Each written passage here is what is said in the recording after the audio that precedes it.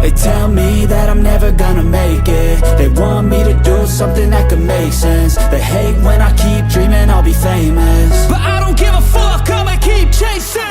I got all this potential that's deep inside of me, but they hate when you're successful cause they try to be. They sit there being judgmental because you're trying things, and they just want you to settle and do the right thing. So get a good job, don't slack off. Wake up every morning, make a good impression on your boss. Don't do anything that I wouldn't do, and when you're making money, make sure you don't spend it too soon.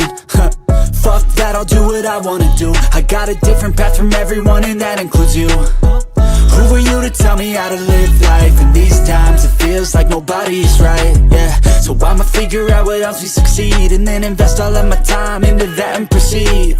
I need whatever the hell could make me happy, and I don't think you have a clue what could that be. They tell me that I'm never gonna make it. They want me to do something that could make sense. They hate when I keep dreaming I'll be famous, but I don't give a fuck, I'ma keep chasing.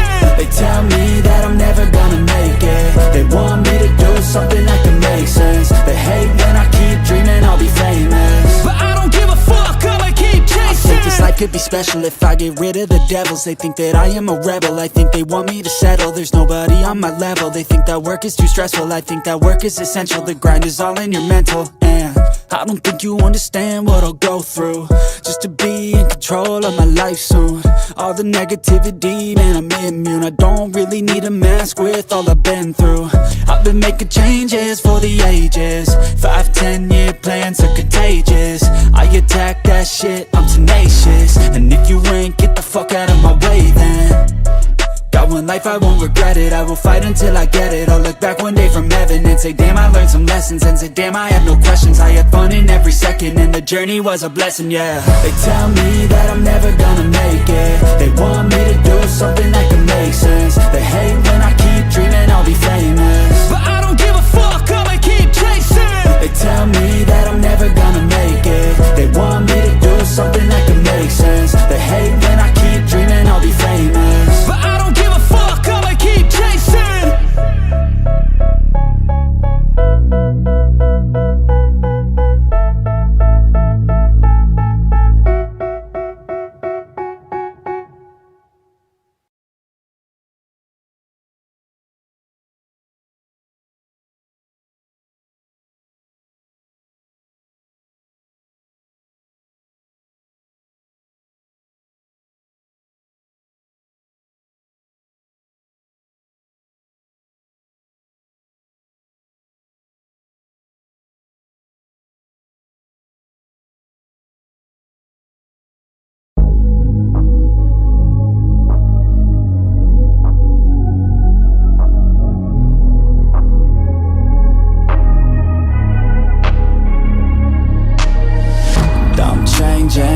Who I am, I'm making a new plan, rearranging my life, and I won't look back ever again.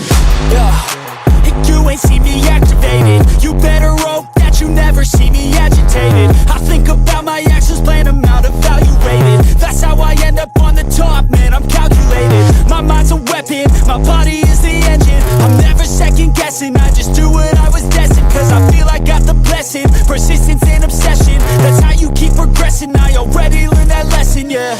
I'm changing who I am, I'm making a new plan, rearranging my life, and I won't look back ever again. You can't stop what's moving, you can't stop what's moving. I'm changing my life, and I won't look back ever again.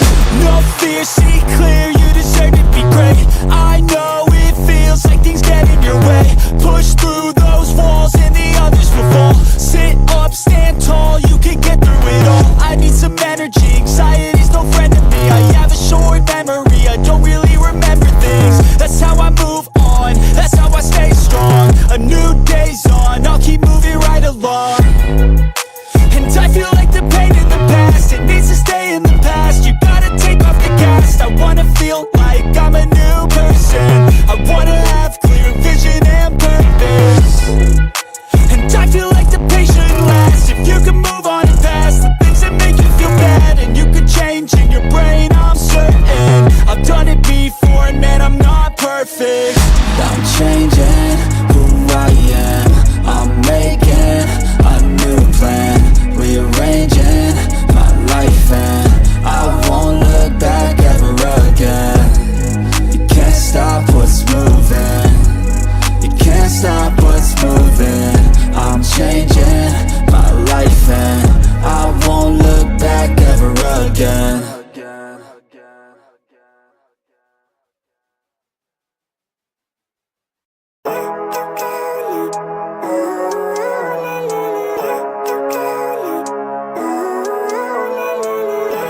Living life, everyday, late at night, not okay.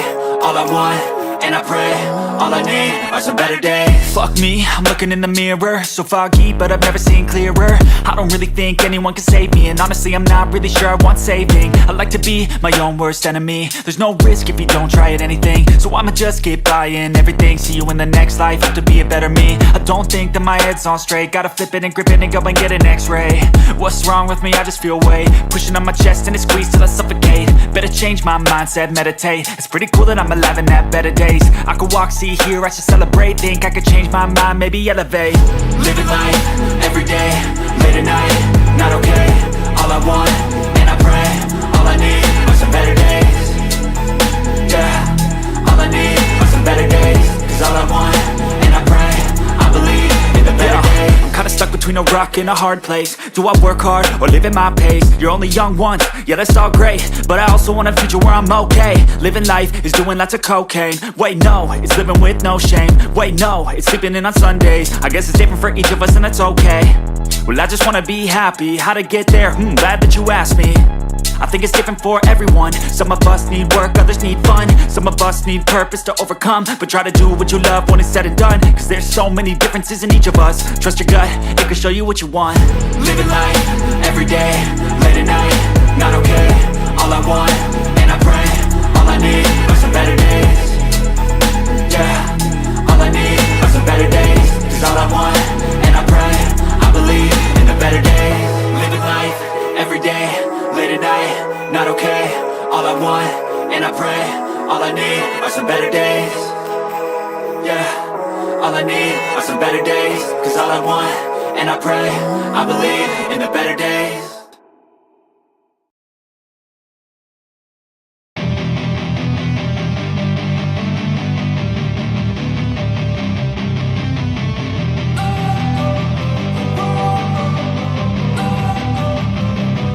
Don't wanna sleep in, cause I got something to prove. I gotta take what I hate and finally make a move. I think of you and all the shit you don't do. Well I'ma make hella sure that I don't become you. I have no regrets, yeah, I'll tie up my chest. I'll never forget what it's like to be in debt. Been stabbed in the back bed, I'll show you what happens. Pass me the mic and I'll show you with action. I feel this pain, you already know. Turn that to gains, let my money show. I've got these things that I can't let go. Watch me turn this life into something that you could never own. I feel this pain, you already know. Turn that to gains, let my money show. I've got these things that I can't let go. Watch me turn this life into something that you could never own. So fight and die for the things you know you love. Do what you think is right, and see life do what you want. So fight and die for the things you know you love. Do what you think is right, and see life do what you want. So give me all the scars, I'm a human being. Cover them with tattoos so you can't see.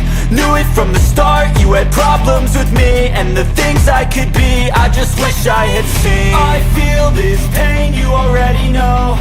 Turn that to gains, let my money show. I've got these things that I can't let go. Watch me turn this life into something that you could never own. I feel this pain, you already know. Turn that to gains, let my money show. I've got these things that I can't let go. Watch me turn this life into something that you can never own. So fight and die for the things you know you love. Do what you think is right, and see life do what you want. So fight and die for the things you know you love. Do what you think is right.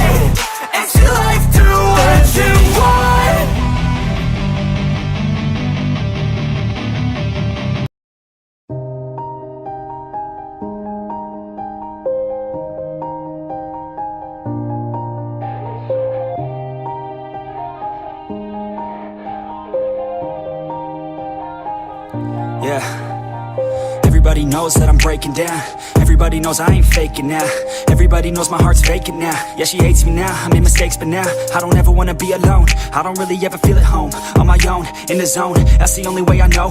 Feeling low, about to blow back up. Here I won't ever let the doubt creep in. Gotta pop a couple more aspirin. I don't think I'll ever let you in. Easier to break it off as friends. I don't really understand myself. I don't really understand, need help. I don't wanna be left on the shelf. Couldn't even hear me if I yelled. It's so cold outside, I'm alone, I'm alright. It's so cold outside, I'm alone, I'm alright. It's so cold.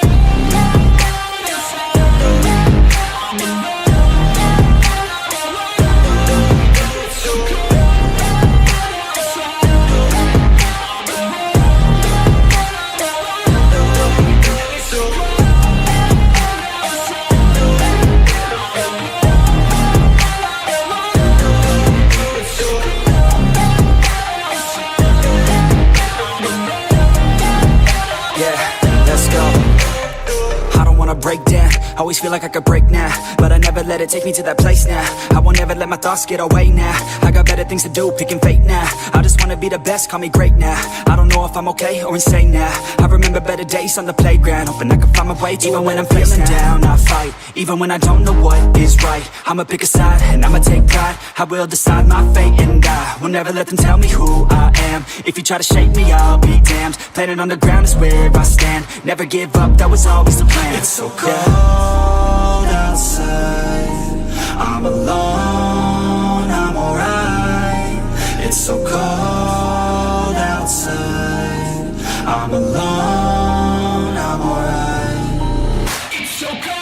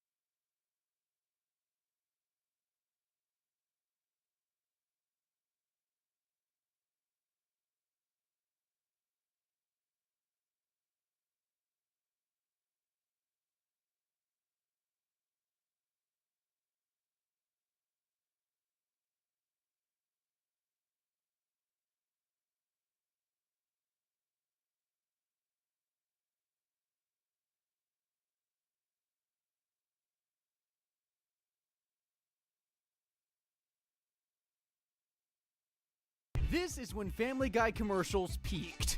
This NFL moment brought to you by Family Guy. Ah! What do you think you're doing? No means no! Mommy! Ah! Yes! Score! Ah! Do it again! Family Guy, Sundays on Fox. No, my bad. This is the real peak. God, there is no drummer better than Neil Peart!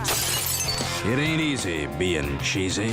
Now that is an ad. Family Guy is the type of show to go above and beyond when it comes to commercials, real or fake. Heck, that Super Bowl ad alone must have cost them about $2.5 million back in the day. So today, I'm going through every single commercial Family Guy has ever created, parodying every kind of company you can think of, from the small fry to moderately large companies to massive corporate giants. Starting on the small side with Peter's favorite thing in the world, beer. Hey guys, do you like beer but can't get drunk from beer? Try new vodka beer. The can says beer. Inside is 12 ounces of vodka. And the best part is, your wife will never know. Honey, I'm so proud of you, cutting down to 1 beer a night. Take off your underwear. She don't know. This might look like a joke ad, but vodka beer technically is a real thing. Now it's just a chicken or the egg situation. Which came first, the Family Guy ad or the no doubt weird taste in beer? Vodka isn't really Peter's drink of choice though. That would be Pawtucket Ale. And in the episode Pawtucket Pete, he actually got to make his own ad for it.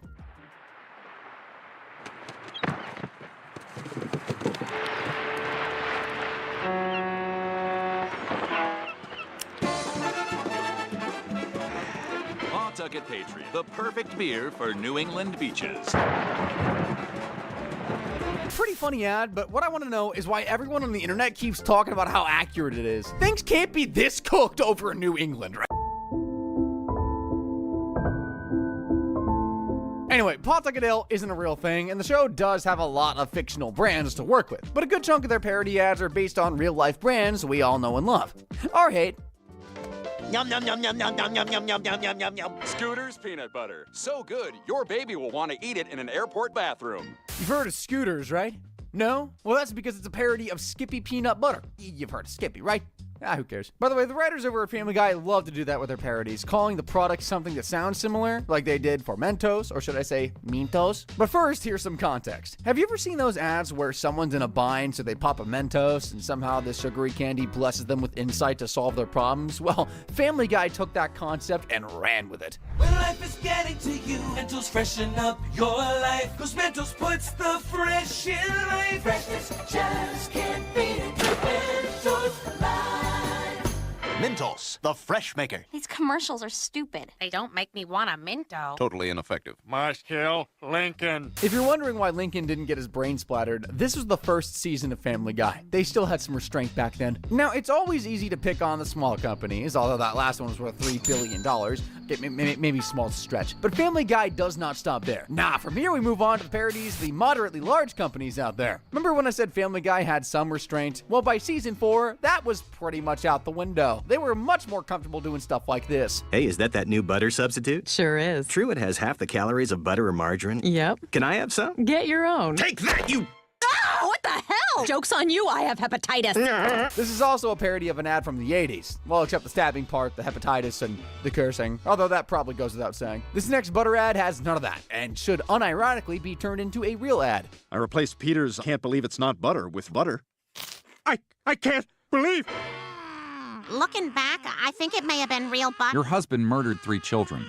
Margarine is so convincing it drives you crazy enough to murder your family. It could totally work as an ad. Anyway, another thing Family Guy loves to do is throw random jabs at restaurant chains. Sometimes it's just a one-off scene. Come on, children. Grab the dinner mints and let's go. Woof. That was an historic season. Excuse me, I think my steak is overcooked. This is Applebee's. It definitely was overcooked. Applebee's. Drink your blue drink and shut up. It was really subtle, but I don't think Family Guy cares for Applebee's or the kind of people who go there. Sometimes the writers take a different approach and work their super subtle jabs into the episode, like the episode where Meg becomes an alcoholic. To be fair, she only started drinking to fit in. We just don't have anything in common with these guys. We don't need anything in common with them. Ugh, don't go crazy. That was just lucky. Meg's so good at casually tossing bottles over her shoulder so they land upright. And that's very popular right now because we've run out of things on Earth. She didn't even have to be peer pressured, she just went for it. Pretty soon she starts drinking all the time, at home, in the woods. She gets pretty popular for it. Her parents aren't exactly super jazzed about it though. You've been drinking, haven't you? No! Get off my back. Peter, I think she's doing booze. What should we do? She's just being a teenager. I found this in her room. My little girls are drunk! Oh my God! Where did we go wrong? I know this isn't supposed to be an ad, but now I want some Taco Bell and a beer. This next ad, on the other hand, made me want some freshly baked bread. What was going on in here? Windows are steamed up when Subway's making the bread. What's going on in here? Making the bread, sir. Get back to making sandwiches with the shiniest turkey on earth. Subway, have it your way, if your way is very wet. Funny they should be saying that. Meg's windows were all foggy because she'd had a very disturbing, sexy dream about Santa Claus.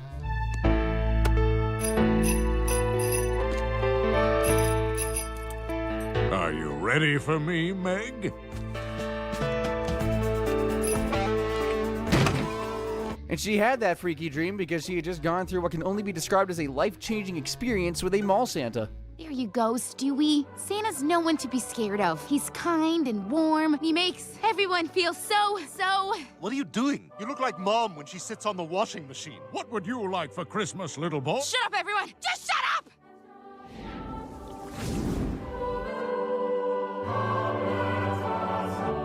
What just happened? By the way, the name of this episode is Christmas is Coming. Back to the ads. Here's another one where Family Guy makes fun of Subway some more. You're done. Clean out your locker. I'm totally screwed. Like those guys who had to come up with a new ad for Subway. I'm Mike. I like sandwiches and people my own age. Subway, please don't think of...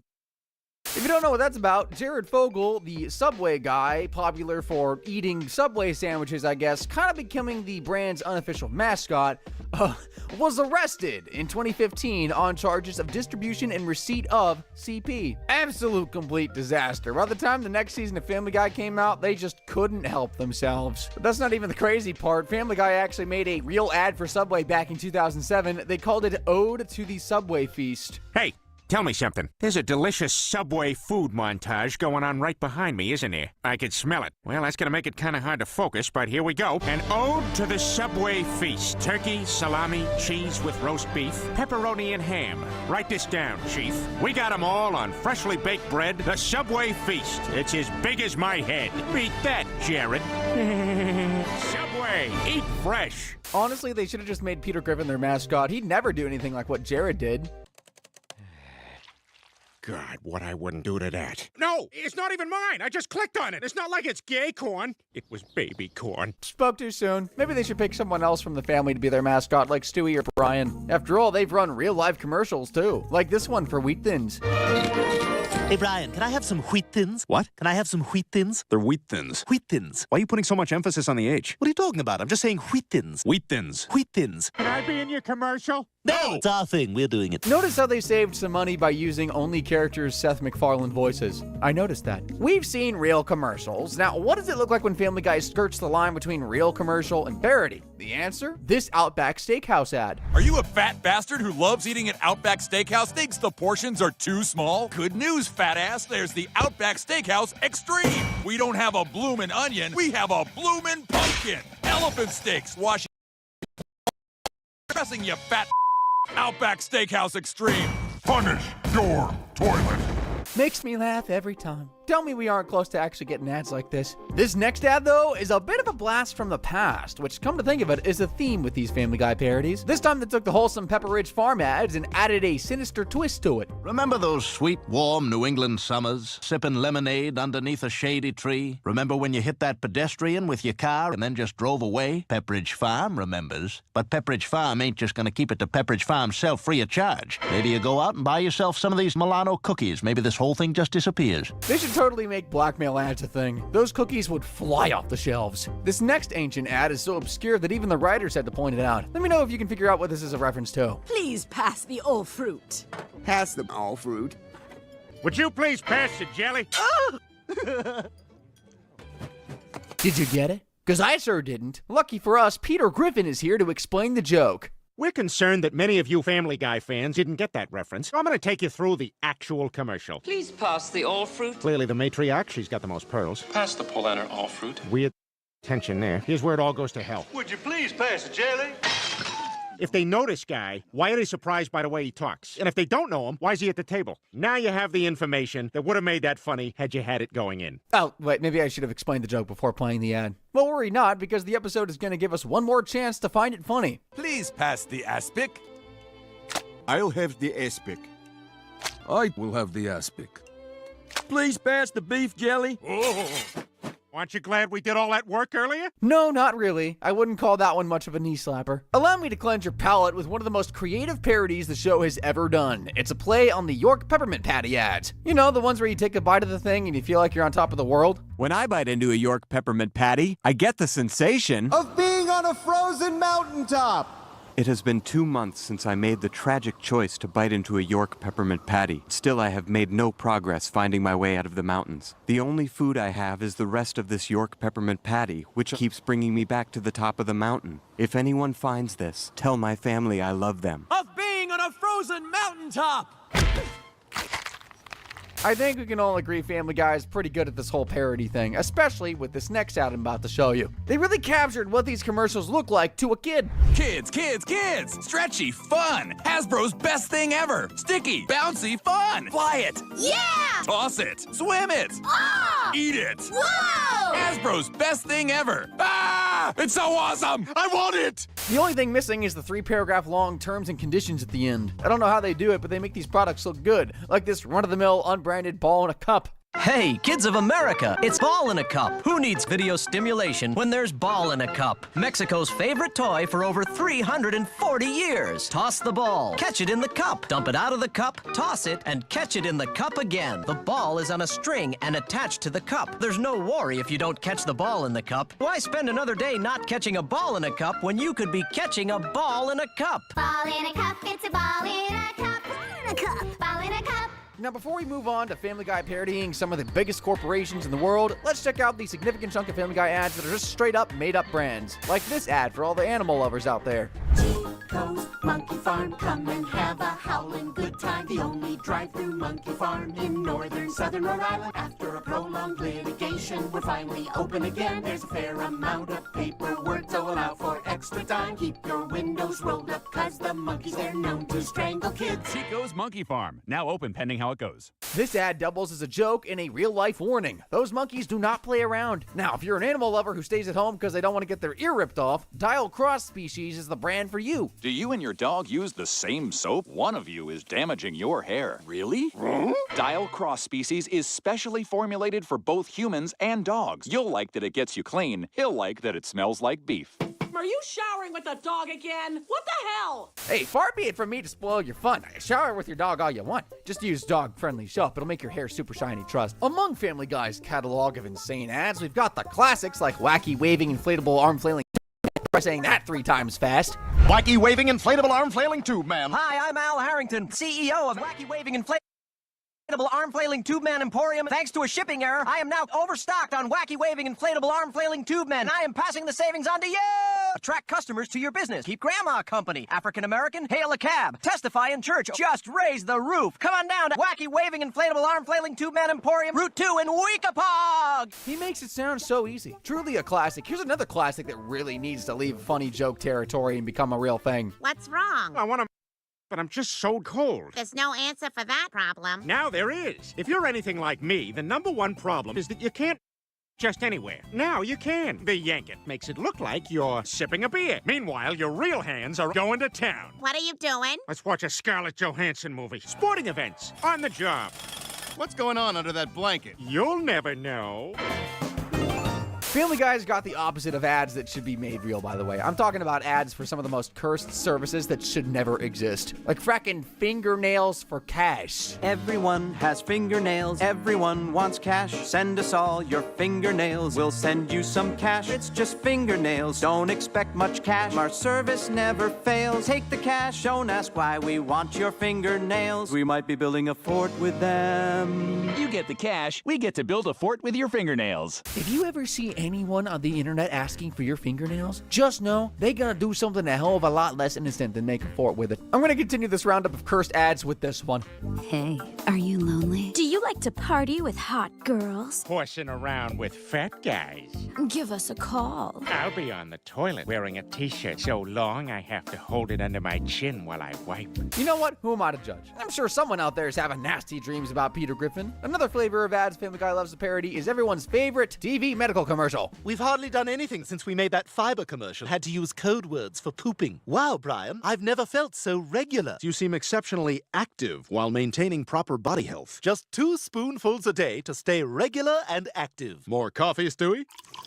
Oh dear, that was a mistake. You're about to be active? Currently active. Cut to the shot of them stirring the product into water. Gurgle Max. Take a massive comfort. Oh, there's regular on the carpet. Hey, at least that one looks like it works. Maybe a little bit too well. This next medicine, though, you couldn't pay me to put it in my body. Refrigerator Meg here. Diabetes has you down. Get your insulin levels up. Pancresta. Pancresta may cause heart disease. Do not take Pancresta if you plan on becoming pregnant. Smoking Pancresta may mimic the high of heroin. Snorting Pancresta may amplify experience. Pancresta may cause intense scientific breakthroughs. And since we're here, why not? We'll do a bump.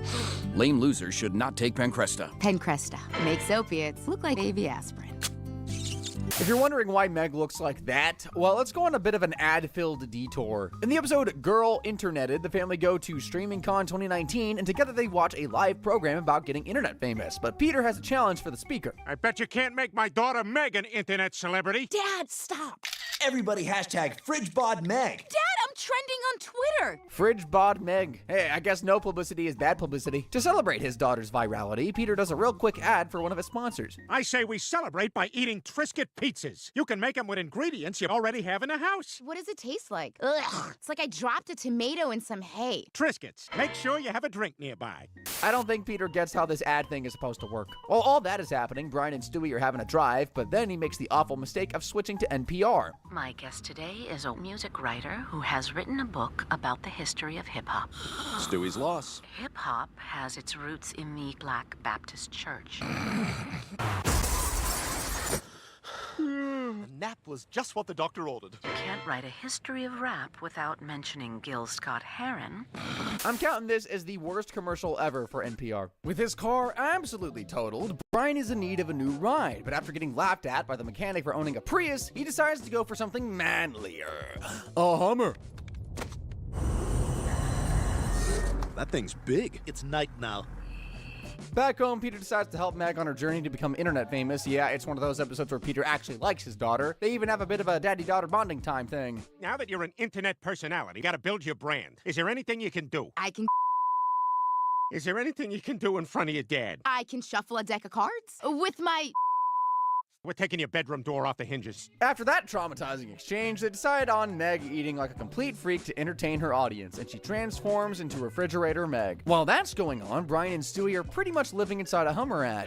5 different stations playing Kiss. Well, it's nice of you to once again drive me to daycare. I just hope I don't get branded a Hummer guy. I like how when you cut to an outside shot, Sam Elliott is narrating your drive. When you take a talking baby to daycare, you'll move mountains. If the mountains won't move, drive right over them. Hummer. This is probably the nicest thing Family Guy has ever had to say about a car. I'll get back to this soon. For now, Meg is taking the whole junk food thing a bit too far, and she ends up facing the consequences. Drink the corn syrup!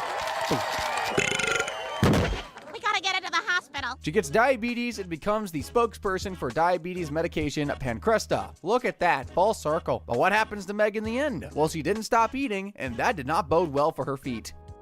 Refrigerator Meg here. French fry sandwiches on bread. Bad sugars and starches are the bomb. She gets both feet amputated. That, and feeling bad for making everyone fat, Meg decides to give up the refrigerator lifestyle. And then she gets a feet transplant because this is an episode of Family Guy. So, what's the moral lesson here? That's right. Family Guy does funny ads, like this next one. I took Xambrex for 15 years, till I learned the benefits of Sanguelto. The last thing I want to do is have a stroke. Thanks to Sanguelto, I can eat potato salad with the confidence of someone who's 12% less likely to suffer a stroke. I can snuggle with my wife underneath fireworks. I left her for 6 weeks to realize I was too old to bed the type of women that would make such a separation worth it. Grinding it out till one of us has that stroke that you don't come back from. Thank you, Sanguelto. Yeah, that one was kind of dark, actually. Never mind. These strange-sounding medications sound like actual brands, don't they? But Family Guy would never parody an incredibly wealthy and incredibly powerful, massive company, right? Wrong. As a matter of fact, they do that a lot. So let's move on to the massive corporate giants they've made fun of, starting with pharmaceutical powerhouse Pfizer and their product, Skyrizi. In the episode The L Word, Quagmire starts dating the local librarian, and for some unholy reason, the writers decided that this would be the episode for one of the most drawn-out gags in Family Guy history. And that's saying a lot. One moment, the guys are grilling Quagmire over dating a librarian. The next... It's nice to date someone where I can relax and be myself. I don't even have to hide my plaque psoriasis. You have plaque psoriasis? I did before Skyrizi. Skyrizi may cause general douchery, spinning at weddings, skyhooking paper into trash cans. Thanks, Skyrizi. My elbows are ugly for the same reason as everybody else. Less than 1 minute later, they're doing a Braveheart cutaway gag. But even that isn't safe from this stupid ad. They may take our lives, but they will never take our... Where's your face paint? I can no wear it. I have the plaque psoriasis, or at least I did before Skyrizi. Now this is freedom. Quagmire convinces his friends to get to know Elle, and they go out drinking. And at this point, even Peter's tired of the ad. So, Elle, what are your arm tattoos? Those are my 3 babies that never came to term. Maybe you just long sleeve it. Oh, don't say it. Sleeve it or don't say it. I stopped sleeving when I started Skyrizi. Enough with Skyrizi. Do Taco Bell. At least they're a sponsor. I'm right there with you, Pete, but of course they don't stop there. Thankfully, the next time is a lot more brief. So here's the setup. Elle actually ends things with Quagmire because he can't please her in bed.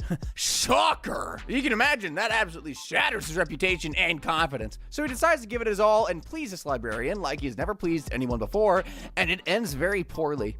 What happened? OIA.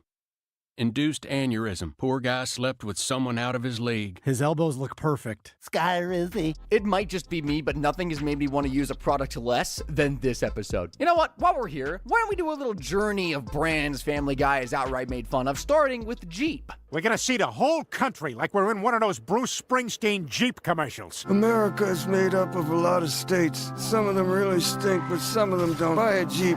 They flip easy, but you'll be okay. Probably be okay. According to the writers, your Jeep flipping over shouldn't be your only concern. You shouldn't be riding in one if you don't have enough testicular fortitude. Jeep, the toughest 4-letter word on wheels. My balls! Head out where the real fun begins. Leave my off. balls! Potholes It's too and bumps bumpy. if they I will. get rattled and Jeep's smushed. well-marged My balls! Joseph I like comes safe back driving. for more. My balls! They don't just make fun of cars you've heard of, they hate, like, pros. Because tell me, who on earth has beef with the Suzuki Samurai, of all things? Are you a Hawaii scumbag? Chug energy drinks in Arizona? Suzuki Samurai. Ninja name? Garbage car. Either one of the writers hates the car, or they hate someone who drives it. We'll never know. Sometimes, though, the writers don't even try that hard. They just want to let you know they really, really don't like a brand. Like with this next ad, if you can even call it that. And now it's time for the Channel 5 Sports Report, brought to you by Kia. Kia, too bad it's a Kia. Very straight to the point, that one. Although I won't give the writers much grief, most of their hate ads are pretty funny. Like when they took the whimsy out of Chevron's talking car ads and made this masterpiece. Hey, how you doing there? Couldn't help but notice you across the parking lot, and you're very attractive, and you want to go behind the Applebee's and do it, huh? You want to just go have some dirty, stupid, insane parking lot? Chuck, it's me, Morty. What? They had me painted. Oh, I'm so embarrassed. Hey, how do you my... think I feel? No, that too. It's not all about you, you Morty, know. what I think are you I was like a doing? Look at birthday you. present for the kid or something like that. Oh, my, you're hot. I know. I would have taken, you know what I would have done to you back there? Why didn't you Yeah? say something earlier? I said all that stuff. Let's not rule anything out. Of course, they don't just throw jabs at different car brands. They've got plenty of beef to pass around. This family's never shied away from a new challenge. Like when I was a spokesman for that perfume. Precious, annoying, hot, but not worth it. Probably a nightmare in person. They're Chanel. The fragrance for when you want to smell like a 40-year-old toddler. I need to hear the story behind this oddly specific beef Family Guy has with Zoe Deschanel. Although nobody needs to explain this next beef, though. Is Netflix streaming the right choice for you? If you like movies in HD, then Frozen Pixels, the answer is yes. And if you love the golden year of movies, 2003, then we might have some of what you're looking for. Netflix streaming. Buffer for 20 minutes and watch 35 minutes of a movie with Jason Statham. That joke came out like 8 years ago. They've got so much more material to work with now. But instead, we got this joke from the latest season. Nugget, what are you doing here? Thought we could Netflix and chill or Peacock and Peacock. Somehow we don't have Seinfelder friends and we can't show you The Cosby Show. Please don't ask me why Meg is being propositioned by a human-sized chicken. I don't have an answer for you that won't make me sound like a crazy person. Crazier person, really. All right, I can feel the hate dissipating at this point, so let's head back to our regularly scheduled programming of parody ads. Silly Wabbit, Twix are for kids. You shall! As you can see from this and the intro, cereal mascots are just a goldmine when it comes to these parodies. But sometimes it's not about the mascot. Heck, it's barely about the cereal. Like with this heartwarming ad. Hey, Dad. Yeah, bud? When you were a kid, what did you want to be when you grew up? Well, I wanted to be a rock star. Why didn't you become one? 'Cause of you, bud. I smiled at one girl. Here I am, stuck eating cereal with a kid. You'll always be a rock star to me. You ruined my life. I'm going to bed. Don't that just bring a tear to your eye? Of course, when they aren't parodying an ad, they're straight up remaking the whole thing shot for shot. They found us, kid. We're going back to base as soon as I grab some powder with these skiing young people. Be shined up, grab a stick of juicy fruit. Taste is gonna move ya. Take a sniff, pull it out. Taste is gonna move you when you pop it in your mouth. Juicy fruit.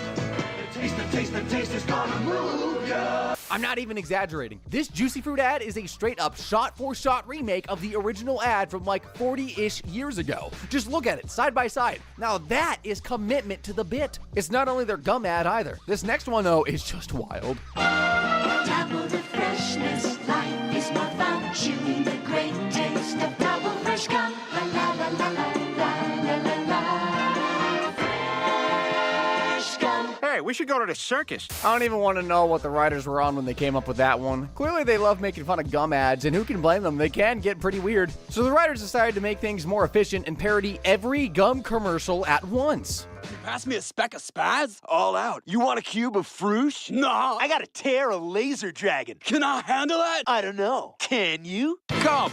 What the hell is going on? Okay, but really, tell me you wouldn't want a tier of Laser Dragon. Come on, that sounds awesome. By now, it's pretty clear Family Guy loves to parody ads from the past. Well, sometimes they go way back, like this parody of a 1950s ad. Are you looking for the perfect breakfast meal? Try Post Raisin Bran, made with raisins, which are grapes that have been dried in the sun. Bran, the hard outer layers of cereal grain. Germ, an integral part of whole grains. When you eat Raisin Bran, it fills your stomach, keeps you from feeling the sensation of hunger. And when you hear Mr. Hey, I'm hungry, be sure to have a hearty bowl of Post Raisin Bran, made with raisins, which are grapes that have been dried in the sun. Bran, the hard outer layers of cereal grain. Germ, it is an integral part of whole grains. Well, that was a horrible ad, and it keeps going, too. At least the jingle's kind of catchy. Post Raisin Bran, made with raisins, which are grapes that have been dried in the sun. And bran, the hard outer layers of cereal grain. Germ, it is an integral part of whole grain. Post Raisin Bran. All right, fine, I take it back. That doesn't mean the guys over at Family Guy can't write a catchy jingle. They've got a couple good ones. Where the hell is this guy? Ordered that shrimp 2 hours ago. Looks like you should have ordered from Hurry Up Shrimp. That just sounds fast. On average, Americans spend 50,000 hours waiting for shrimp over their lives. I thought to myself, why don't these guys just hurry up? So that's what we did. Come on, come on. No way this is the shrimp. Wow, it is! Hurry up, shrimp! Hurry up, shrimp! Hurry up, hurry up, hurry up, shrimp! Not responsible for undercooked shrimp. Now, this is a service that needs to actually exist, but that still isn't the catchiest jingle Family Guy's ever come up with. Allow me to present you with Wilkins Hyundai and Subaru. Hi, I'm Peter Griffin of the New England Patriots, here to kick off the touchdown savings weekend at Wilkins Hyundai and Subaru. We will blitz the competition, and in no time, you'll be driving your new Hyundai or Subaru right to a touchdown. At Wilkins Hyundai and Subaru, we have Hyundais and Subarus. I've been singing that jingle in my head for like a decade now. Someone needs to make a trap mix of that like yesterday. There's one more ad that rivals the storytelling of the York Peppermint Patty parody, and that is Nike. How do you know what's inside you unless you test yourself?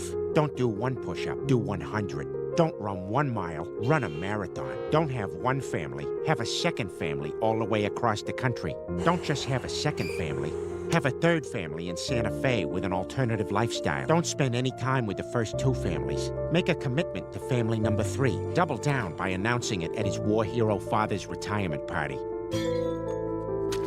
Don't go to the funeral, because remember, you got 2 other families to deal with and a marathon to train for. Don't just let Kenneth walk out of your life. Take his life from him. Don't just go to jail. Go to death row by killing the 2 other families. Don't just let anyone have their closure by apologizing. Send a message that you're not afraid of hell. Nike. You may not notice, but our full name is Nikel. Nike needs to commission the guys at Family Guy immediately. Tell me you don't want that ugly ass shoe in the clip. Clearly, they can make a brand look good, and they can make it look like an abomination if they want to. Exhibit A. No, we're not laughing at you. Laughing at Griffin's shoes. What's wrong with them? What's Teslic? Not sure. My mom says they're popular with Latvian athletes. Running, throwing, lifting big things. Teslic, that's all right with me, man. Each shoe sold separate. If Teslic were real, they would sue 6 Ways to Sunday, and would you blame them? As fun and creative as these ads are, some of them are just cutaway gags with a logo at the end, like this one featuring Target. I guess I've got nothing to do except an excuse to touch the Target cashier lady I want to run away with. $6.11. I have a dime and a penny. They're right here. We could go to Montana. But I can't. It's time to get back to work. Wait!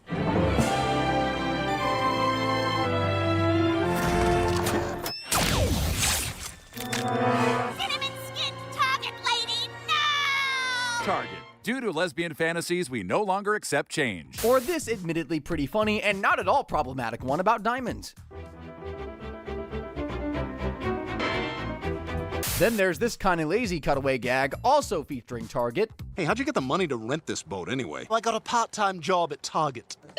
Okay, technically I work at the weird in-store Pizza Hut. The Target in-store Pizza Hut. Feed it to your fat kid while you buy off-brand tennis shoes. I've shown you ads from companies worth $1 billion and companies worth $100 billion, but Family Guy has gone way beyond that. They've parodied an entity much wealthier than every company I've mentioned thus far combined. The United States of America. More precisely, the U.S. Army recruitment ads.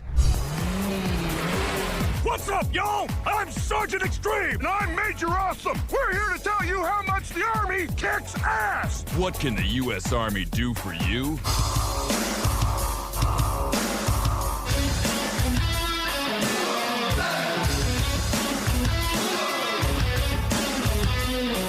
The U.S. Army. Oh, yeah. Your experience may differ. That disclaimer at the end always kills me. But then they took it a step further, turning the Empire into the Empire from Star Wars. Thanks to the training I received in the Empire, I have all the skills I need to make it in the real world. The Empire GI Bill helped me finish school. And I met my wife in the service. We had our honeymoon on Alderaan. Good thing we took pictures. Chasing rebel scum, killing Luke's aunt and uncle, telling people to move along. The Empire. Our ships are big triangles. And that, my friends, is pretty much every single unique ad Family Guy has ever run. And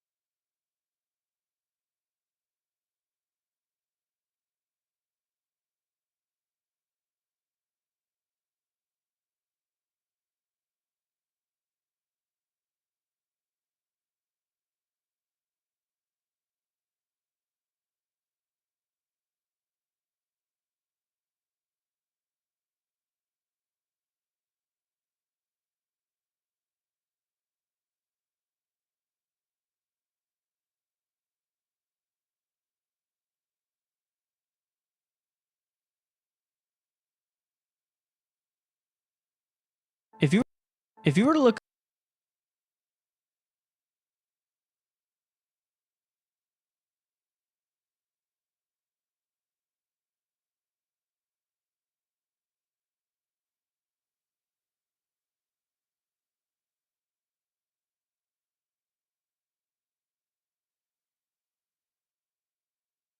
That disclaimer at the end always kills me. But then they took it a step further, turning the Empire.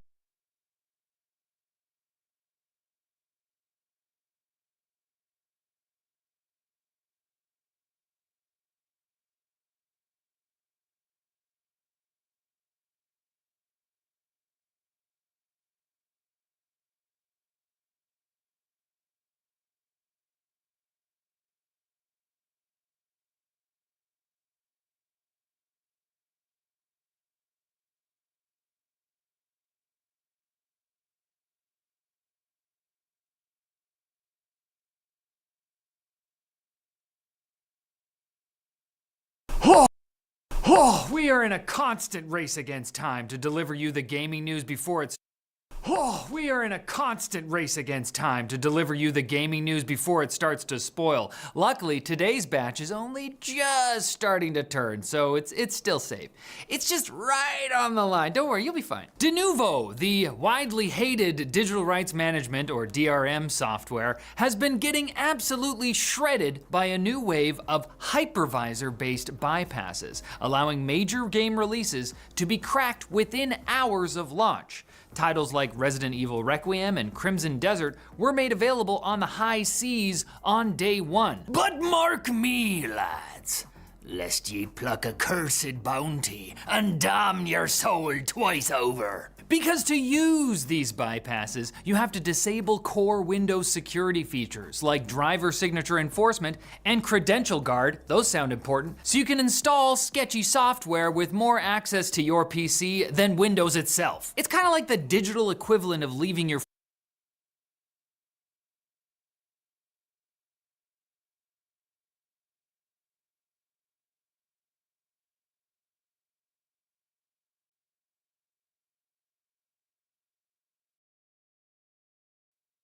front door open with a sign that says free laptops inside. Denuvo's parent company, Irdeto,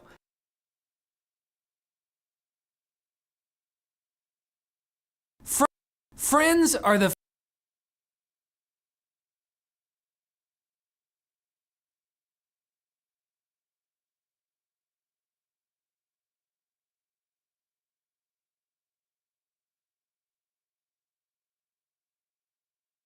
Welcome to the show. I'm James. I'm David. I'm Riley. And today, today, we are covering the sequel to perhaps the greatest hard sci-fi epic that this generation has the privilege of coming out during its lifetime. It's Dune 2. I don't know if it's hard sci-fi, but continue. Don't question the grammar either. We'll laugh. We'll cry. We'll argue. I don't think I say cry normally. We might get a little too into it, but at the end of the day, they're just movies. We'll complain. Spoiler alert. All right, man, we have... Welcome back, everybody.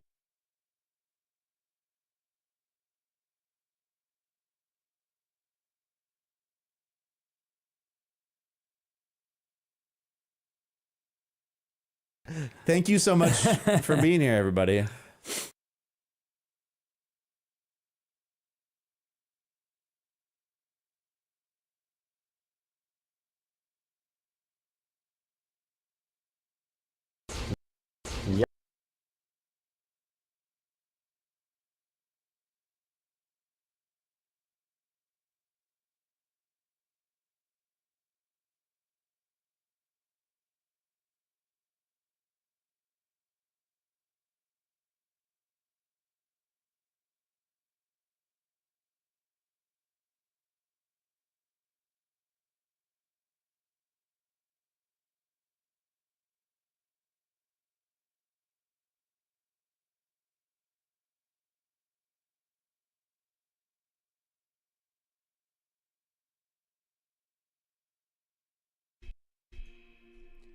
Welcome to today's stream. In today's stream, we're playing Deadlock without Tim the Tatman, Ninja, and Dr. Lupo.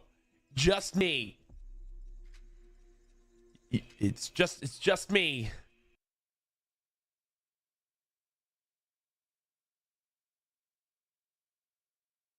Probably one of the worst things ever happened to my boy Rusty. And everybody's been telling me to react to it, so I guess I'm going to talk about it. But so Rusty is #1 in the world right now.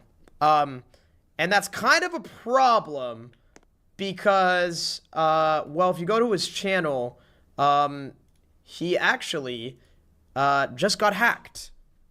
Like 4 hours ago. I don't know how he's still #1 in the world and still got hacked. I think this is probably the craziest thing that's ever happened in the history of Sab. The #1 player getting hacked. But he told me to watch this video, so. To show everybody that I got hacked and I'm not lying. I'm making this video to show everybody that I got hacked and I'm not lying. As you see behind me, I'm on my alt account Fish Guy because I woke up this morning to a clip from my friend Sorry. He sent me a video which looked to be me taking his radioactive strawberry elephant and then leaving the game. And then he sent me the video asking if I was clip farming or if I actually got hacked. So I woke up out of my bed because I was honestly confused. The video looked real. I thought he was just trying to play an April Fool's prank on me or something. I tried logging into my account. My two-factor authentication thing wasn't working. I was like, okay, something is definitely wrong. I tried it again. It didn't work. I tried contacting Roblox support. They were no help. It literally got me nowhere that I wanted to be. So I DM'd Sammy, I DM'd a bunch of people, I DM'd Steak, I DM'd just anybody who may have connections to be able to help me. It's April Fool's? Bro, chat, I promise you it's not April Fool's. Wait. Somebody said Sammy banned his account. Oh my god, wait. Chat, I asked Rusty. Why did it just start raining? I asked Rusty, I said, did the hacker favorite this? He said, no, I did. Why is bro favoriting? Why is bro favoriting my ops? Save brain rot blocks from lava?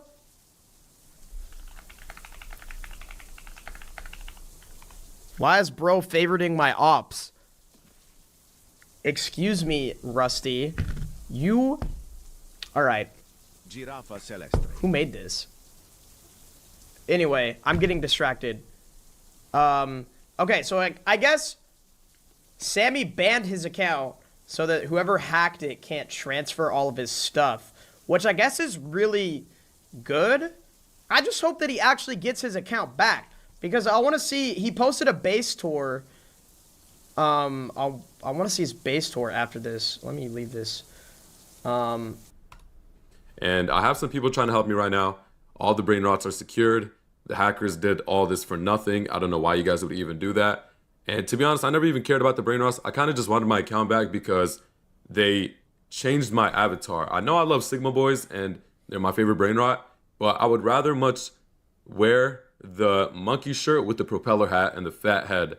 So if you guys can just put that outfit back on in the meantime till I get my account back, I would appreciate it. Anyways, I lost everything. I talked to Cool Sab Dad. He's very understanding. Shout out to Cool Sab Dad. He knows that it wasn't in my control, and I'm going to be getting him his stuff back. Same with my other friends as well. Roblox, if you're watching this, please help me out. If you want. Whatever. Anyways, we might be streaming tomorrow. We're going to be doing the craziest fuses. Make sure you stay tuned for that. We got Burguros and a bunch of fillers. We're still trying.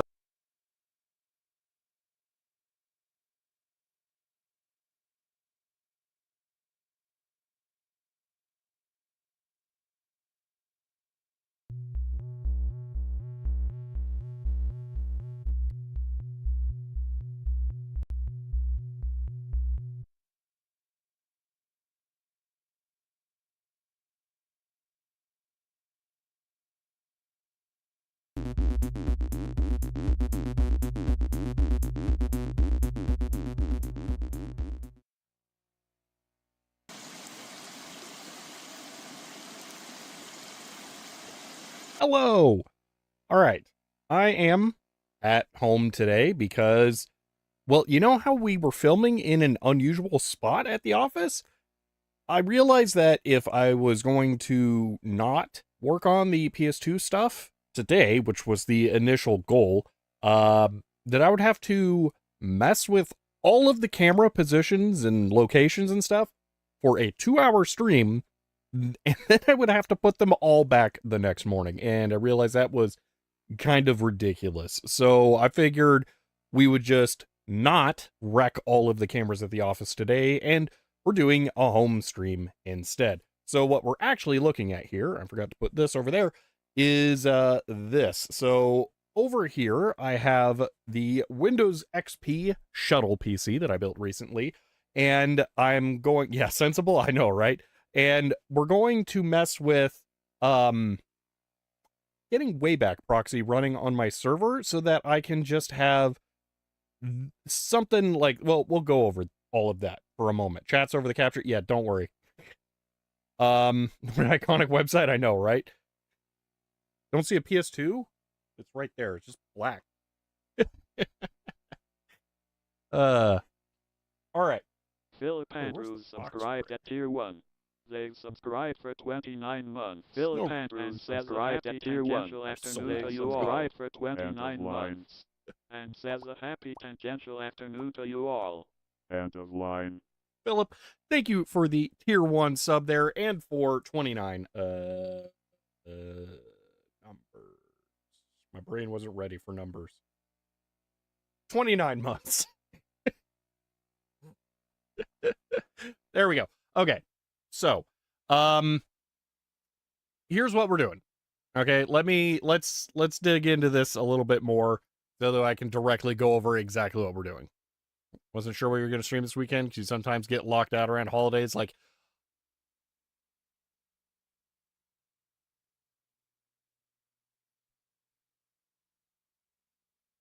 no Sunday stream at the office.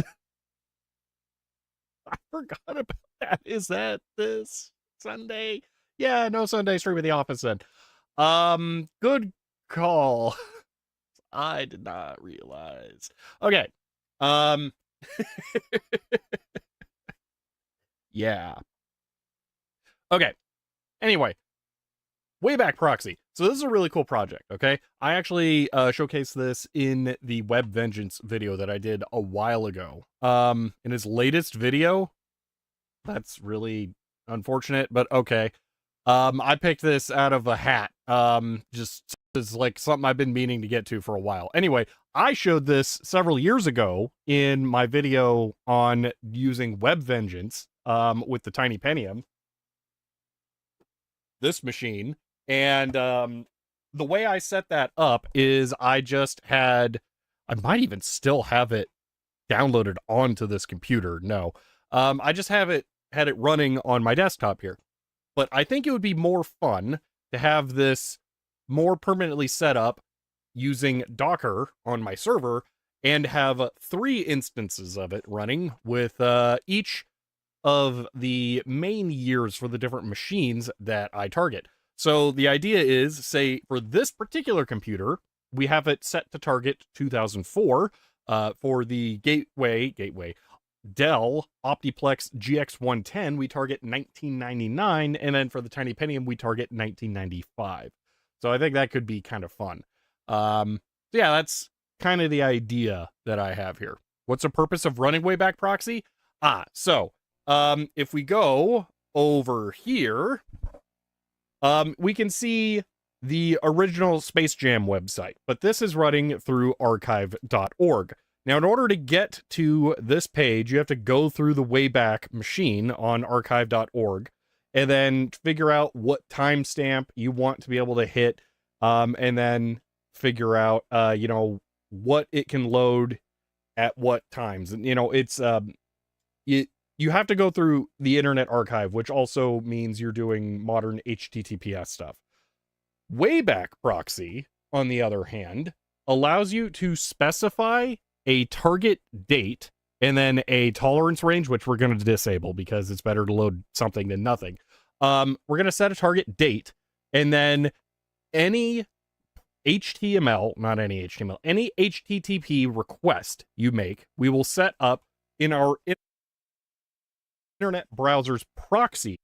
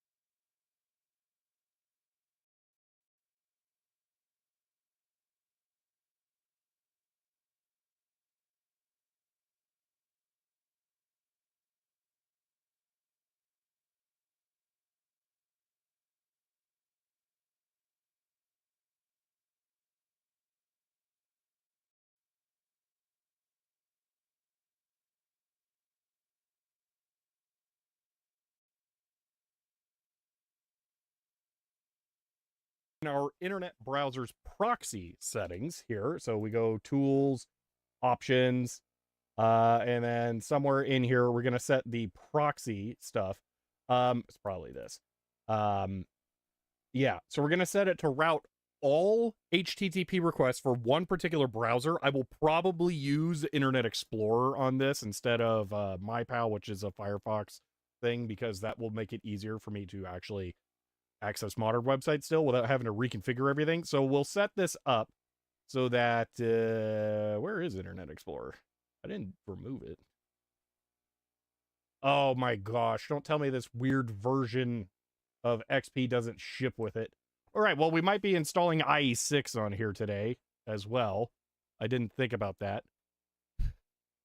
Probably Hackubus. Yeah, okay, so we're going to install IE6 on here as well, and we'll set that up with the proxy. So what that'll effectively do is make it so that we can, when we run the internet through Internet Explorer, it's as if the internet was magically teleported back to 2004 in this machine. So what happened to the clock plans? So I realized that I was going to have to work on that at the workbench, in that I have all of the cameras set up for filming at my little show table area, and that I would have had to mess up all of the cameras wiring and positions and all of that stuff for a 2-hour stream, and then immediately have to put them all back tomorrow. So it kind of was stupid to do that. So we're just doing a home stream of some project I've been meaning to get to for a while. Doesn't IE6 use sister? I don't know, man. We're just going to install it. We'll figure it out. I don't think so, but I don't know. Anyway, so yeah, we'll get IE6 on there. Hey, oldversion.com just came back, so I guess we can try and run it through there. Old version. Actually, it's just .net, right? net. You know what? I'm just gonna. Okay, you're not seeing that good. Make sure that I actually have the right domain, and I'm glad I Huh. Okay, that was weird. It's oldversion.com. Okay, here we go. Old version. Okay, I'm really confused. One moment.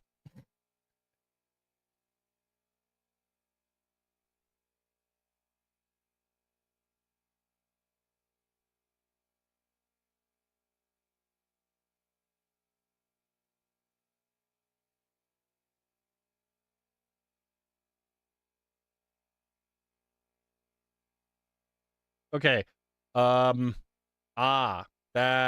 That tracks. I was like, I remember there being some hosting issues with oldversion.com. There was a banner or something up here previously. It was like, we're gonna like go down because it's bad anyway. And then I saw this is back and better than ever. I didn't realize it was just an April Fool's thing. That explains why the UI was not as amazing. But yeah, that's funny. So I thought they had updated the UI, and by updated, I mean downdated, or however you want to think about it. Anyway, yeah, oldversion.com. We're just going to grab Internet Explorer from here, I suspect. If they got MSN, they'll probably have Internet Explorer, right? Let's see. Networking, blah, blah, blah, blah, blah. View more. They gotta have it, right? No? Aw, come on. Maybe let's just search. Internet Explorer. Whew. Okay, good. Okay, we don't want IE7. We want IE6. It was there under internet? Ah, reading's hard. Legacy update has IE6 installers? Oh. We could just do that then. I probably was skipping it intentionally, actually. It's also possible I didn't install the following. I trust it. Wait a minute. Wait a minute. What did it just open? Wait a minute here.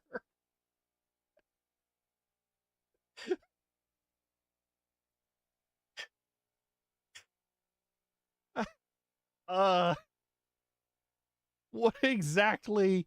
Where?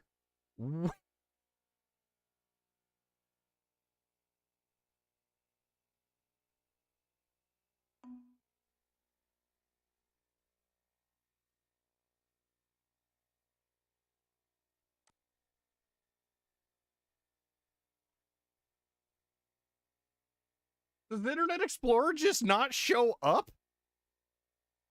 Under the add remove programs? It's a Windows feature, isn't it?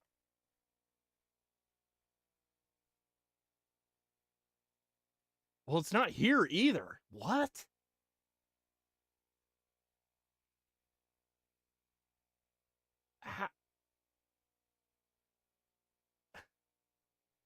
I'm so confused. Can you throttle each computer's network? Please, I have Cox Internet. It's already throttled.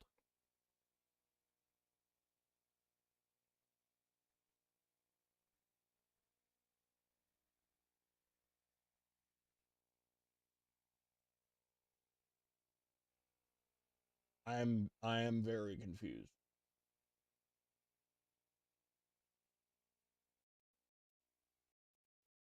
I mean, I guess, unfortunately, I don't think Windows does a thing where we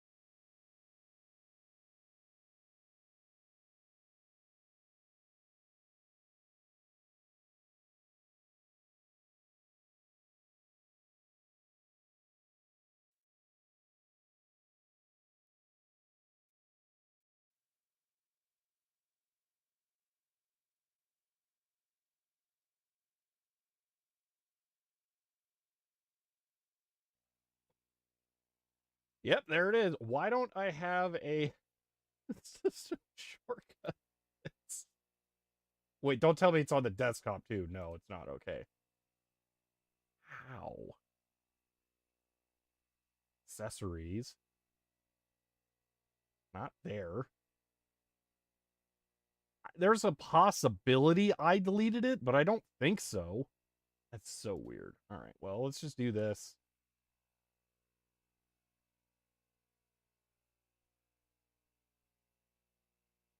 Why is this, you know, that's fine, whatever.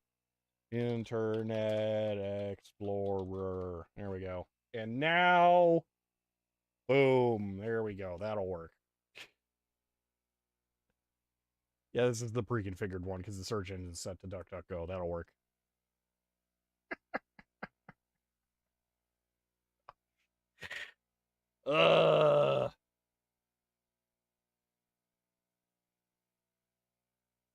Okay, I'd remove just basically desktop and start menu icons. That's it? Okay. This is where the antitrust lawsuit started. Didn't that start in Windows 98? What are we trying to do? Oh, so I was saying I was going to adjust the internet options here, for the proxy, but now I am realizing that, yeah, this might actually be the system proxy options. I'm not sure. So perhaps I do not want to, I don't even know where you do it. Connections, probably the use proxy for your LAN. Yeah, so that's not cool. No, I don't think I want that. Okay. Do we install like Firefox 2.3 instead and then use that?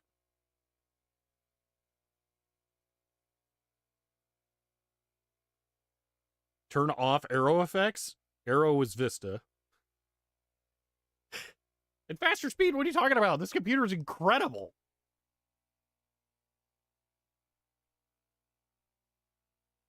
Get rid of Ask Toolbar? Excuse me, but I intentionally installed the Ask Toolbar.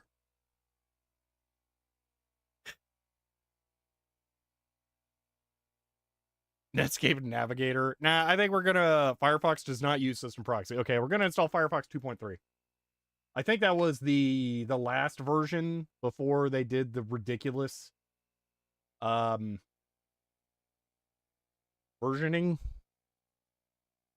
I don't want whatever the latest one is. That's not what I'm interested in. My pal runs horribly on here. I just gotta throw that out there. Okay, old version of networking software. We'll go with that. It was 3 something? All right, well, we'll find out here. Okay, I'm going to scroll slower so I can actually read stuff this time. Yeah, I did not see it there. All software under networking. You know, let's just go popular. I mean, I'm not surprised Hamachi's there. That just makes sense. I don't understand why Putty is there. Okay, we'll just search Firefox. Firefox 3.6. Okay, that sounds about right. Chlorocoon says Tier 100 red stuff. Who are you? What have you done with the real says Tier 100 red stuff? Who are you? What have you done with the real Shelby? End of line. Chloe, thank you for the 100 bits. Why is this version so much lower than that one? Also, I can't click that link on... Or can I?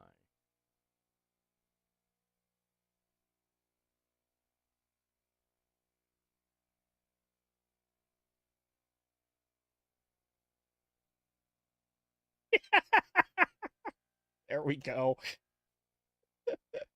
No!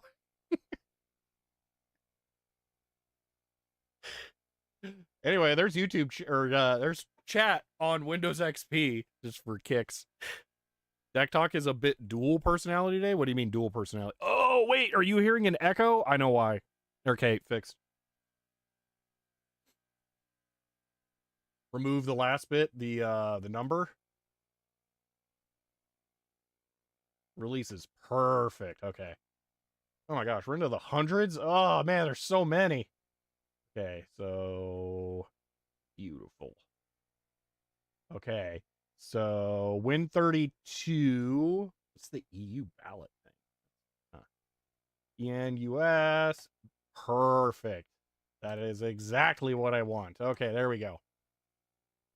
You're using Firefox? Excuse me, but this is MyPal. It very specifically says MyPal. It's got a raccoon.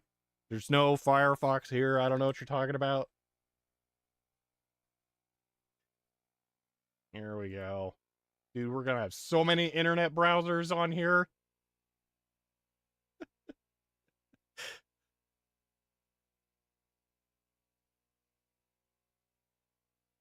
All right, we're gonna do custom install. Tier 100, where do I physically U-Ballot live was the these browser days? choice pop-up. Speaking as the deck talk. End of line.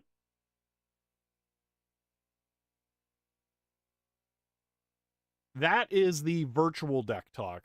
So there is a modern open source implementation of deck talk that is running on the server. Eventually, what I'm gonna do, because my audio interface for capturing the sound from the deck talk has died, and I'm kind of really tired of supporting all of the hardware to keep the hardware deck talk going. I'm thinking I'm going to switch to using the software deck talk. So what I'm going to do the next time I'm at the office is I'm going to implement the software deck talk on the client streaming computer, and then it will be properly synced between what I hear visually in the video and what you guys hear. Because right now, what's going on is, even though I'm actually in the same house as the server right now, I am remote streaming from my desktop to my server and then restreaming that because all of my API stuff is ridiculous. So Helen Croft.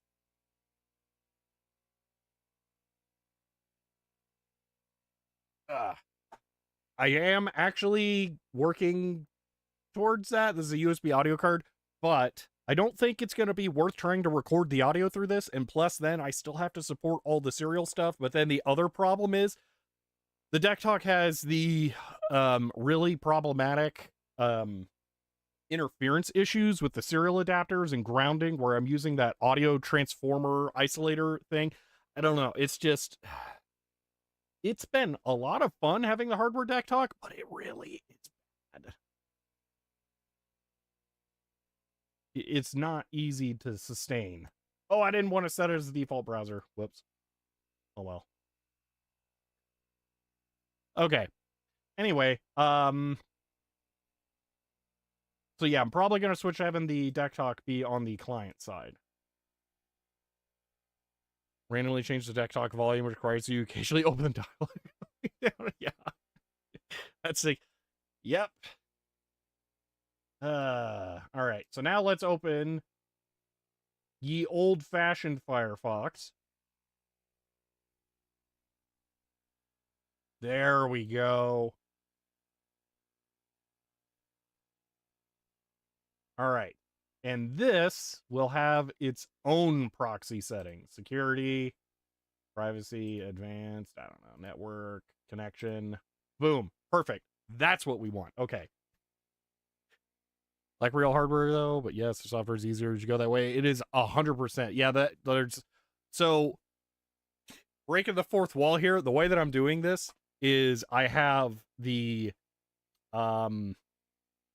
capture of the Windows XP computer running on through OBS, and I have the scene for that full screen previewed on one of my monitors, and then I'm just going back, and my mouse just died. I'm just going back and forth between my two monitors as usual to do this. So you're gonna see the Linux cursor here. The other way I have to do that is to have shortcuts where I do this kind of scene switching. So like I could do this to that, which causes other issues. So for right now, I'm just doing this. Anyway, manner of nuclear power plant you have to redirect to all your warehouses. What? I have no idea what you mean.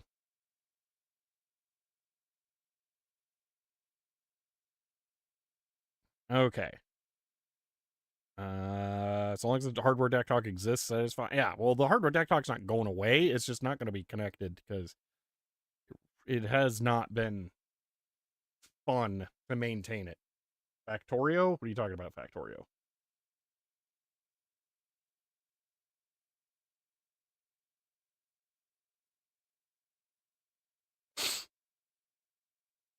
All right. Change the Linux cursor to the Windows XP cursor. That way it's extra confusing. Okay. So we'll have that set up. So now we can do the Wayback Proxy stuff. It's pretty easy to figure out how long the GIF peanut butter has existed. Out of all of the things in here, that's one of the, like, the easiest to possibly date. All right, so let's work on setting up Wayback Proxy. So my goal is to, on my server, build a Docker Compose script that will launch 3 instances of this. So let's start out by relearning how Docker Compose scripts work, because I can never remember. And we're going to do this by looking at a this thing. Okay.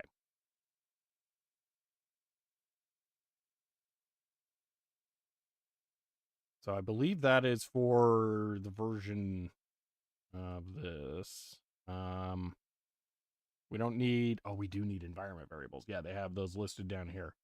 Okay, so we're going to start out by just configuring one of these, and then we'll try and connect to it. Like this idea, I need to work out how to make Win311 work on the line. I mean, don't you just install for work groups, and then boom, boom, internet? Shall we be using Docker again? This bodes well. What are you talking about? I only almost killed CapsWiki this weekend because of Docker. What could possibly go wrong? We can only go online when dial-up was cheap right hours. Hellicraft, I don't think you... Shall we be using Docker again? This bodes well. What are you talking about? I only almost killed CapsWiki this weekend because of Docker. What could possibly go wrong? We can only go online when dial-up was cheap right hours. Hellicraft, I don't think you asked a follow-up question, but I'll go ahead and tease this because you actually asked about Factorio. This is legit Factorio running on Windows XP.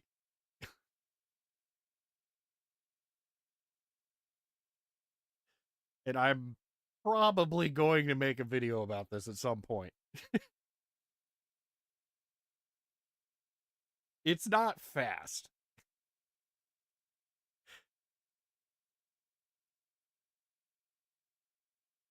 It's very not fast.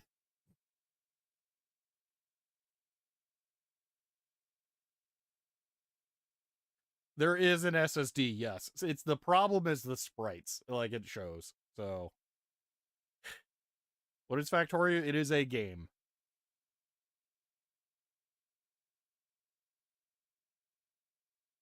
With a lot of sprites. Gotta run, good luck, alright.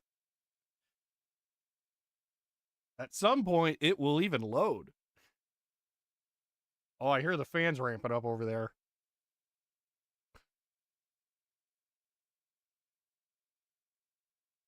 There we go. It runs on Linux and better than Windows. There we are. So now we can load game. That'll get us past the brutal stuff. So here's the save from the oh my gosh. I didn't have sound any other time I have run this. The sound of the burner miners sounds exactly like a cable being stuck in a case fan. I thought for sure as the fans were ramping up that the cable just got caught in one of them in the computer. Anyway, so yeah, there's Factorio actually running on Windows XP. And Yeah, if I zoom out a lot, you'll see the frame rate really takes a hit. You can't hear it? You should be able to hear it. Let me double check.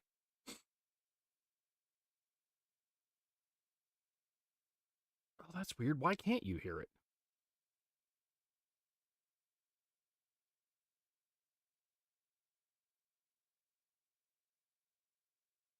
If I do.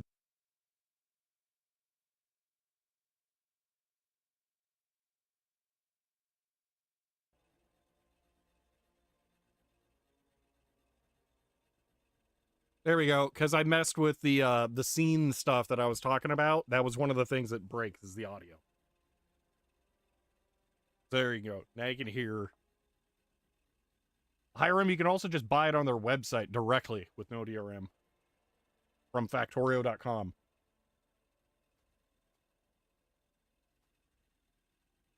Anyway, doesn't that sound like exactly like a cable in a fan?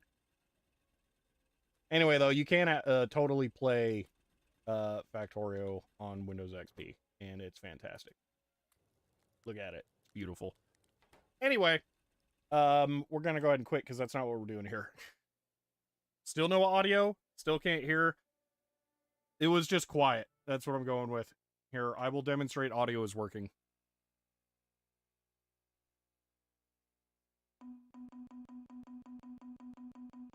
There you go. I'm pretty sure you heard that.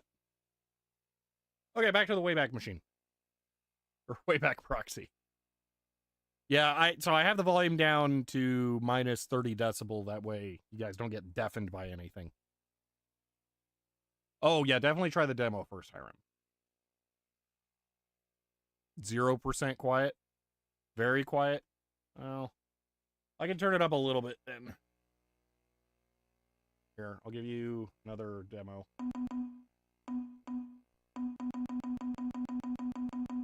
Alright, so I'm talking over it while it's making ding sounds, and that will be your sound test. Okay. Let's start out by copying this, and then we're going to go over to the server, and we're going to vim docker compose.yml. I don't like YML. I prefer JSON. I don't care if YML is supposed to be more human readable or whatever. Just give me JSON. Okay, we're going to make this 1.0. Yes, Yin, you can do that. I have a ridiculous account with them because I initially bought it on Steam, assigned it or associated it with my Factorio.com account, and then I bought Space Age directly from them. So my base game is Steam, and my DLC is direct, which doesn't cause me any weird problems because I only download the DRM free copies from them. Which is also good, because I could say I only have 160 hours in Factorio, because that's what it says on Steam, and it will never change, and you don't have to know how many real hours I have, and I will never know either, and the world is a better place for it. Okay, so we're going to pull the Wayback Proxy here.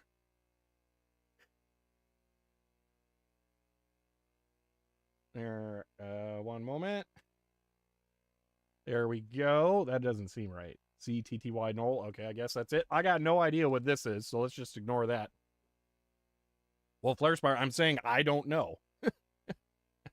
There is no way for me to know, thankfully. All right, so we want the map port. Listen port for HTTP. I don't think there's any reason to ever change that on the inside. So we're going to set this to 8888.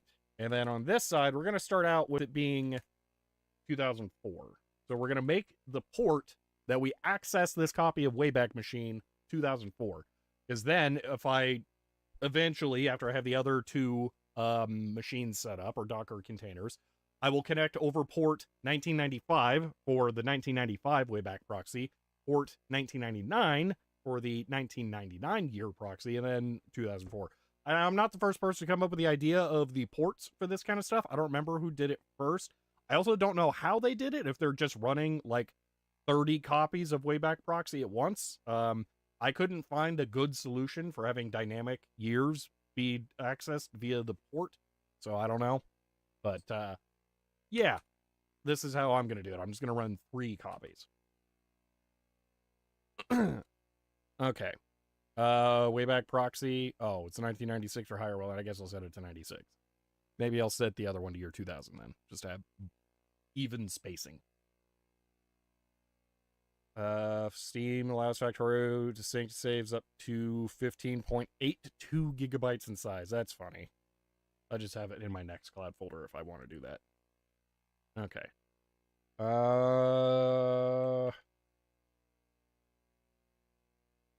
Let's see. Hide. Yeah. They need the feedback from those Windows XP stacks. I would love if there was any way to get any additional versions of Factorio running on XP. So the only reason that I can show you that at all, actually I'll leave one of these so I know how it works. I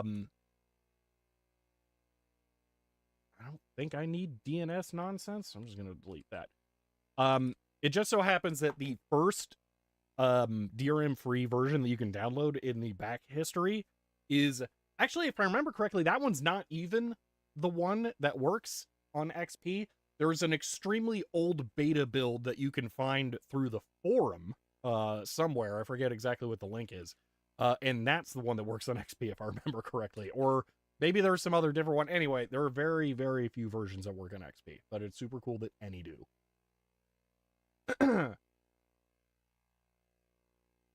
And I really want to play through it because I don't think anyone has made a video that showcases the alien science and the tower defense ending in a long time. So I think that would be kind of fun.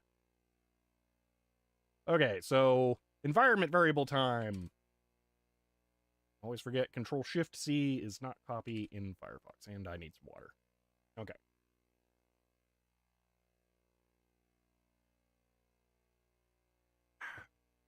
Water good. Okay. So that's the date we're targeting. Date tolerance. We want that set to none. So date tolerance here. Do I stringify this? Do I want to string them all?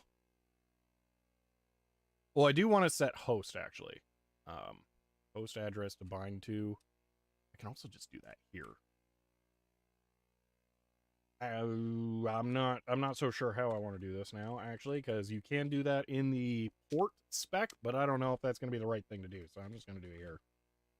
158, because I don't exactly want this leaking out. Not that it can, because I'm not going to port forward this. This is 192.168.0.158. It's a very confusing IP. Okay. Not currently PS2 nonsense. Anyway, date tolerance will always return something. If you set this to 365, then if you try to load something from, I'm going to set this to the year 2000. If you tried to load something from the year 2000 and the next best candidate it could find is from like 2002, as far as like, let's say, you know, there was a website and they have their fave icon or something. Maybe the 2000 fave icon wasn't saved, but the 2002 one was. It would be better to load the 2002 fave icon than it would be to load none. So I prefer to just leave the date tolerance set to none and just pick whatever the closest thing is. XP machine, still remarkably useful machine to this day. This video processing, got a video card's way newer than the motherboard. The last one isn't the last one. XP was good. XP is really, really good. Loading up with XP. RAM makes XP happy. What is loaded up? Because on real XP, you can only have like 3.5 gigs. I've got 2 in here. That works out plenty well. You can't see because I keep forgetting that I have to move the mouse cursor over, but I just showed the system process properties that has the 2 gigs. Anyway, GeoCities fix. There's no way I will ever bother with GeoCities. Although it's default true, so I'll just leave that. I think everything else there is acceptable. Yeah. Okay. So, with that, I think we are good to start. The XP64 bit is worthless. 4 gig equal loaded. Okay, so you can address 3.5 then. Like if you open up the system properties on your machine, I believe it will only say 3.5 down here.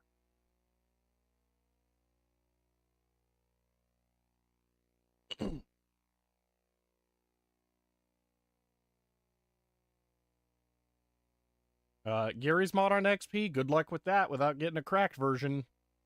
Thanks, Steam. All right. We want... Really annoying that Docker has to run as root. One moment.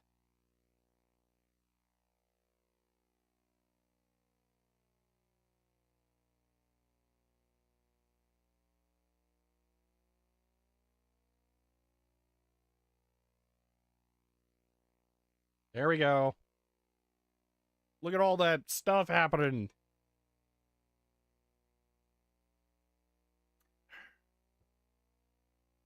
Hello, Richard. All right. Oh, that's cranky.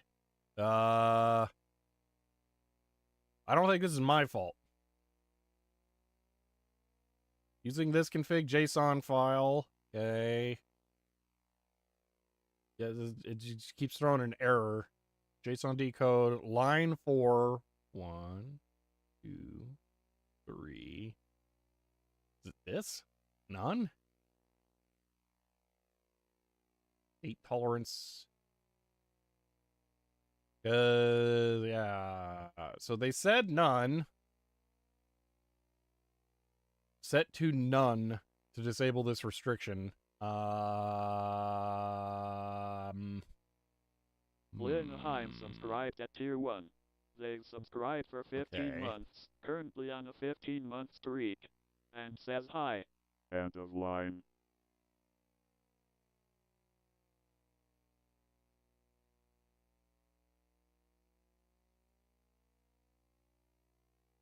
So I can't, okay. First off, Lena Heim, thank you for the tier 1 sub and for 15 months. I appreciate that. I keep thinking, like, do I need to keep shut up for longer or not? Or just, I don't know. It's always confusing. Thank you, contributor implemented JSON feature copied my comments as is, so it'll be null for JSON. Okay, that's what I was thinking. Although it's not JSON, this is YAML or whatever. But I think that's the same. So sudo docker compose up. And now it seems to be happy. Okay. So, Windows XP time here. Now we're going to open up Firefox. And then tools, options. So, Richard, maybe you can answer this. Do you know how, because I don't remember who it was. My apologies to the person who made the video, but I know someone made a video where they had like a Raspberry Pi setup or something where they could configure whatever date they wanted by just entering the port number. And I'm kind of replicating that, but I don't know how they did it. So what I'm doing is I'm just hard coding this by launching 3 copies of Wayback Proxy, 1 for each year that I want to target. And then I'm going to make the port number the year. But I think I'm curious, is that what they did? And then they launched as like 30 copies of it? Or what port did I set that to?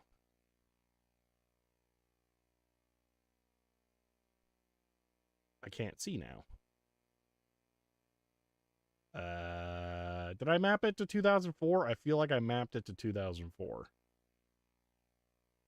Science Self Video, I think they modified the source and never published it. Ah, okay. I think it was 2004, even though I set it to 2000, so we'll just try this. And try again. Okay. That hit over here. So I think it's actually trying to load. I might be able to do actions, keep above others. No, that still doesn't work. I can't show that on top. Okay, so just 404. That's fine.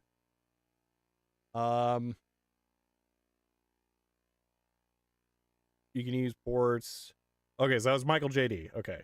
There's a way to launch a server on a port connection, but I can't remember what it's called. Okay. Duo 6 got some space. What? You don't want to see the Sonic 06 website? An application where I needed dynamic dates. It was one where I could inject headers, which is why X-Way back proxy. Oh, okay. Interesting. So yeah, so what I'm just doing is, let's just for giggles, Google.com. Yeah, I'm just going to launch 3 instances of it, but I feel like launching 1 instance for every possible year is pretty ridiculous, so I don't want to do that. There we go. That's perfect. Okay, so that's working.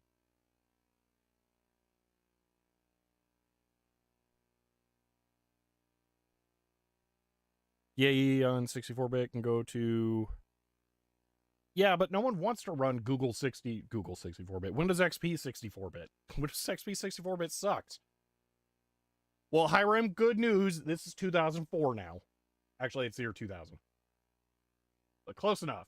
Okay, so this would be the one for the Optiplex GX 110. Just for giggles, Dell.com. And this is why this gets fun. Here.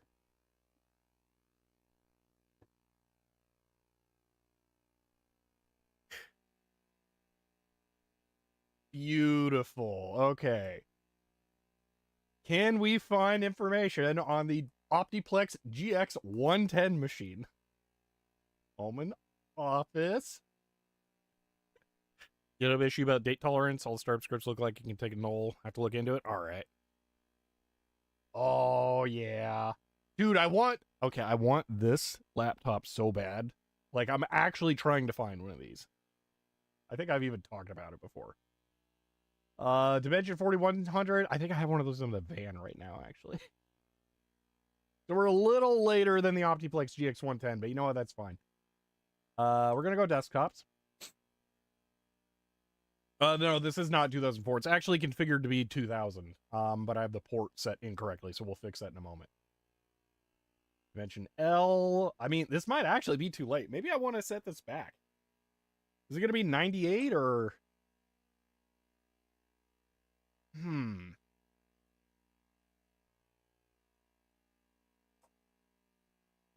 So here's the downside is that this feels like a living, breathing website, but it's not. So like I can't just search for anything. Not that it looks like there is a search, but so why did these stop loading? That's weird. Free scanner? You're speaking my language now. There's got to be a way to find the GX110. Go back to desktops.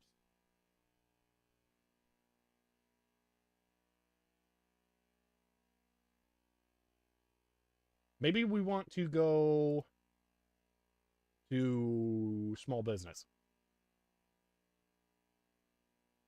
Looks like you'll need all the years. Yeah, I really don't want to have all the years. Let's try small business.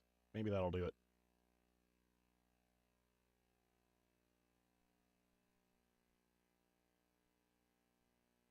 That's the exact same website.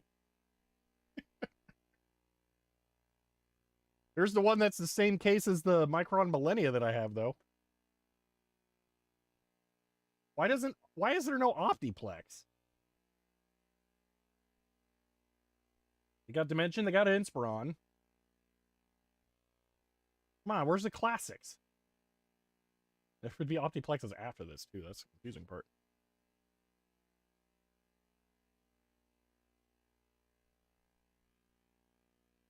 There we go, Optiplex. Beautiful, that's what I'm after.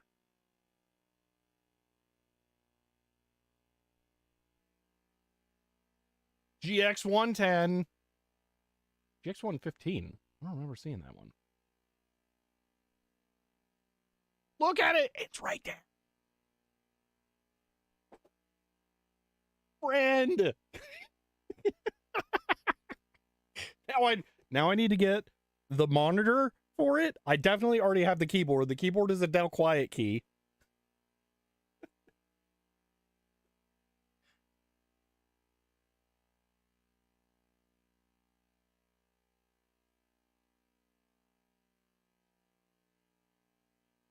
Let's see what more information we can potentially find about it. I haven't actually looked on here for this. This is kind of fun. We'll look at the shuttle website too, I think. Small business series. Okay. I kind of wish I thought to look here. Dude, there's so many places you can try to research stuff. Oh, this appears way bigger in the photo. It's really hard to convey the size. It is small. It's not as small. Aw, sad. It's not as small as the Tiny Pentium. So, mid-90s 3DFX website lives rent-free in your head. Unfortunately, the 3DFX website is not tremendously well archived. I don't think we're getting anywhere here, unfortunately. Unless this page has something to load. Pentium 3 cartridges? No, this was Socket 370. Oh, that one actually loaded. Oh my gosh, I could have figured out how much it cost. No fire. Ah, that's so annoying. Dude, this would have been great for the video. So it was about $1,000 config for this machine. That's hilarious. No, not the low profile. Definitely not the low profile. I want the small form factor specifically. But yeah, 3DFX site. Install missing plugins? Absolutely. Get me Flash in here pronto. Oldversion.com away. How do we install Flash?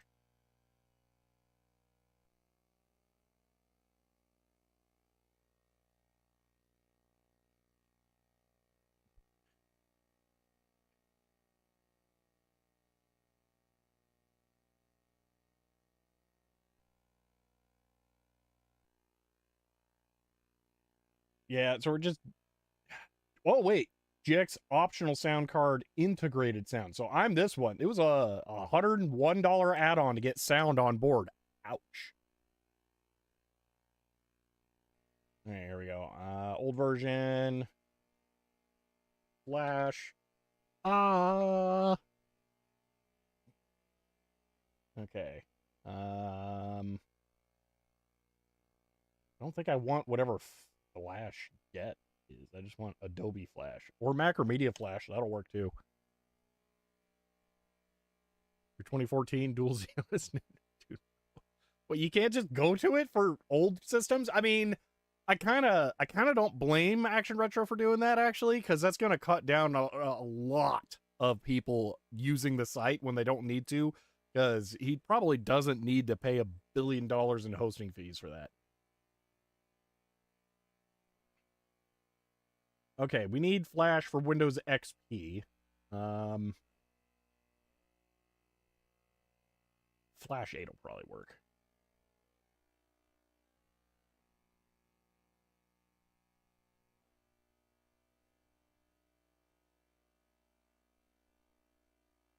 I mean, I assume this will get me Flash playback as well.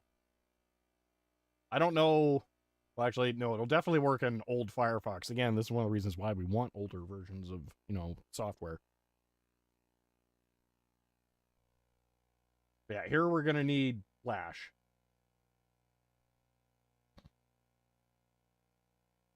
Wait till the AI bots find him. That's another good reason. Actually, I'm super annoyed, okay? While I was working on CapsWiki, I found that there are still stupid AI scraper bots getting through. I think I need to refresh Anubis on all of the machines. Yes, save my tabs for next time, because we're going to install Flash. 21 Raiders from Matt Genko Tech have joined. It's illegal, you can't say Flash without following up with that. Majeko, hello and welcome, along with the Raiders there. Hope you guys have been having fun. Some got delivered 10 minutes ago. Perfect. Well, I can't pick it up until tomorrow, because that's the way the post office works. So yeah. Nubis is the AI tar pit, kind of. It's not really a tar pit. It's more just like a, club bouncer kind of thing. So.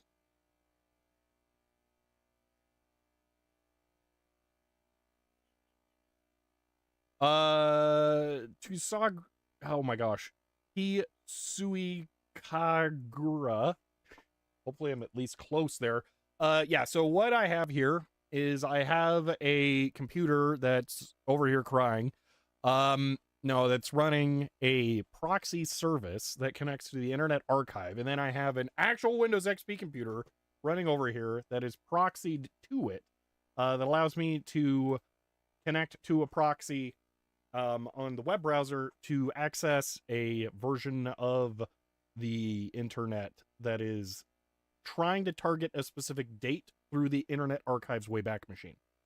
Now, I'm currently using a different web browser that's not proxied to download a version of Flash so that we can try and view the 3DFX website with Flash. And we'll see if this works. I don't know if this will work or not. It would be pretty sweet. We'll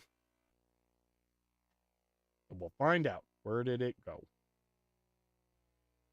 There we go. Macromedia Flash, that all sounds excellent. I accept whatever license that don't matter anymore. Okay, I don't know what I would do with a quick launch. Install Macromedia Flash Player. What do I do if I uncheck that? What is it going to install then? Is it just going to make shortcuts to nothing?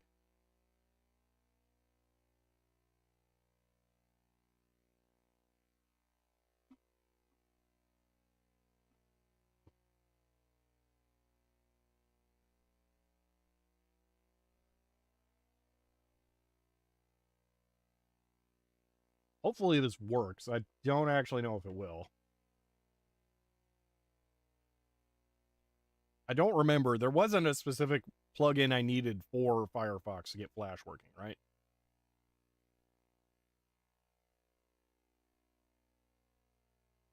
Use Flash encoder to stream video? No, I don't think so. Hopefully it works. All right. Nope, I don't think I need the README. All right, let's open ye old-fashioned Firefox. And let's see. Additional plugins. I don't have the plugin. Install plugin.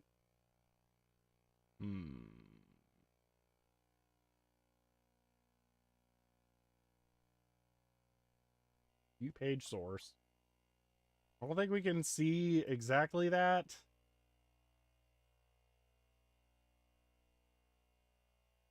Control F, SWF, go SWF download. Yeah, I think that Ruffle player.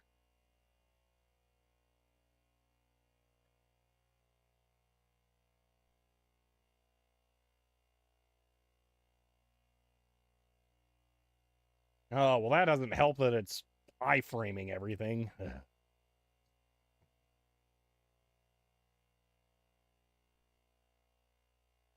Ruffle JavaScript is not supposed to be there yet to fix that? Oh.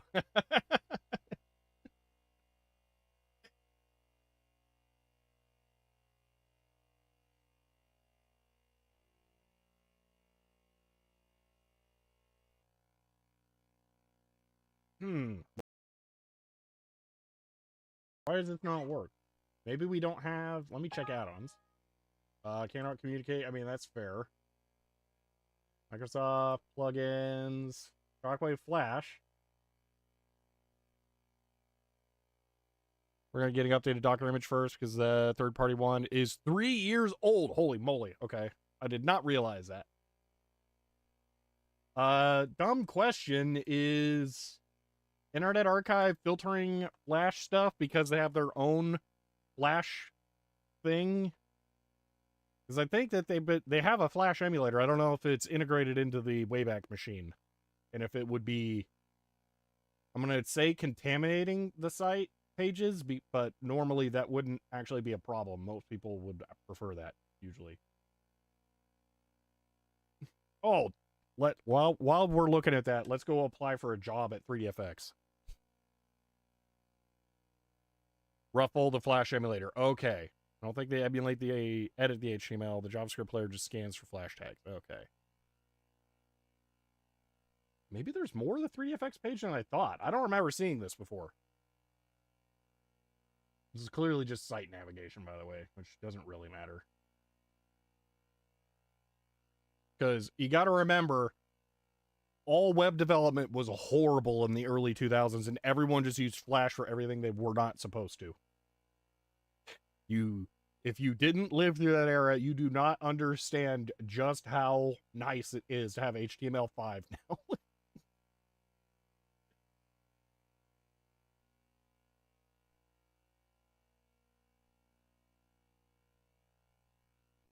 It doesn't work that well? Okay. Don't sleep the floors and clean up every chip you sweep. Yeah.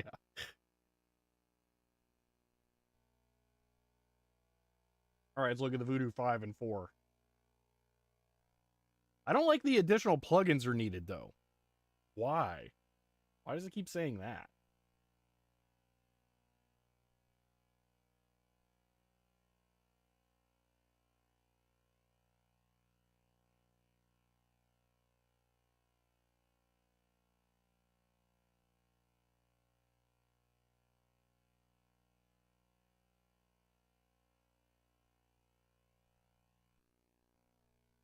I wish I knew what plugin it said I was missing.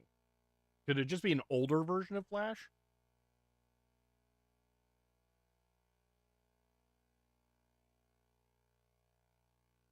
Rich Files, I think you may have commented about that on the video that I did here. Generally, they were considered pretty good, but that was completely incompatible with this exact computer when I tried to put it in there, but it was probably just a coincidence that this machine has a hardware incompatibility, but that is supposed to be one of the better cards that you can get for old machines. I think it's trying to download Ruffle plugin. Okay. Playback XP, test machine. How to use the last XP compatible flash found on archive.org. Huh. So, Richard, it does show that I have the Flash plugin installed. I don't know whatever the last one is, but this is Shockwave 8. It was from like 2006 or something. So maybe this is not compatible. Maybe this is too new since I'm targeting the year 2000. I thought Flash would be backwards compatible, but I don't know. But Flash or Shockwave player? That's a good point.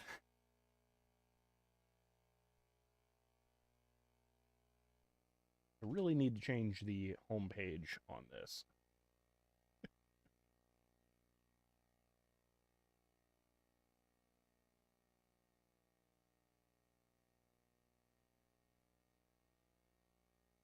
Yeah, if you can get them cheap, they're worth grabbing for sure.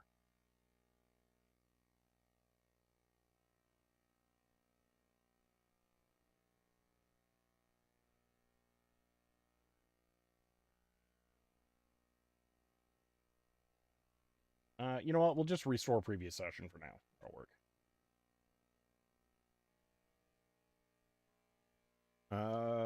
Shock wave.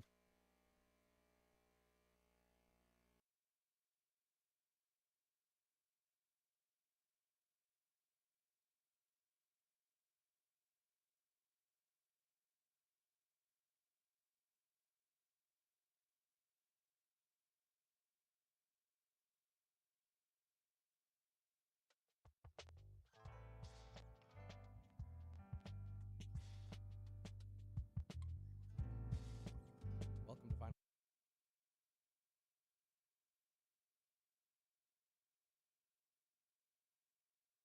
The media, except for the part where you couldn't play it, and that's like the big issue of digital preservation. Is that like the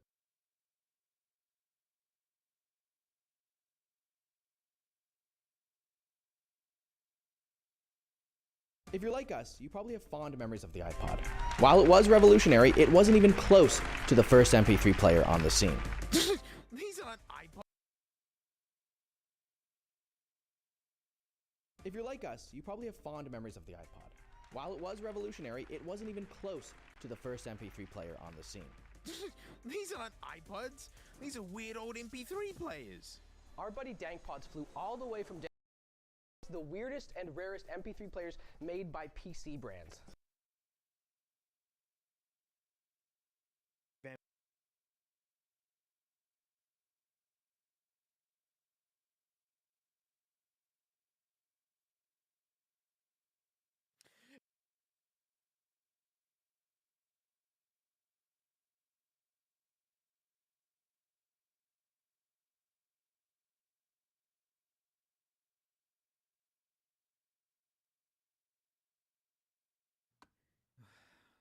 Smaznug. Samsung's a strange company. Like, they make a lot of stuff that has nothing to do with other things. But Yamaha does the same thing, but a bit cooler, I think. But to do with MP3 players, Samsung's been there since the beginning. Look at this ancient creative nomad. I mean, ready for like the USB port? Well, this reeks of the olds, mate. I believe Samsung actually made this unit and then Creative just slapped their branding on it. Back when the dock was bigger than the guy. Well, don't mind me while I glove up, mate, just because today's a special day. Well, today is basically a nugget clear out special. I have so many stinking nuggets that I collected back in like 2020. I believe nearly all of these are brand new in box. Nuggets like turning back into oil, thus the gloves. And this is the Smaznug Nuggathon. Samsung's king for bloatware. We might install enough of it in the EPC to brick it. Let's hope. This first one is from 2001. Like, that's when the iPod first ever came out. Reeking of the times. Oh, mate. 32 megabytes built in. Stinking Tonka Tough looking logo here. Whoa, it does USB? I mean, yeah, USB was a selling point at this point. And Samsung like to call their players, yep, this was their thing. The Samsung, yep, MP3 music file playback, wow. 32 megs built in, my goodness. Expansion slot, neat beans, equalizer, I mean, it's like have bass or not have bass. Remote control, preloaded music, that was like a pretty big deal. I mean, I loved my first ever MP3 player. It had Hotel California on it. So I had something to listen to on the car ride home. It shows you how long Black Eyed Peas have been around. Oh, good, it comes with a remote controller. Earphones. Oh, it comes with two software. Eat it, EPC. You're gonna get bricked. And a belt clip. Jeez, mate, we're gonna need 133 megahertz to run this nug. I do like external remotes. That's good. Listen to internet music anytime and anywhere. Has no moving parts, so there's no skips, bumps, or jitters. Yeah, that's because everyone was still using a Discman, and these are like the skip. RIP CD tracks. Yeah, RIP CDs, huh? Hey, did you know they sound better than Spotify? And when you buy it, you can keep it? Internet music. I love how they're calling it that. Like, digital music was a freak show for people. They couldn't believe it. I can't stinking yep it anymore. Uh-oh, this one isn't new, but goody, it might have music on it still. Yeah, I don't think Samsung packaged it like that. We'll get to the nugget in a bit. Ooh, ooh, hang on, but we got a test. Look, I can destroy my thumb and what? No, I'm not touching. You see what the gloves are for now? Hey, it's all new looking though. Did someone just add cardboard for the sake of it? Oh, these yep buds. Oh, goody, my yep cradle with loose plastic. My yep desk. Yep. Alright, we're gonna destroy the EPC in a bit. Hang on, we gotta get. Oh, interesting that it's got this like touty pouty woman looking this. Because I've also got this, which is like the same guy but just different. I mean, look how many warranty stickers they put on it. Digital excitement. Yep. Ooh, who picked yellow and green? Smaznug. One nugget at a time. Tell me about my creating and deleting MP3 files. Yep, it needed a whole segment for that task. I like how these dots look like greasy fingerprints from like someone having KFC. Oi, my ass were completely rotten. Smaznug, you owe me 2 bats. Whoa, what is MP3? What is? Yup. Such a stupid name. Sorry, Samsung, but it's just not a good name. This is a good manual though. Modern instruction manuals are just like the engineering pages, like literally detailing what it is. But this has actually been like, you know, someone has to draw all this. Oh, mate, this is what you had to go through. I mean, we're going to know about installing the PC. No. Let's figure that out ourselves. Because we can't look at the nugget until we got the software running. Oh, wow. Look how good the cables they gave you back in the day. Oh, there's the remote. Cool. Looking forward to that. Goody, goody. It's the EPC. Engage the nug. Yay, there's my boy. Hey, back when Windows wasn't some data-hungry, AI-infested, ad-ridden pile of rubbish you should avoid. Logitech mouse. Logitech mouse. Oh, yeah, that's right. We got to install the human interface device. There it goes. My human interface device is working. Still using the same old portable disc. It's just a bit of chocky-bicky. Don't worry about it. Ding dong. Let's get me yap on. Sorry, EPC, like, you're just doomed to have bloatware on it. Hey, I've already got Yep Explorer. Uh-oh, is this... I hope it's different software. I want multiple Yeps. The disk drive is making horrible, horrible sounds. Hey, champ, you good? Old mate. Oh, no. EPC. Just give it. All that chocky bicky getting in your head. I'm going to try once more. Yes! I mean, I should say, yep! Hang on, this is the same looking thing as... Yep, is the portable MP3 player. Okay, I think I've already got it. I'm just going to install everything. This isn't the installation. This is it preparing to install. Yeah, more bloatware. No, don't. That's fine. Oh, what? Hey, we'll exit then. Oh, yeah, this is 2001 all over again. Everything has to be marble for some reason. Everything's just like plain text looking garb. I'm home. What is this? Take 5? What have you installed on my computer? It's more real player crap. Go away! Go away! So much bloatware. I'm so happy already. All right, let's get the nugget. We can actually look at this now. Get my Yep band out. I don't know why you need another battery cover. Oh, it's entombed in plastic. Oh, yeah, proprietary things. Everyone gets mad at Apple for it. They didn't invent it. Now, we gotta use this cable because it's freak nugget standard. Oh, geez, without the remote, there's no effing screen. Oh, okay. All right. The remote's very important. Oh, cool. It juts out the side. Oh, it just flies off. That's why they give you a spare. You're definitely going to lose it. No one bought these, by the way. Oh, what a stupid McGumpus. All right. Where's the power button? Power. Yep. Wow. All right. Oh, of course, there's music preloaded on it. Oh, what? The audio comes out. Not out that. All right. That's Smaznug. That is not great, Smaznug. Yeah, I'm not impressed. Is it playing or what? Oh, this is the dark days of portable media. It's impossible to figure out how to work this thing. Hey, where's my black eyed peas? Yeah? Play. Nothing's coming out, mate. All right, I'm doing one angry now. Well, let's plug it in the computer and see. Let's do it. Oh, everything's got to have a rubbery thing to deteriorate on it. Oh, do I have to turn it on as well? Really? Yeah, okay, yeah. It's a Yipney. Oh my gosh, and there's still an install wizard. This is digital music in the dark days. Oh, get out. I've already installed the Yep rubbish. Yep Explorer. Build 1.0. Yes, so good. Oh, it doesn't even appear. Yeah, fine. Search. Good luck. Just do anything. Continue anyway. Oh, does it want the disc? I've already installed all the crap. Digital music in the thousands, mate. Hey, E. Go. Did that work? My Snaznug's ready to use, apparently. Where is it? Oh, is that it? Oh, wait, no, that's the disc. Ah, dingus. Where's my Smaznug? Where is it? Yep, Explorer, come on. This should just be drag and stink and drop. Honest. What a pile of rubbish. That is so annoying. I believe in nothing now. What about the different Yep? Ooh, this one's kind of sticky feeling, but looks way nicer. Oh, that same Yep disc, the same that. Everything's the same. Oh, it needs bats as well. You know, I don't care. No. Well, quick smell of the buds. The right one is quieter than the left one, and that's just what you want. And unfortunately, these are historical, so they must go back in the bag with the nugget. Look, mate, I hear you. You want something that just looks absolutely grotesque and that no one would ever want that shape in their hands.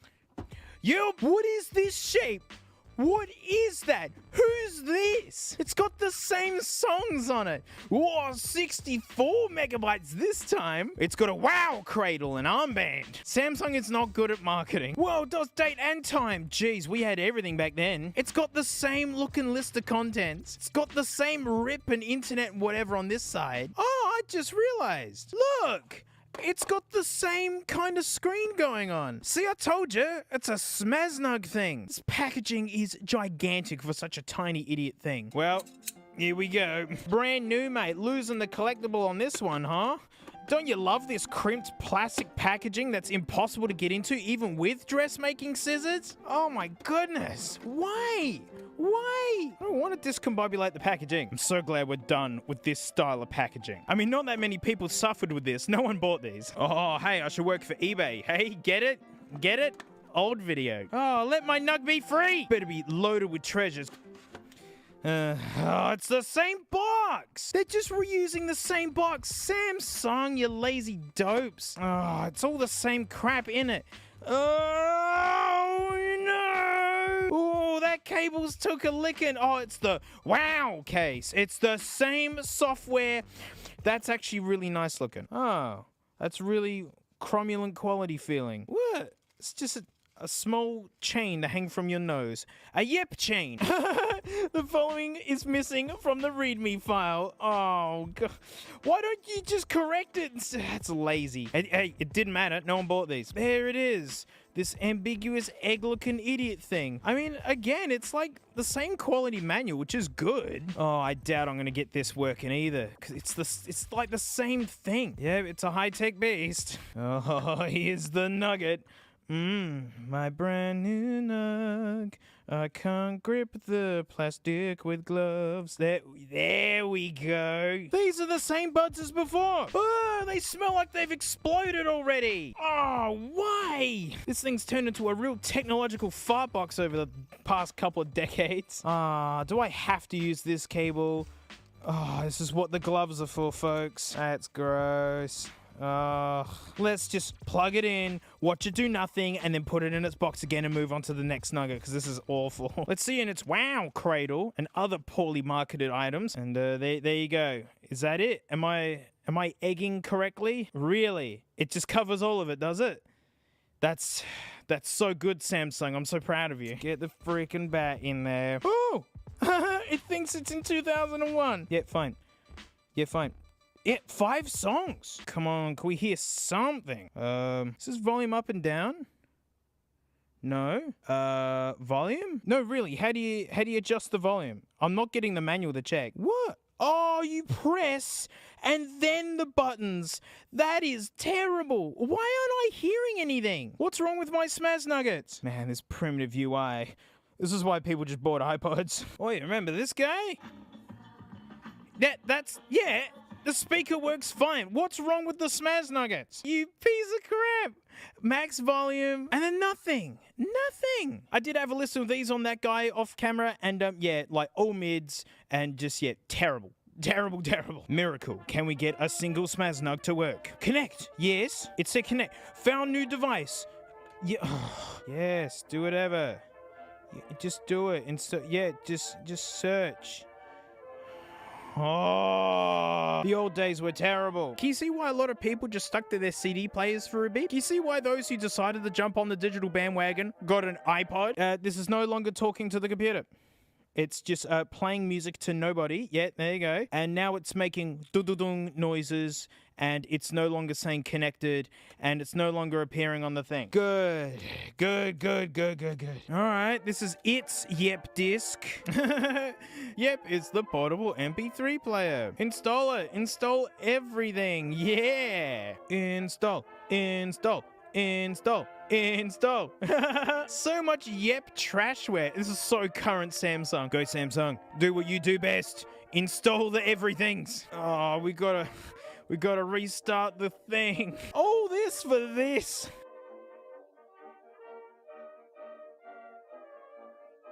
Yeah, we got another Yep, baby! Whoa, we got heaps! I like this one. Oh, hang on. Everything's turning into Yeps. Okay, everything's now readable by Yep. What about this one? Huh? Is this one gonna work? Oh, jeez. Skip. Okay. Wow, what a beautiful UI. I like this drowning saxophone here. That's all I can see it as. Hey, can you actually, like, see my dingus? See, this is the problem with these kind of, like, programs. It just doesn't know what to do. Like, people say, like, how bad iTunes was. iTunes was a saint compared to what everyone else was doing. See, like, nothing's popped up to say that there's a Yep Nug in here. All right? Connect. Oh, good. And, yep, nothing's appearing here. Nothing's appearing anywhere. Oh, my goodness. All right. Next nugget. I know people get mad in my videos. They're like, oh, all he does is just like play music out of them and put them back in the box. It's like, well, that's all they do. And in this case, they don't even do that. See, if this was Christmas morning 2002, You just have to sit down all day and fight this idiot to get it to play something. I ain't fighting it. I've been filming for 1 hour currently. That's how long this is taking and how many times I'm trying. Yep, more like, nah. So Apple made iTunes before the iPod, right? I guess Samsung was putting 2 and 2 together that, you know, when you make a device, you should support it with good software so the whole experience isn't bumholes. Well, Samsung being the marketing geniuses that they are, they're like, iTunes? Huh, that's not cool. We got Xtunes. It's the Xtunes. Yup. Oh, look, it's got the same old songs on it that I can't listen to. But you get double in the music, though. Whoa! 128 megabytes, mate. That's stinky huge. Remote and screen. Now we got both. Oh, that's a battery pack. That's a heaps good idea. You slip a double screen in there and go. Same requirements. I mean, this isn't long after the other ones. I mean, MP3s were advancing very quickly. I mean, I wouldn't call this advanced. Hey, it's brand new. Can you believe no one bought this? Apple iPods came in a cardboard box. Ow! Oh, my friggin' hands. Oh, it's a music player, not a secret government device. Oh, finally. Oh. You make me so mad, Samsung. Ooh, what is this, like, plastic? Again, it's the smell of burnt electronics. Ooh, there's the battery booster. The Yep Smacker. That's actually a great idea, and it's made out of metal and everything. Oh, yeah. Oh, there's bugger all in here, Smaznug. Oh, thanks for the... Oh, all right. Gives you a battery charger. That's nice. Thank you. But this packaging's so wasteful. Can you believe no one bought this? Oh, a little Yep disc. A micro Yep. A Yelp. Cables. Same looking crap buds. Ooh, gold. Look out, Smaznug. And the Yep remote. Yeah. Ooh, and an actual wallet looking thing. Ooh, this is nice. And it has breakfast in it. Is that a pocket for... what, like that? Is that how this works? Where's the headphone come out? It seems like less of a good idea the more I handle it. Whoa! Right! It gives you one of these kind of rechargeables.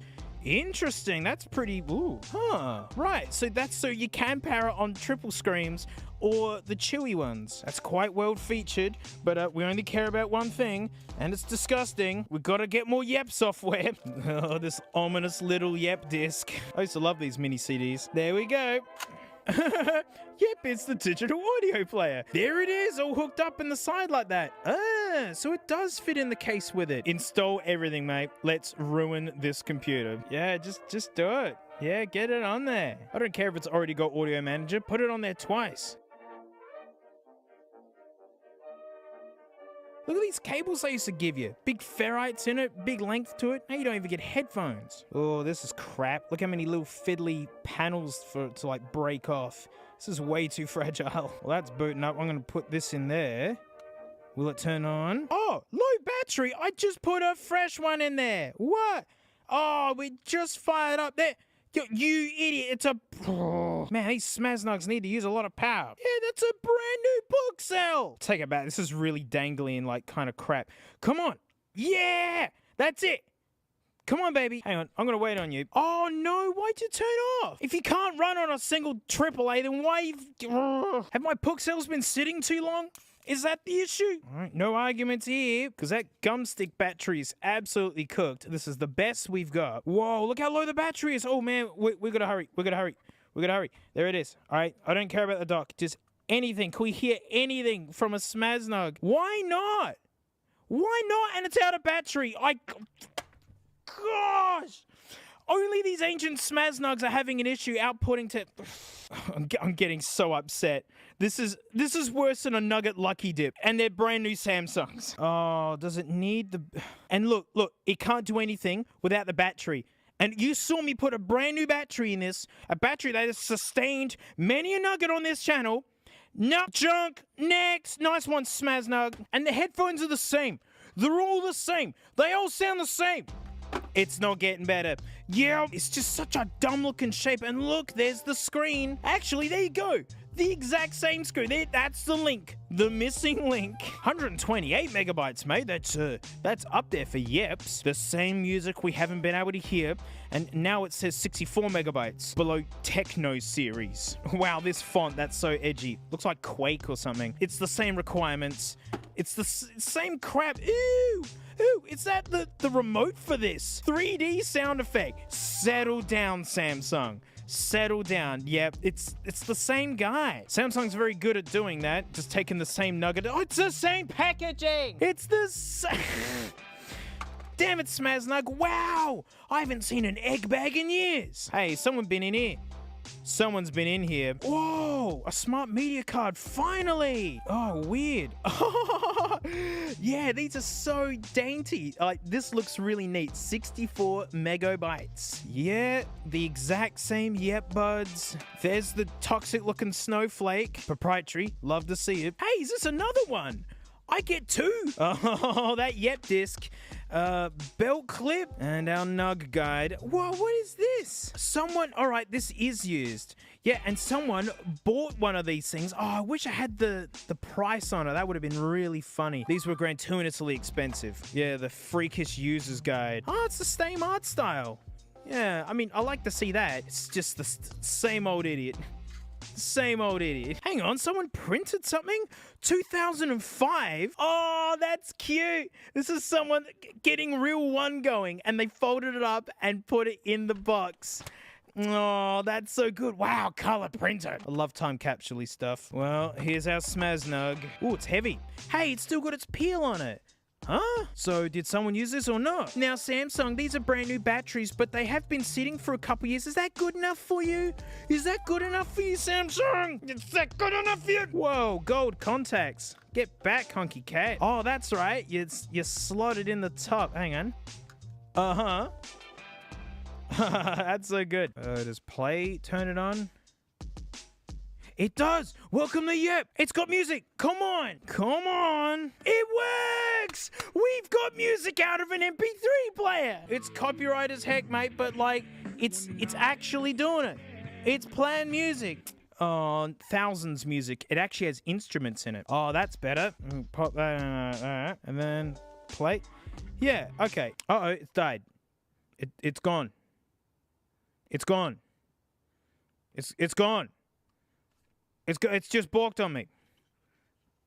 Mate, where you gone? We're hanging out. It was good. Oh, have we just watched a nugget die? That's working. Oh, hang on. We're back. Oh, no, it's still working. It's just a horrible UI. Oh, let's plug it in the EPC. Yep, here we go again. Can we get one of these to talk to a computer? Yep, it's the portable MP3 player. Just install all of it. Do it. Oh, yeah, let's modify it. Yeah, I'm just gonna hit next, and okay. I think that's it. Oh, good. Yeah, we are installing more crap. Gross. I'm in that Nug. Here we go. Connect MP3. We found it. Samsung Yipanadu. Oh, yeah. Look, just find it. Install it. You gonna find it? Oh, goody. There's two different. Oh, just any of them. Yeah, just do it. Anything for my Yep Nug. Find it on the disk. No!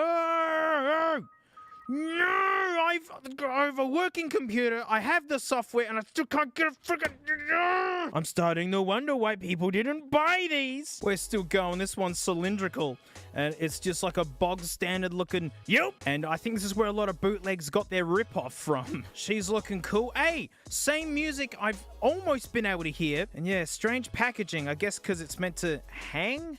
But yeah, and yeah, this quite clearly seems used. Like a can of beans or something. Oh, wow, there's a big slab of idiot plastic. Smaznug, why? Hang on, this is brand new. Did someone open this, look at it and go, no. Oh, what? What is this? It's jammed. It's stuck. Is anything behind that? Or is that just like a padded mattress? It is. This is stuck. I can't do it. It's actually... That's a breathing hole for it. I think it's making a vacuum and sealing itself. I'll fix that. Oh, what? Smaznug, why? This is the worst episode I've ever done. I actually don't get this. What, and now we gotta go from the other side? What the heck? It even says open, but I can't do it. I mean, this is a problem that befelled no one, because no one bought these! This is the worst packaging I've ever dealt with. And even if I got it, be like, oh no, I can see the disc at the bottom. Doing it. I'm getting there. I'm finally making headway. It even says open, and it's not doing it. This is harder to open than an iPod. And I'm sure someone told me how to open this and it was like trivially simple, but I don't know why you can't just get the product.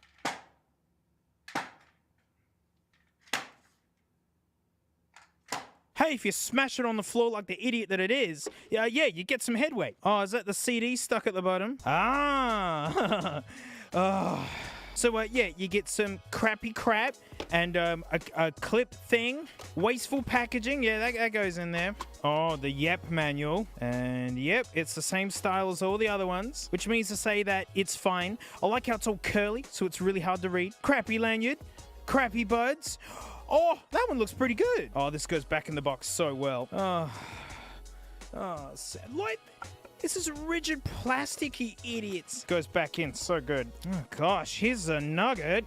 I mean, it's kind of nice feeling. Okay, that's how you get to the menu and record button. So, needlessly engineered. This is such a dumb way to do it. And then it's the battery cover. Does the rocket work? Oh, I think this old rocket's tired. Smaznug number 2 that can talk to a speaker. Incredible. Gotta talk over it because content. Still gotta try and hook it up to a stinking computer though, and that's, yeah. I hate this though, that's so fiddly. More Smaznug bloatware. Get on there, mate. I mean, we've yepped it up pretty good. There's a lot of yep going on. Yep is the digital audio player. Yeah, I think it's just the same garbage over and over and over again. Yeah, see, look, it's the same software. It's fine. Impossible task. Will it actually talk to a computer? Yep. Do it, baby. Cancel.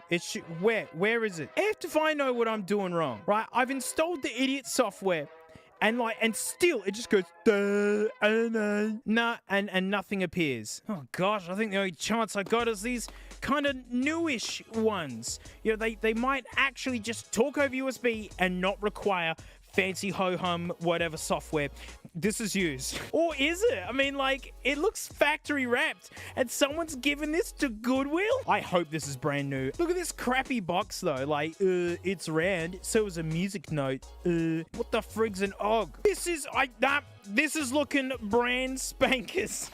Oh no. Now that I like. I'd never want to have to call up 1-800-SMAZNUG. Yep, gross buds. I mean, who knows? They might be better. Ooh, inbuilt lanyard. I take it back. These aren't good. There's our nugget. There is... Wow. That's peak design if I've ever seen it. No screen or nothing. Yeah, and it's just like a souffle. That's... Oh, this is awful. This is such a nugget. What else does it come with? Foamy bits. Oh, they're selling you like a stinking tumble dryer because that's how Samsung do. Quick start guide. It does nothing. Look at the engineering drawing. It does nothing. And oh my goodness, we have to the new bloatware. This is not Yep. Yeah, Samsung's gotten rid of the Yep branding at this point. What year is it? This is about 2006. The end days of the MP3 player. More bloatware. Take that, EPC. Ooh, look at the headphone thing. It's got a Dorcas on it, so I can't plug it into anything. Samsung, you are literally effed in the head. Oh, wow. Look how good this looks. Yeah, just install it. Whatever. 2008. For shame. You put this out after the iPhone? Samsung Media Studio. Oh, they love that bloatware. Yeah, whatever. Yeah, whatever, mate. Yeah, go on. Yeah, scan it. Scan it. It's found a lot of crap. Hey, there's Scarlet Fire. Yay. Okay, it works. Let's see if this works. In you go. Like that. There it is. My Yipper. Put Scarlet Fire on it. No, wait. Why? Why'd it go away? No, go. That's it. All right, I'm going to grab it. In. It's doing it. We're actually doing something. Can we eject? Is that eject? What does that do? Nothing? Can I properly eject? I'm just gonna yank it. Uh-oh. This might not work because the battery's cack. All right, everyone. The first one I've gotten to talk to a computer, and the battery's cack, and you have to use the headphone jack to charge it, which means you can't listen to it at the same time. Go on, razzle dazzle. Ooh! It's got an extendy bit on it. That's the cheapest, most rubbish USB thing I've ever seen. What is this little? Oh, that's nothing. Thank you, Samsung. Oh, the same disc. Can you believe no one bothered with these? Oh, that's an accessory. That's not landfill. This is when like Samsung had just given up. Oh, that's lovingly folded. That's really nice. They really wanted to make sure you got this in good condition. Oh. All that land waste for this. And this is land waste. Oh, well, we have to install it. That's the rules. This EPC's taking a beating.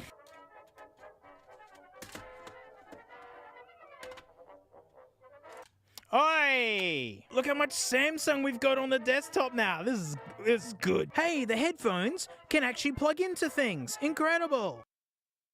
These headphones are actually like a reasonable step up. They're okay. Like, waiting to be picked up from school in 2007, listening to System of a Down, I'd be okay with it. Wait, where's my Yep software? Although this isn't called a Yep. No Yeps here. 07. Go on, install it, mate. Ruin my computer. Oh, cute. Look, you press the button. That's nice. I mean, it doesn't... All right, it's not good. Oh, whoops, I accidentally uninstalled it. No, you put that bloatware back on. Look, it's installing what? Xvid? Good. More rubbish. Yeah, I'm ticking all the boxes. Just put it on. Yeah, all right. Yeah, next. Lame 3D codec. This is lame. So much software. So much software. All right, let's plug this idiot in. Oh, get effed. No way. This is way too late in. Yeah, why? It should just plug and play. Ooh. Okay, it doesn't talk to the Mac either. No, I thought the later Samsungs would drop this proprietary rubbish thing, but no, it's just something they just like to do. We barely synced any devices, but we've ruined this computer with bloatware. I'm very proud of that. So that's the Smaznug Nugathon, where we Smaznagged it up. So many different ones, and just so disappointing. Just at every turn, it stunk. It was just crap. Can you believe no one bought these? And it's really sad because you can see that Samsung tried everything except for making something good. That's where they could have improved. Well, that's it. Huge thanks for watching. Big thanks to me floaties, mate. You can head over there. Frank's there. And mate, I'll see you all next time. Frank's gotten into my pimp suit jacket from my old gigging days. Wait, she's in the sleeve. That proof Frank's in the sleeve. Frank, we caught you. You're in the sleeve, Frank. Frankie, you're so stylish, Frank. Oh, she gone. I finally have them. It's just been forever, but I finally have them. You'll go, duh, why didn't you get them sooner, you bogan Aussie idiot? So, duh, why didn't Dyson release them to Aussie sooner? Took forever. I joined the email list way back at the very, very beginning. I had to have these freaks. They have been available in Australia for a little bit, but I just forgot they existed, like a lot of people. But Dyson, makers of windy things, that's their gig. People got real excited about this because they're headphones with windy bits. And what a case. There's a glaring issue, we'll get to it, but made the head pahonies. The thing I noticed about these when I first got them, they smelt like a brand new motorbike helmet. I actually think they look pretty awesome. It's kind of futuristic and steampunk at the same time, and they're built epic. Like, this is, stonky, as they should be, because they're gratuitously expensive. Or are they? The price keeps coming down. I mean, I've seen these in cashies already. Like, if you go to their website, you learn about the development of these, like, why are they doing it? Apparently, it started out as a backpack with a mouthpiece. The whole idea was portable air filtration. Where's our star? Where's our shining beast? It's got a magnets. the photos, it looks super rigid and almost like this hard-fitting thing. It's not. It's floppy. And I get it. It's because headphones need to swivel, right? Our ears don't, whatever. Our ears don't point out the sides. They stick kind of forwards, you know, like they're angled forwards. And so they have to be able to swivel, you know, so they can fit your head, mate. And it's this swiveliness and adjustability for our greasy heads that makes this just kind of, it's like soft silicone and hard kind of plastic, but that's the vents and there's like a screen in there. So like air quality, if you don't think about air quality at all, you are absolutely living in a beautiful place of the world. There are millions of people who are just packed into places where it's like living inside of like a running exhaust pipe. There's like air quality index websites where you can just go around and see what it's like. There's all sorts of metering stations all around the world. It shortens more lives than frickin' anything else. It's like sleep, mate. It's a basic thing, but you know, it keeps you alive. So I'm not against the idea of portable air filtering. Like my studio here is in an industrial dump hole zone. I'm pretty sure Sega back in the 90s looked at this area and went,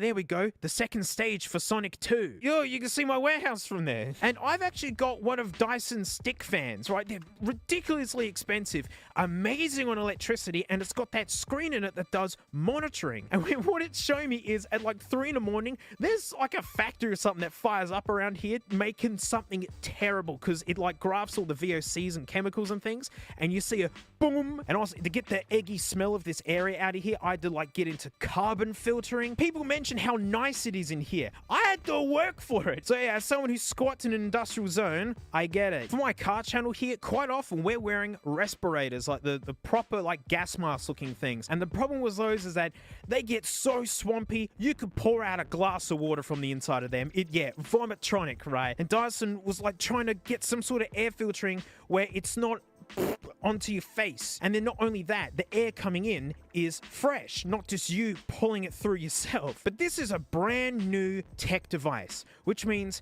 it kind of sucks.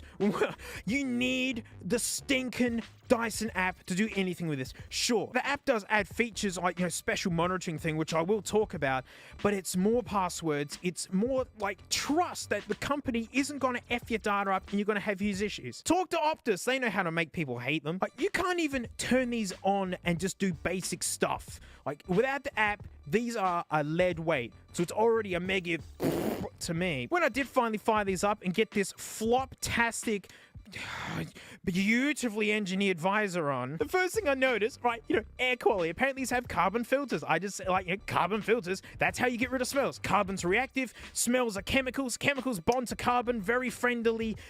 You've captured smells. For like the first hour of using this idiot, it would just blow off-gassing formaldehyde VOC smells, like new product smell. And it gave me a mega headache. And you can't run this thing off your head. You take it off your head so you can just breathe while off gases. It goes, nah, I had to have it strapped around my knee and just have it blowing on max. And it still kind of stinks. Worse than that, this stupid visor nearly never registers. So you have it clicked on, right? Like you don't force it, even though you kind of have to. And until like you kind of push and adjust it, it won't work. It's like 50-50 if the visor works on a quick like clack clack, let's go. Points lost on all of the noises these headphones make when you're wearing them. The voice to the bonks and binks and noises that happen, they're number one, way too effing loud, and they are so irritating.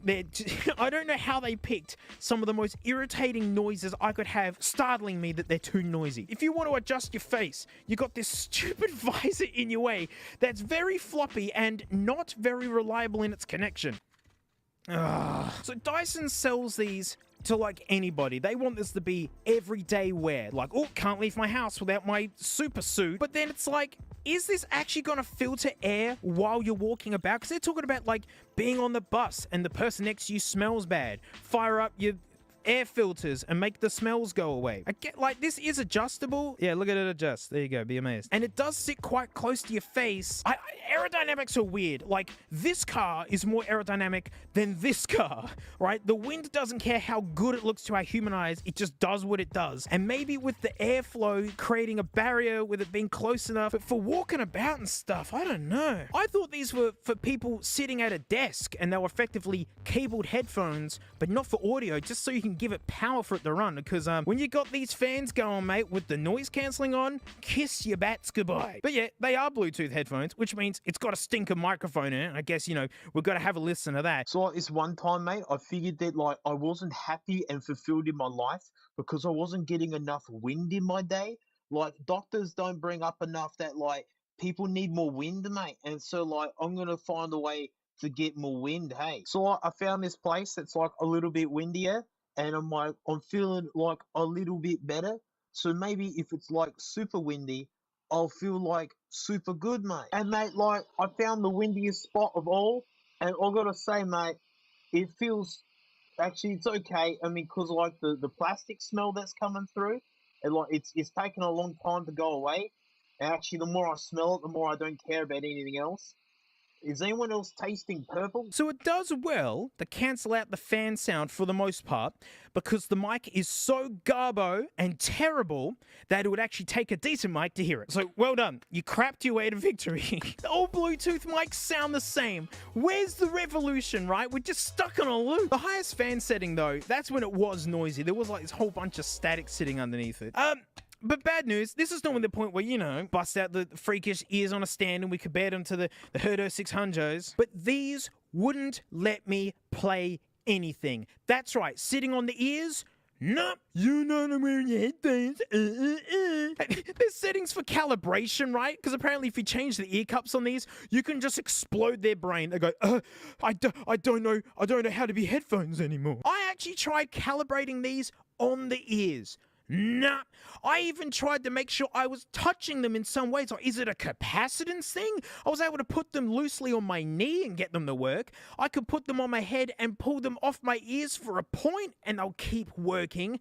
Sitting on the ears, nothing. So I'll just have to substitute these for the only other Dyson product I have.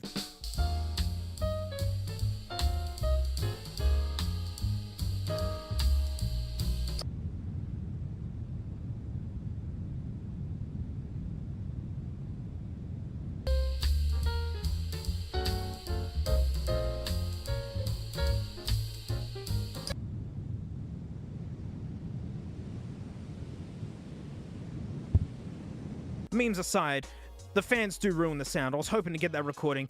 Yeah, on the lower setting, funny enough, they're even worse. It has this big low bass to it, and you can feel it kind of, no, not vibrating. There's mechanical stuff going in. I mean, it's awesome. You can see the fan in there, and like, here's the filter out here. Oh, I haven't even. Ooh. Oh, there's your carbon. I mean, it's technically a thing of beauty. It means these motors are pulling through the filter. They're under load. They're not just happily spinning. They're doing work. On the highest level 3, it's actually better. There's less vibrations. I guess because high-pitched noises are easier for the noise canceling to cancel out. You know, bass is very difficult. But then it's louder for everybody else. Not that you'd know, because the noise canceling this is really good. My test is playing the drums. How tolerable is it? And it's quite tolerable. It's not as good as real earmuffs, so I can't get crazy loud, but I can still get very loud. And on the topic of sound quality, they sound great. Of course they do. The HD 600s are from 1997. Humanity has figured out how to make things sound good for human ears. They sound great with great noise cancelling. They just weigh a ton. But these are effectively just headphones with a subscription. Huh? A subscription? Well, yeah, you gotta buy new filters, you idiot. You're indebted to them forever. And like, I don't see these being a big seller, so it's not like you're gonna find third-party ones easy. When I picked these up from JB Hi-Fi, apparently only one other person had ever bought them, and the only time they've seen people wear them were the Dyson reps who visit to like talk about Dyson things. As I said, man, the price on these keeps getting lower and lower. The tech person in me goes, these are pretty effing ridiculous. The way that these go on is just so hamstrung. It's smart alecky guts that don't let you use it in the way that you want to. And you know that cool case? Where the stink does this go? Like, really? Is this just meant to smash in there or something? Like, is that it? It's. I'm actually looking at the manual. Like, does it show the case even once? Ooh, there it is. Nah.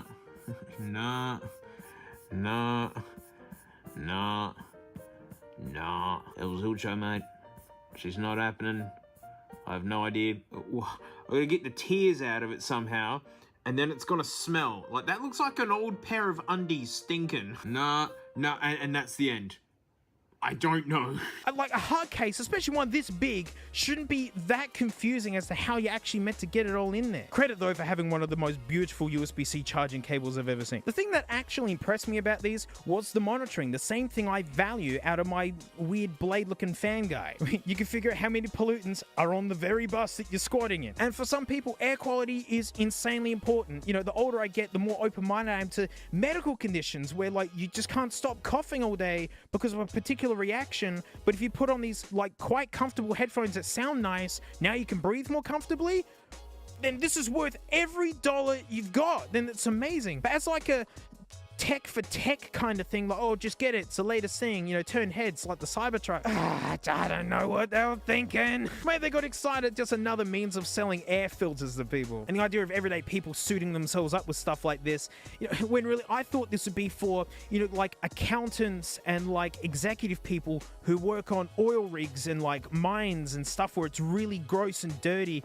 and like they just happen to have to be around the industry but kind of have nothing to do with it at the same time. Although, you know, reading reviews, someone said that during like wildfires and things that these did a really good job. The wind does feel nice when it doesn't smell like plastic, but for less money you can do an entire room. Those of you who need something like this, you're jumping up and down and you can't wait to get them. But most folks don't want to put more gear on their faces. It's kind of like the issue with VR, even like the new like, you know, cableless stuff that you just poink on. This is a lot of I'm still glad they exist in a Fiat Multipla kind of way. I'm gonna cherish these forever. These are heaps funny in the headphone collection. So they're expensive, but they're built excellently. They sound great. The noise cancelling is fantastic, and they got a fun gimmick to it. And unless you need them, you don't need them.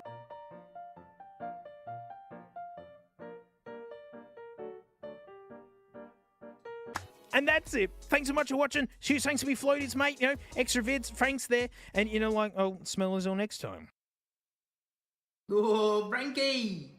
You on the floor, Frankie? Are you on the floor, Frankie? Frankie! All right, I'm coming over. Frankie! Frankie, are you on the floor, Frankie? Are you on the floor, Franken?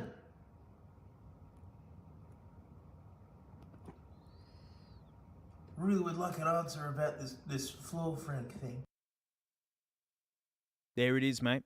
Ticket to a listening experience that you didn't know you could have. So music is content and means that there are no rules to how you can absorb the content. It's however it means to you. I'm really into true crime. I don't do horror movies at all, but I'm infatuated with true crime. And quite often there'll be like a 2.5 hour episode of some long form thing, the whole interrogation, the entire everything in the background while I'm doing something else. And you know, and many of us do that with music. I mean, you know, call it bubblegum music. It's just something for your ears to chew on. But we can argue that if you're doing something else during the content, you're not really gonna absorb it very much. Hey, if you watched Shrek 2, but you're on your phone the whole time scrolling memes, you're gonna miss a bunch of stuff. So as I said, there's no wrong way to interact with content. It's just gotta make you happy. But there are many of us who want to have a heightened listening musical experience, but all we're rocking is the set of, you know, these guys. What happened to you? What? I pulled these out of a drawer. Oh no! Oh, my first gen Apple Buds.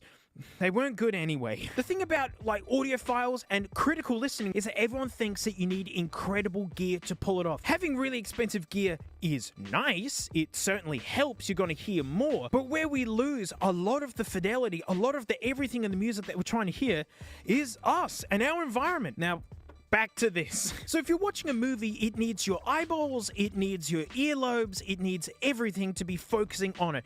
But with music, you don't need your eyeballs. You don't need any of that stuff. And the human brain is just like a computer processor, right? If you bog it down with other things, it's gonna start chugging a bit slow and it's gonna start getting distracted. And in the content world, music's kind of weird because, yeah, you don't need your eyeballs. We're in this world where like a lot of entertainment is games. It makes more money than movies currently. And that's more than your eyeballs and your earlobes. That's then your fingertips and your agilities and whatnot. It's actually why games are so amazing. And why, if I wanted a big in-depth story, I'd just get back to playing Baldur's Gate 3. That game has consumed me, you know? Cue this. This is an eye blind. Simple as that. It just blocks out light. People use them for sleep. People use them on airplanes. And I adore it for listening to music. I mean it. It lifts everything up. Even if you're rocking Dirty Buds, they have no chance of actually plugging into anything anymore. You know, it's like Earth, Wind & Fire September. I always brought up the Bongo Man. How do you think I heard the Bongo Man? I'm telling you, when you shut off your eyes, all this extra brain power is now available to take in other stuff. Killing Me Softly with his song, the hiss of the tape. Yeah, you're hearing the hiss from the tape being reeled up. The reverb of just the room just being like, the angelic backing vocals. Electric Avenue. If you want like the 1980s super fun noises, at the time things that made electric bing bong noises was just all the rage, and they're just going for it. Now, there is a special ingredient that makes this work, and it's a special ingredient that some people cannot get their hands on. It's impossible. Out of stock, you can't get this special ingredient, and it's called peace and quiet. If you've got kids, or you work 2 jobs, or you study heaps, and you're in a share house, that's going to be the biggest barrier, unfortunately, is quiet. Although that's changed, because it doesn't matter what headphones you use, you're going to hear a massive bump just by turning your eyeballs off. So many of us have noise cancelling headphones. Like in the last 2 or 3 years, even like cheap bootleg headphones now have active noise cancelling. That'll do it. That's all it takes. Just take some of the noise off. A lot of songs only last 2.5 minutes plus. A lot of albums are only like 40-something minutes. You can get a whole album critically listened and like get the entire experience. I don't know, maybe it becomes part of your routine where you pull up to work a little bit early and sit in your car with an eye blind on and just listen to some songs. Maybe it's right before you go to bed. The whole house is quiet. Your kids are going to bed. Everyone's happy, right? And just for half an hour, you put your eye blind on and you just absorb some music. That's what I mean. There's no right way to listen to content. Like so many of us do it in found time when we're on the bus while we're waiting for a thing. I'd love you just to try it once. You can see just how much you get out of it. And look, you can put the pieces together from my thumbnail. How can this be done for free? Well, tie a t-shirt around your head.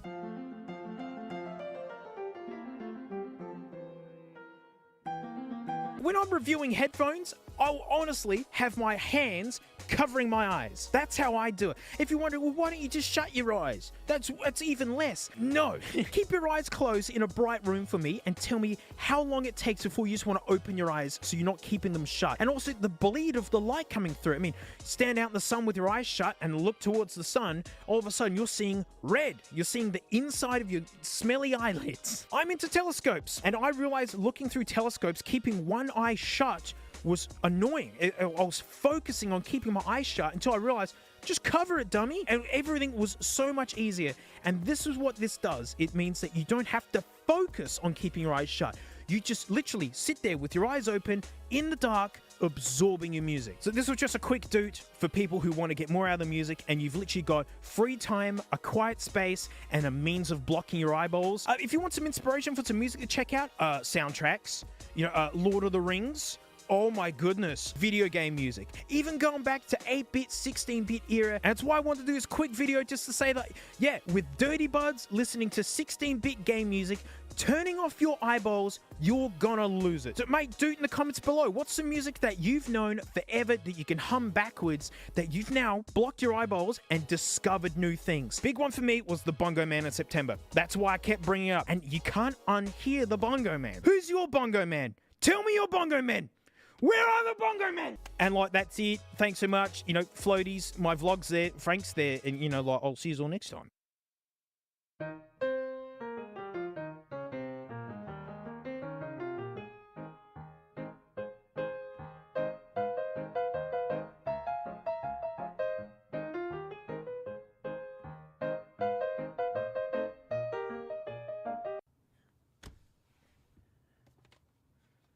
She's still going, mate. That's not the date. Mate, we're talking about iPads. This is my iPad 4 from back in the day. I bought this brand new, and this is actually my original case again because the second case I got is now worse than this case. And now this one looks better again. That's how long they've been using that port for. It's been fun watching the iPad flourish into what it is. I mean, when it first came out, everyone just joked, oh, it's just 4 iPhones stitched together. And for a long time, that kind of was what it was. was like a slightly faster iPhone that also had less tech inside of it at the same time. Like, they never had good cameras. And controversial as well for people because, you know, iPads are mandated in a lot of schools. And it's funny because I used to work in schools as a music teacher, the drums, mate. And I was there as schools just transitioned to iPads for the first time. And it's interesting because I went from students never bringing their homework, never knowing what the homework was, and just being like, oh, I don't know, I forgot, to never forgetting homework, always having their assignments and always having everything because they never left their iPad at home. And then seeing good parents monitoring the iPads properly, you know, having like the passcode set up so you couldn't just install apps, although in 2020 kids found a way around it that they only just patched out.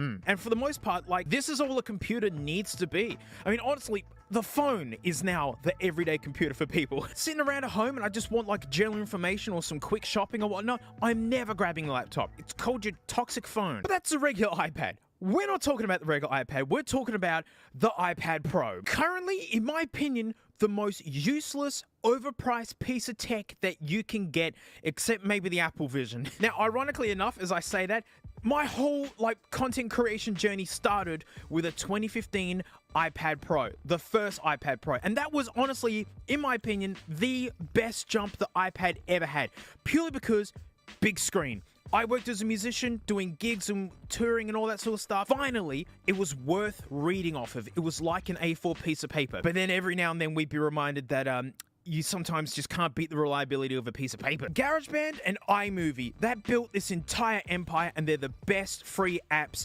ever made. And recently, the newest iPad Pro's come out, and I'm here to tell you, don't buy it. Hey, and I'm doing as I say because here's my iPad Pro.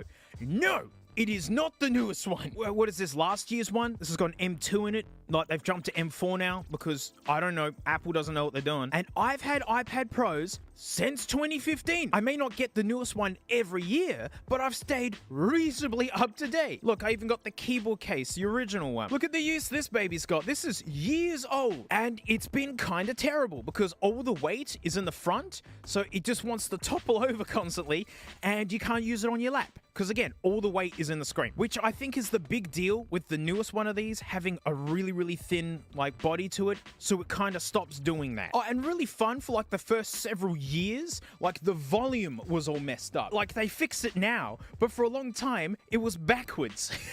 And I still use my iPad Pro to this day. This records all my DangPods audio all the time. I mean, like, currently there's some other machine taking over so I can, you know, have this in frame. But yeah, using GarageBand with a USB desk, GarageBand's awesome. It's simple. It does exactly what I need to do.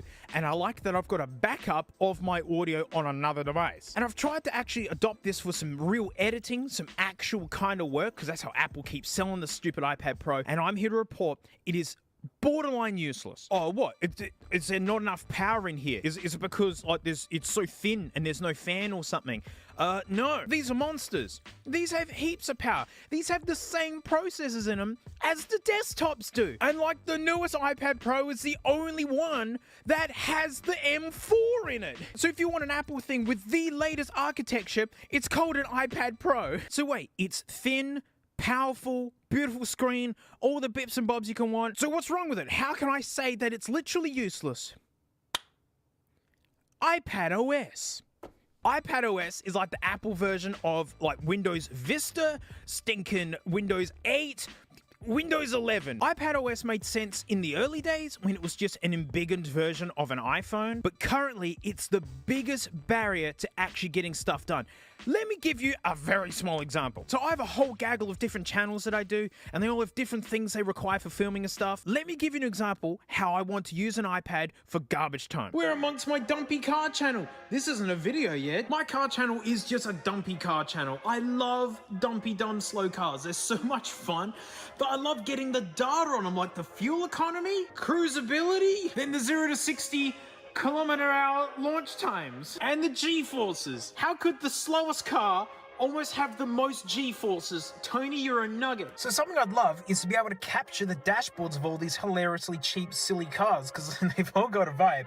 And look, a lot of car channels will put a GoPro there. I don't use GoPros anymore because I've lost more footage of GoPros than I ever gained, and that is not hyperbole. And a lot of the competition is just like, you know, stupid clones. What I'd like to do is take like a webcam and like stick it like this, and then just capture the footage out of that. That's all I need, right? Strapping a phone here would be a nightmare, and there's legalities of having a phone like sitting in front of you like that. But you know, what if like webcam down to like an iPad in the glove box or something, or this handy head bucket area, because when you have an accident it'll catch your head matter, and so you can clean it out easier. That would actually be handy if the iPad was just this portable slate that could just capture footage off of whatever I plug into it. So look, we are in Final Cut.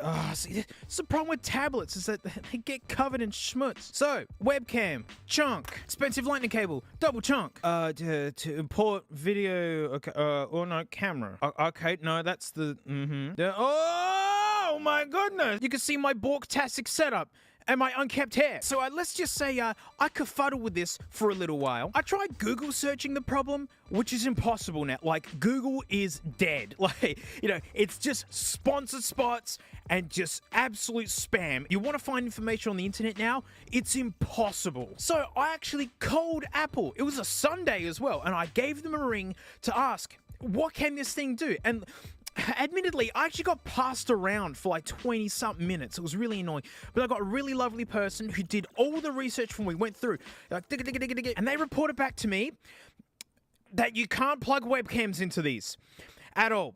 No. Ironically, it'll pick up the microphone in this, not the video. You could wirelessly sync up a whole gaggle of iPhones that have them as separate cameras, all recording at once, and you could be a producer and just doink between them. But standard webcam. Let me show you how effed up this really is. Oh, wow. You know, proof you don't want to meet your heroes. Here's the TankPod desk. Notice there's just this clearing where I film, and then there's just border wall of just e-waste. That's where the ePC lives. There's the iPad Pro doing its iPad Pro thing that it does best, which is just be hooked up to a desk and just take orders. But this is a 2007 iMac. Dual core, baby, that's all you need. Now let me show you how important software is over hardware, right?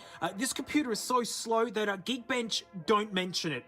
Like, you scroll right to the bottom, it ain't there, mate. Here's what is this? A Lumina camera. I mean, I'll talk about this in my next Tech That Let Me Down special. Look forward to that. But anyway, it's a 4K whatever camera, USB-C, right? This thing predates USB 3. And look, here it is, running Logic Pro, right? This ancient beast, yeah?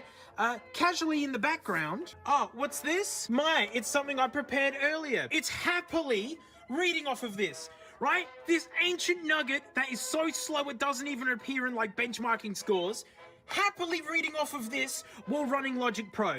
And even better than that, it's even playing 1080p Mighty Car mods, all at the same time. I mean, this screen's like 40 pixels short of 1080, but it still counts. Look how good that, look, this is a 17-year-old computer, you know, and like, this is all at the same time. I simultaneously want to scream with laughter, that I do just want to scream with absolute angst.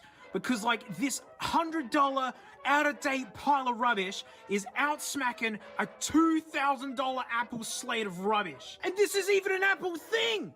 17 years old! Why even go on the USB-C from USB 2.0? It still finds a way to work. So, like, it doesn't matter how much horsepower you got. Oh, we got the latest chips and all the latest AI. Everything's AI. Bork your music with AI. It's about software, right? Actual real software that you can actually do stuff with. I still unironically use this, you know, like Notes and iCloud work fine, totally fine. Anytime I got dot points that I got to read off of for a video, I'm reading it off of this. I'll update it on my phone and it'll boink here immediately. Every nugget dip you've seen me do, like playing with a computer, it's this computer capturing its own screen. If this isn't a sign that consumer tech is peaking, I don't know what is. And there you go. Less useful than a 2007 iMac. The OS is everything. It doesn't matter how much power you give it. Incredible cosmic power. Big corporate restrictions. You know, a $2,000 iPad with like $50 a year software. Yeah,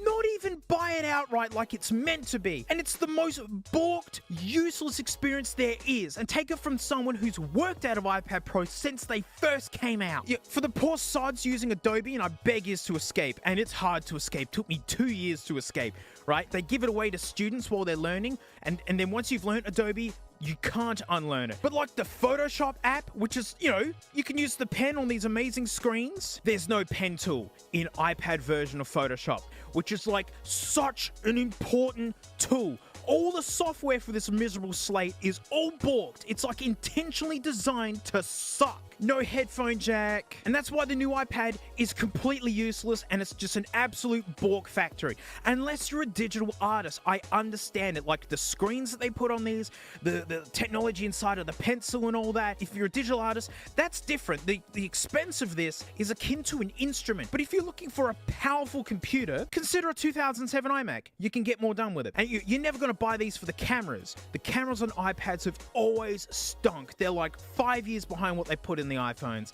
This is so carefully nerfed to fit in their crappy product strategy. All their devices now run the same processors, right? They're all on the ARM architecture. Macs can run iPad apps now. iPad OS needs to go away. It just needs to be Apple OS, right? And you have the touch version and the desktop version. And the way I can see it working is that iPhones only go to the desktop version when it's plugged into a monitor. iPads can be like both. You can opt for touch interface or the desktop interface, and then the laptops and the desktops should be desktop only. I'd love to live out of my phone where I plug it into a display, keyboard and mouse, and I can just manage files, manage folders. There's a files app in this, but it's miserable. Anything to do with an iPad is miserable. So until they ditch iPad OS, and unless you're like a graphic designer and you want to stay right up to date with all that sort of stuff, don't get this. Literally, the day that they ditch iPad OS, that's when it's worth getting one of these. Linus's review of the new iPad Pro, I compared it against a 2018 one for YouTubing and regular stuff. It's no faster. All this performance is going nowhere. And so that's how I can do a review on new iPad Pro without having the new iPad Pro, because in my entire existence of using them, I've never been able to do super top-end work on it. Honestly, the most use this guy gets is recording audio and then being a sidecar display for dragging assets out of. Maybe their brand new case is the most amazing thing you've ever used. But get a used MacBook Air if you want to type all day. And what really drives home the sorry state of iPad OS is last night, and I mean this, just last night, they finally completely revolutionized the iPad experience. They gave it a calculator. Yep, you heard me. This whole time! So if you got FOMO about your old computer and you're worried that you're not keeping up with the rest of the world, well, just remember, a 17-year-old computer that doesn't even get onto benchmarking scores due to being so slow is still working as a perfectly cromulent everyday machine. Smell you never, iPad. Well, that's it. Thanks so much for watching. Shoot, thanks me floaties, mate. Oi, that's where me vlog is. And that's where Frank is. And, I'll see you all next time. Cool, Frank got a rat in there, and the poo from another rat as well. There are 2 rats in transit through Frank right now. She just likes to hold on to it. Hey, Frankie. So she's gentle. What a good dog. That dog, I want to pat that dog. The Turbo 6 FM MP3 music player speaker system. It's very rare in my life that something this special washes up in my lap. I mean, it's called the Turbo. That's the brand Turbo. But it's Turbo 6 FM MP3 music. What does Turbo 6 mean? What is there 6 of in this? Who designed this? This looks horrible. Oh my gosh, mate, the features. USB, unbelievable. SD, actually battery. Wow. Oh, I see. It's the same thing on both sides. And, yep, okay. Max output 5 watts. Well, we're going to put a few more watts than that through this. Frequency response 20 to 20. In other words, just the bare minimums. It features a built-in LED display and colorful flashing LEDs. Play MP3 format music from SD card. USB disc can enjoy the music from mobile phone, MP3, MP4, PC, and other audio devices. There's a full stop there. And no space. I'm sorry, the USB disc can enjoy the music, but can I enjoy the music? I paid for this. Now, this technically isn't brand new. I did find it at Cashies. Proof that you can find your dreams there. I hope it's actually the size of this box, because that's the thing about it is you don't know if it's going to be this big. Turbo. Oh, it is! Yes! That's excellent! Oof, look at this bougie handle. It's just made of the cheapest nylon I've ever felt, but the mold they use is very nice. Mate, she's Turbo. It says Turbo right there. And the obsession with turbo over the years, I mean, it's just a weird snail-looking thing that uses exhaust pressure to compress air for the engine. Ooh, that's not the on-off, is it? Surely something was there and it snapped off. Let me see the illustration. Yeah, the on-off switch is meant to be that terrible. What? Holy JPEG! Wow, that is low res. That's probably some freemium thing that they've downloaded and just stretched to fit. Wow, this is awful. Same. Right. How many times can we use the same assets over and over again? Mate, don't tell me this thing was never meant to be good. I like how they've even tried to decorate this slightly, like with like little corners and things, despite it just being miserable. Mini USB, of course it's mini USB. Oi, right out the go, mate.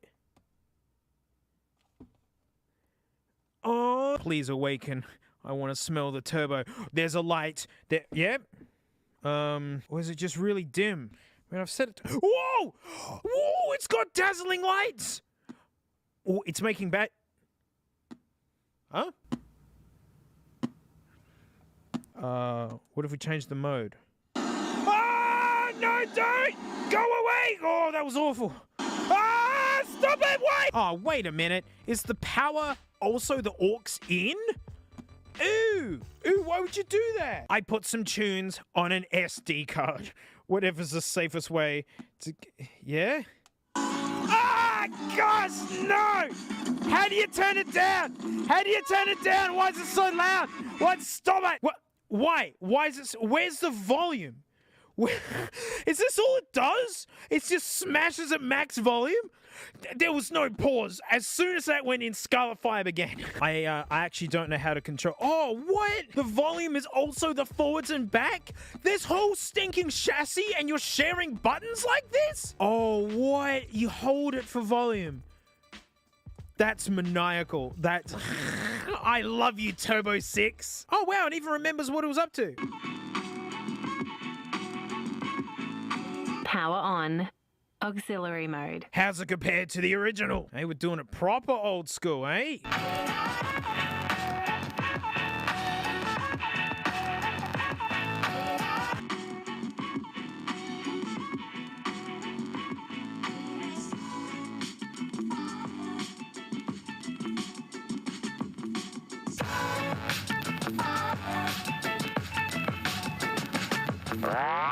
It's quite clear that the sexy speaker just absolutely dominates. It's got so much more bass. The top end, everything's better in this like smaller sausage-like container. This big reeking pile of rubbish just blasted my ears at max whack right out the gates. Actually, how loud can it go? Decibel meter, where like a 5 decibel difference is actually quite a lot.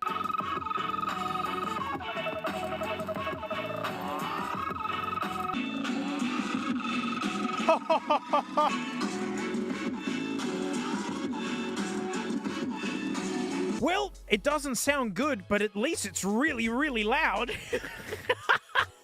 Ew, I love how it's distorting the guts out of itself, like its own amplifier can overpower its pathetic speakers. It totally sucks that it doesn't have a regular aux in, because then I can't just plumb in the stunning Maraca Cracker 9000, which is hooked up to an amplifier used in like supermarkets, you know, like all the speakers in a supermarket, and it sends all the power straight out of this. And the last time this featured, I accidentally sent all of its power down the headphone jack of my beloved 5.5 Gen iPod video that is like an heirloom of this channel. This is like what started it all, and it killed the headphone jack circuitry and the motherboard. It boots up, but no more sound. That's why it's been conveniently labeled now as to what's in and out. But what do you see at the front? This is speaker inputs. I'm gonna find a way to blow these up. You watch. I actually got to build my own one of these because I went to LTX last year. And look, I did Aussie colors. Got to be really careful with it because I definitely want to put this back together, you know? Oh, I can just remove all these. Oh, very good. I'm worried this whole thing's just glued together. Oh, no. No. It's garbage. Yes. You see how small they really are. These are stinking not cheap, these screwdrivers, but it's been really, really stinking useful. Wow, this is made out of pure Garbolium. I mean, I'm blown away they actually got little connectors and things, or that they just, like, snot them all together. Looks like there's a bunch of holes drilled for other stuff. Oh, this is really thin gauge stuff. And it's really dry and brittle. It doesn't want to do this. No! I used to be good at this. I'm worried these wires are going to smoke. Maraca Cracker up. iPod being plugged in the correct side. in. Oh, these poor wires. An entire supermarket's worth of power's coming through.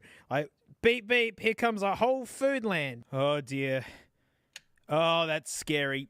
Oh, I know how powerful this really is. Yeah, so we got a Nutter up to Dingus, Dungus, and then no one's ever gone Chungus. Ever. Okay. It's working. Oh! Oh! No! It's dying!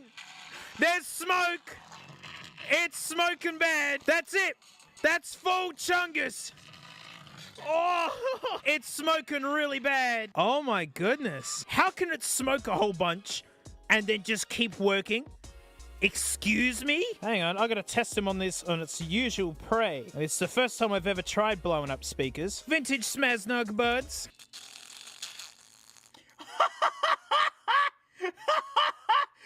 Didn't make it the Chungus.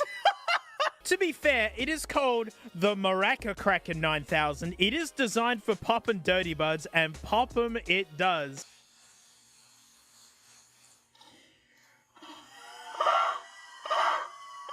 Old mate Chris, who built me this thing, was teasing like, well, we could make it stronger. I'm like, but why? It reliably blows up buds. We need something that blows up speakers now. Oh no, we're gonna make the Maraca Cracker even stronger, everybody. I'm gonna put this away before I destroy another iPod. Oh, hang on, I'm getting all the bits together again.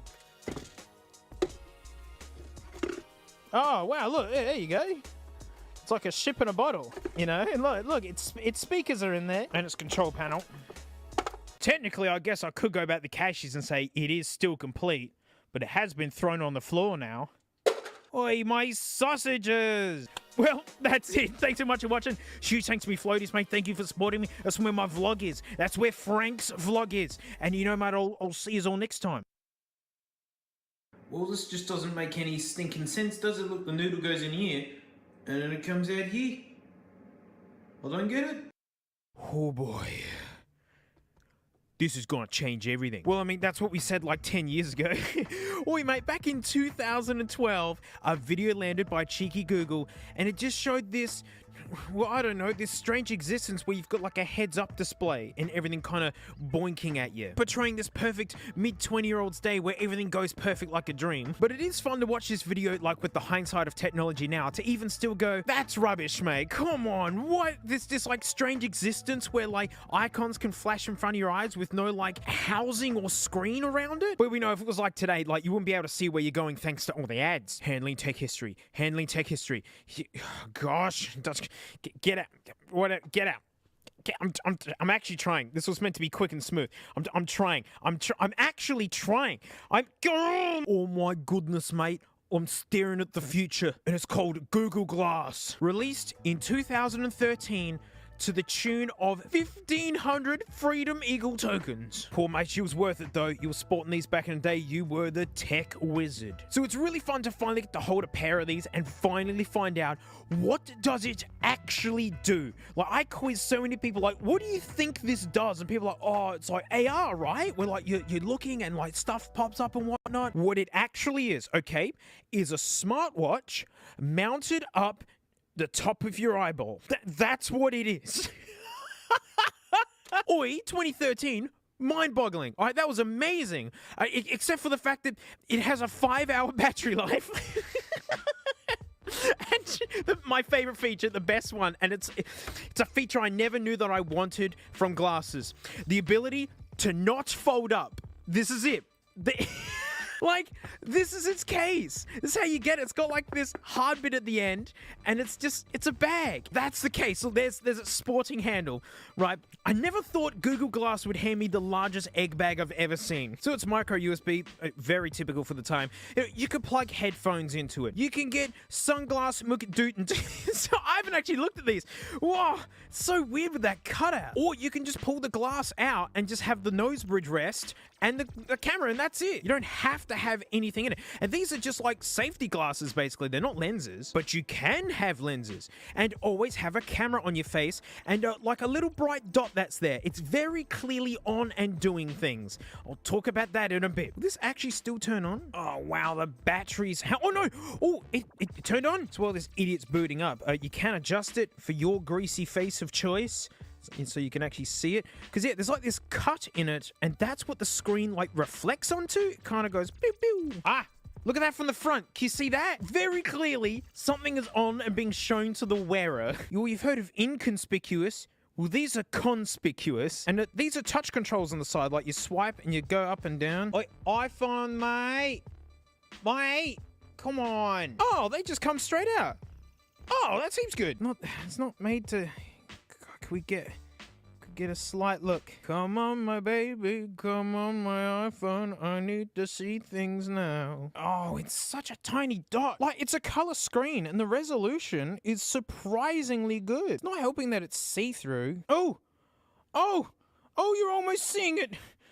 I've been at this for like 10 minutes. Oh my goodness. It looks horrible.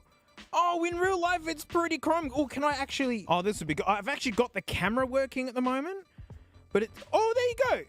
Sort of. Yeah, I mean, it doesn't help that it's basically looking at the same thing that this camera is. But yeah, like, this... Oh.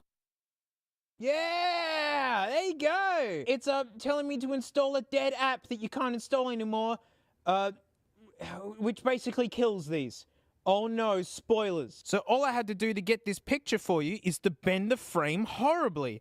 Like this. This whole part here is nothing. This is the device. I mean, cool stuff, being able to just Google search on the bonk as you're going. I mean, back in 2013, that was worth doing before like fake AI rubbish and just sponsored spots taking all your search options up. Basically before Google completely sold out. You know, yeah, sure. Google as you go, why not? Oh gosh, imagine the ads this thing would heave you if it was like a brand new thing. So on my reading, it lost like $895 million.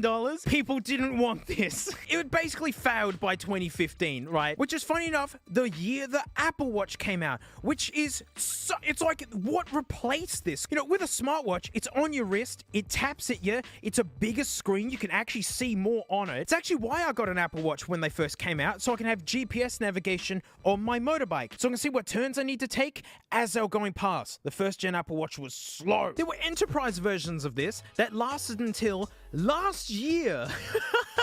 But the apps died in 2020, and the apps make this piece of rubbish work, meaning it's absolutely dead today. You want to get one of these? I hope you like a piece of ancient tech history that rots in your house. I wanted that. This is so funny to hold and to know that it just absolutely bombed. No, wait. Let's be cool. Oh, woof. Now we're cool. So a major problem with this guy is, well, when they first released it, they didn't make it like a big opening where like everyone could get them. It was like influencers and like keeners of the whole like Google Glass thing, you know, kind of like a beta test, I guess. And so what kind of happened is that these like tech people were being like handed these Google glasses, and they got to be king snob with their like cutting edge tech of the future that won't be superseded by like a cheap watch on your wrist. Yeah, and they were lovingly called like glass holes.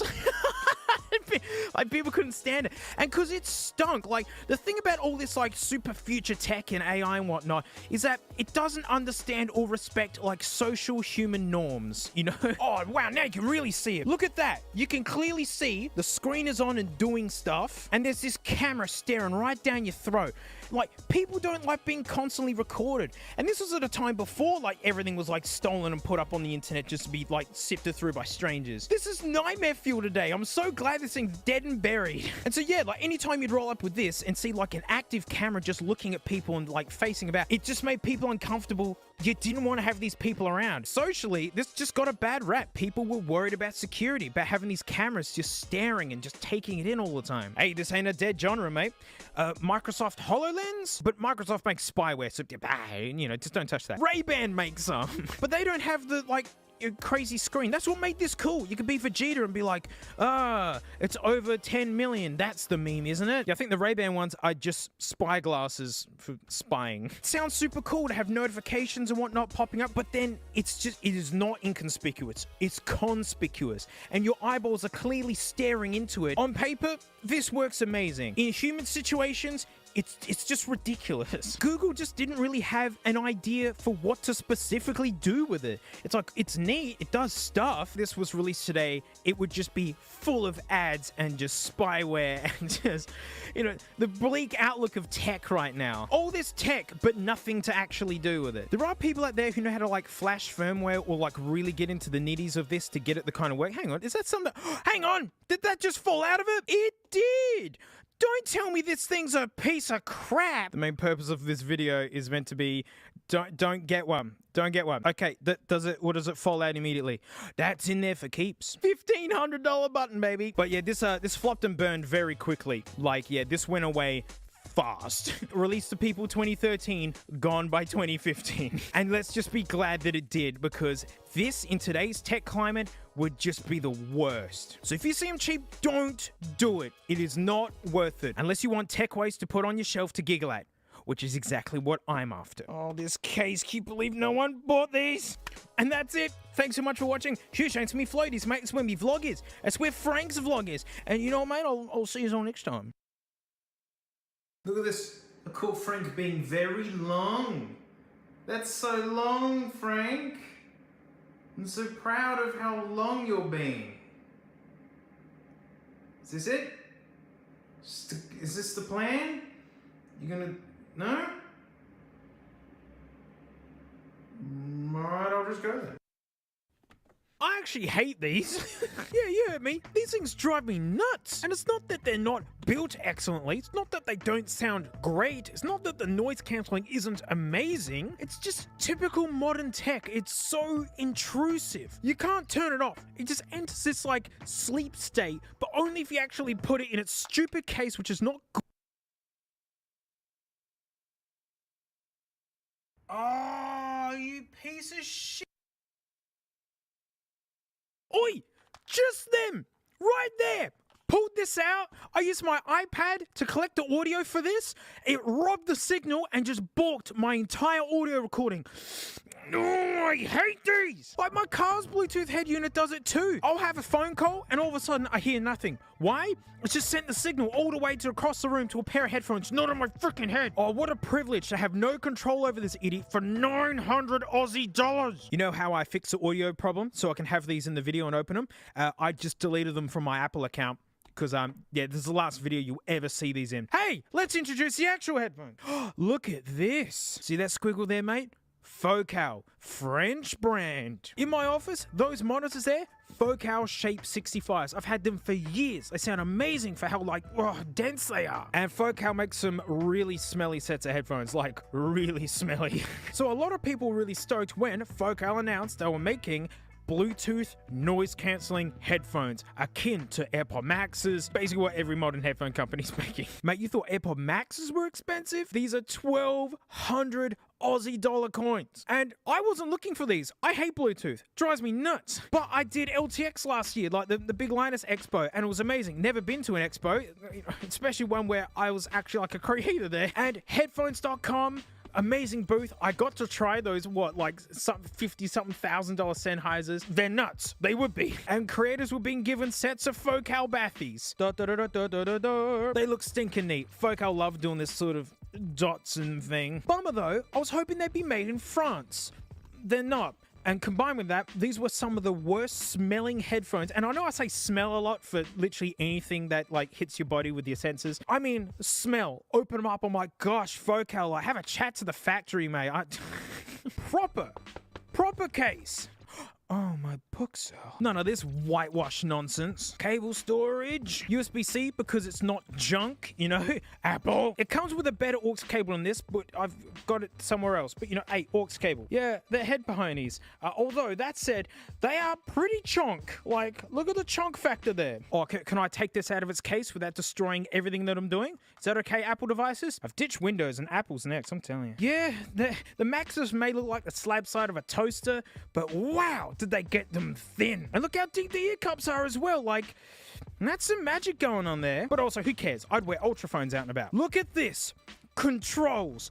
Actual controls. Oh, an off button. Oh, but it does have an inbuilt DAC, which is killer. Like, it's got a DAC. It's interesting how these glow and light up, but you need to use the app to turn it off, which is annoying because I hate it. You're like such a dorcas idiot. And on the plane home, I felt so bad. I didn't use them because these were just lighting up. But it's because I refuse to install any more apps. I'm done with them. Yeah, nicer headband, mate. They swiveled. It's fit your greasy head. I like how the drivers are angled because, yeah, our ears point forwards. You know, how sound gets in. And the freaking aux jack. Like, that's so good. Because what I actually love doing with these is to use them like electronic earmuffs and then plug in iPods. I'm going through a huge tech purge at the moment. Like, you know, CDs and iPods are back on the cards. And these have been great as noise-canceling, aux-in iPod drivers. But seriously, just being able to turn it off and then they're done. They're not listening anymore.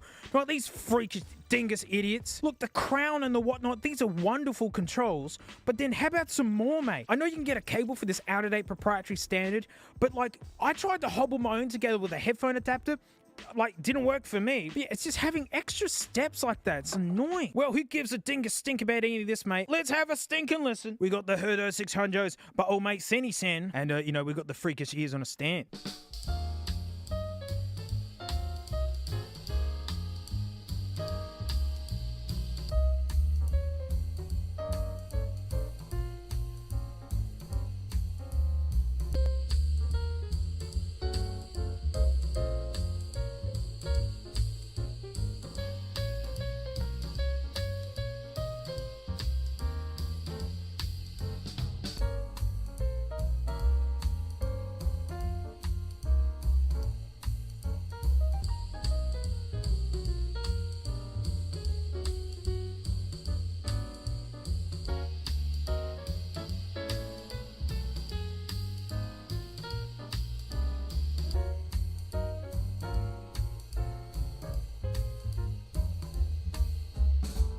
So, like, the thing that these guys do, bass.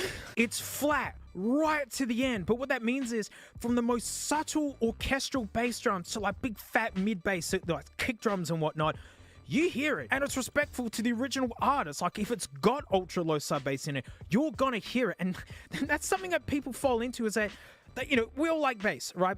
I could go into music philosophy to talk about why people feel that way about bass, but you don't just add bass to everything. You go find bassy music. Outcast Roses, mate, that's got heaps of bass in it. Don't take Green River and just like max out the bass on it, because it will sound like rubbish. But when you're getting into this territory, because the maxes are excellent. Apple Manager's Logic Pro, they know what high-end audio is all about. And when you get into this tier, like, they really are just different flavors of good. I can see how a lot of people would rather the really flat profile of this. They are heavy, but it's all in the headband. It's fine. And people who just like these are just normal looking headphones for the most part, with actual controls that can help you keep them alive, hopefully after the battery's done run out. My AKG Bluetooth headphones I've had for about 5 years. They're dead. Yep, they died. Not even plugged into the wall. They don't even turn on anymore. Combined with the sound is noise cancelling, because like noise is the enemy to nice sound. That's why I don't get too worked up about car stereos, because you're hearing of the tires and of the incompetent degenerates on the road and from the incompetent degenerates. Even cheap headphones sound amazing in a dead silent room. So that's why people get excited about noise cancelling. You know, houses are built on top of each other now. Having a big house in a yard, that's dead. The boomers took that away from us. So being able to create silence, pretty special. AirPod Maxes win. It's next level. Like, they really figured something out. But this is fine. It's conventionally nice. Although with the pass-through, like with the microphones, it's like a hissing noise. And for $1,200, you know, that's not great. But if I'm like cooking, right, and you got the vents going, it's just like I could put these on and listen to what the TV's doing, and it would be fine. But Ben, Bluetooth headphones, mate, what about the microphones? And we've got to square them up against the greatest microphone challenger of all. You know, like Apple Dirty Buds from like, what, 10 years ago? So like this one time, mate, I kind of realised that we're all done finding new flavours, hey? For the last few thousand years, humans have kind of found every tasty thing on the planet, mate. And it's like, inspired by oranges, mate, I've decided to like invent a new fruit. I call it blue. People say, can I have some orange, mate? I'm going to like normalise people going, can I have some blue? And like, it's gone too good, innit? So I've gone around all the supermarkets, mate, been all like, suss this new fruit called blue, get some blue in you, mate. But like, I didn't bring any blue with me because like, I wanted to save a big secret review, but I wanted to guarantee I had a whole bunch of supermarkets like tailored up to be like accepting of my blue fruit, mate. And like, tomorrow's the big launch. I've already got 500 supermarkets in, mate, because like, You know, everyone's desperate for next thing to earn heaps of money from. Hey, so like tomorrow, mate, Blue's coming out. I can't wait. So like, mate, it's after like the big announcement and reveal of Blue. It's gone terrible. I was feeling pretty confident, mate, backstage, hey, and I decided to show someone like what Blue was, and like they learned that it was just grapes soaked in Gatorade, Blue Gatorade, and like by doing it's non-new fruit. In fact, like one of the sponsors is Powerade, and there's like definitely a conflict of interest, which was made apparent in the question answering session after the announcement, mate. Like, I'm actually hiding in the boot of a car, and like we're heading to the airport, mate, and I don't even know where we're going. But I owe so much money, mate. So yeah, if it's Bluetooth, the microphone's gonna suck. They smashed it! Smashed it! It's embarrassing! That's Bluetooth for you. And the Maxes were better than these, right? And these cost more. And also the fact that these will die. They're going to die. Watching my AKG die in my arms and just realize, oh, it doesn't want to talk at all anymore. They're just bin food now. And not to mention, I've got headphones from the 70s that not only still work, but sound outstanding. You're lucky to get 10 years out of these guys. As I said, I'm basically going through a tech mutiny. I'm pushing back against this like crappy tech status quo. Going back to owning discs, using cables, owning stuff, and these don't fit in at all. Like these are gone. Like these are, I've taken them out of my Apple account. They're off to cashies. But these have a hope of hanging out, like with the aux there, mate. The inbuilt DAC helps with that as well. It's got cromulent noise cancelling. I like how they look. I hate the lights. Maybe I'll have to install the app. I think there's more flex than rocking the Ultra phones all day with like, you know, with an iPod smash into it. And the day these die, that's exactly what I'm going to do. I may never buy another set of Bluetooth headphones again. They're great, you know, as you'd hope they would be at this kind of price point. It's just how long will they be great for? And how long can they hobble along without full power out of the batteries? Like, do you have to use 2 cables, always plugged into a portable battery pack like Vision Pros with the aux as well? Or are they going to be like the AKGs, where as soon as the bats are gone, no more, nothing will turn on again? And that's the gamble with Bluetooth. And that's it. Thanks so much for watching. Cheers, floaties, mate. Thanks for supporting me. You know, it's where my vlog is. You can smell Frank there. And you know, like, I'll see you all next time. It's hip to be square. It's hip to be Frank. Nice square, Frank. Look at this square shit. Oh, that's poo in it. No, it was so clean in here, Frank. Can someone take me back to 2001, mate? It's just seemed better back then. In a day that when a phone was just for communicating to other humans, it didn't like let you doom scroll or get scammed as easily. Back in a simpler time. And like aesthetic wise, man, these just look good. And if you ever get to hold one, they are chonk, they are built. It's like a really high-end plastic. Well, the thing we are looking at does not look good. Some would argue that it's the fuggliest. This is a Nokia 3650. First announced in 2002 and hit our faces in 2003. Like, it's emulating an old rotary telephone. This guy has real cred because this is like the first Nokia to have a video camera in it launched in North America. This is what that looked like. If you wanted a video camera that was a Nokia, you had to get one of these.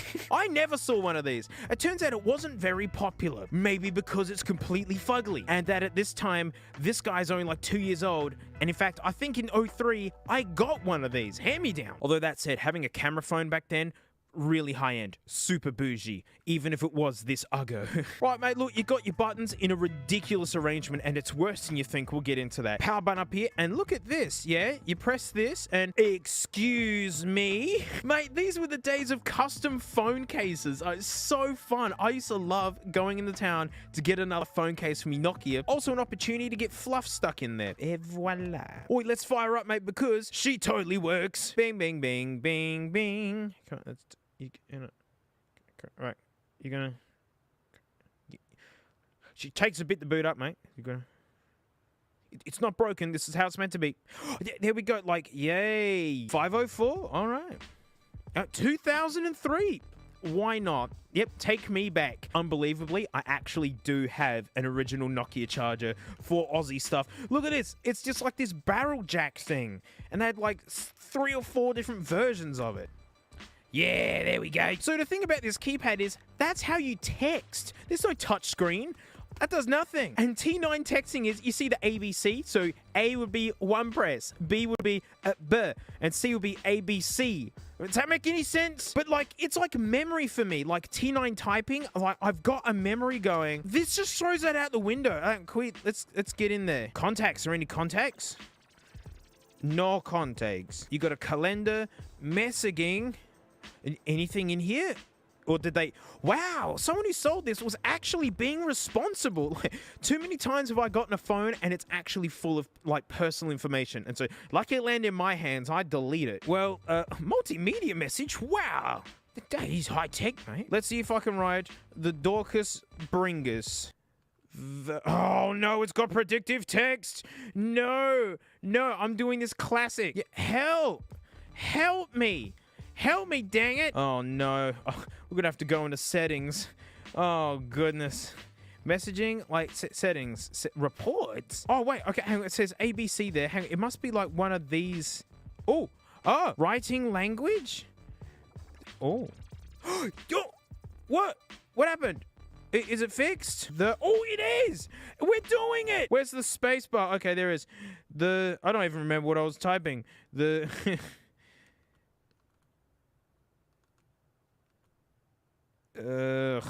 Gosh, I've lost the Chungus.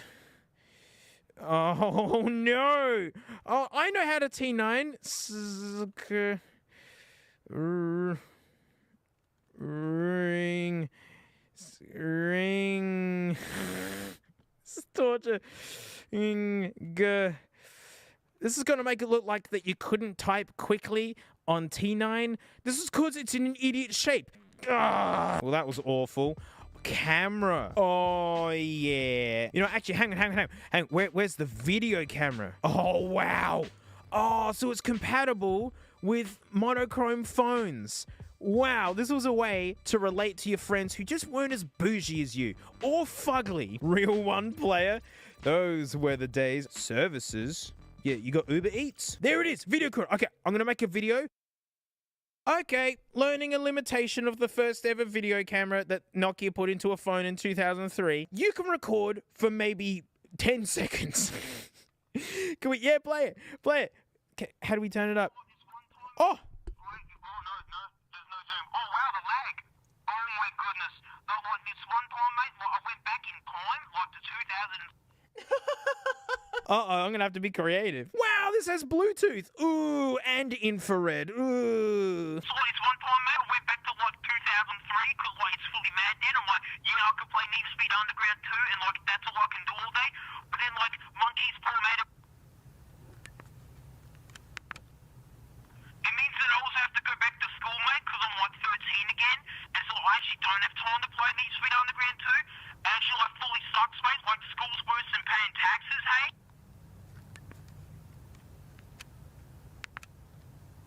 At least it must be worse than paying taxes. Maybe that's why like rich people don't pay taxes. School. This camera sucks. Well, that's handy. We get to test the video camera and the microphone in one fell swoop, and they both suck. I know it's the early days, but 10-second videos. I forgot about those limitations. And now we're in an age where people can accidentally be 4K streaming to thousands of people. I mean, really, like this was a really high-end phone, like 20-something years ago. And now, like, even basic phones can, like, make you world famous. Like, this couldn't do that. There's Snake! There's Frank in it! We're playing Frank. Wow, we're playing Frank. Okay, options. One player. Oh, they're different mazes. Okay. Don't tell me I have to use this D-pad. Oh, I do. That sucks. This D-pad's completely effed. Yay. It makes beeping noises when I get it. Go, Frank. You got it, Frank. Well, in 2003, this made waiting for the bus all the more tolerable. I prefer Candy Crush. Wait, what happens when I die? Oh. Okay. Mix pics? What does that mean? Don't tell me it's a photo editor. No. No. What? Continue? Yeah, has someone... Okay. All right. It's yeah. Having a poo at school. This would keep you busy. All right, Yep, all right, I'm done. Apps. What kind of apps? We got MotoGP. The app? If this is 3D, the full version, lucky us. Oh, man, load, Java, load. Ooh.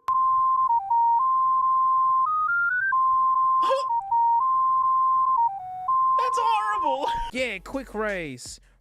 Red Bull, Yamaha, WCM. Gary McCoy from Australia. Yeah. Whoa. It's like super hang on. Do I use this D-pad?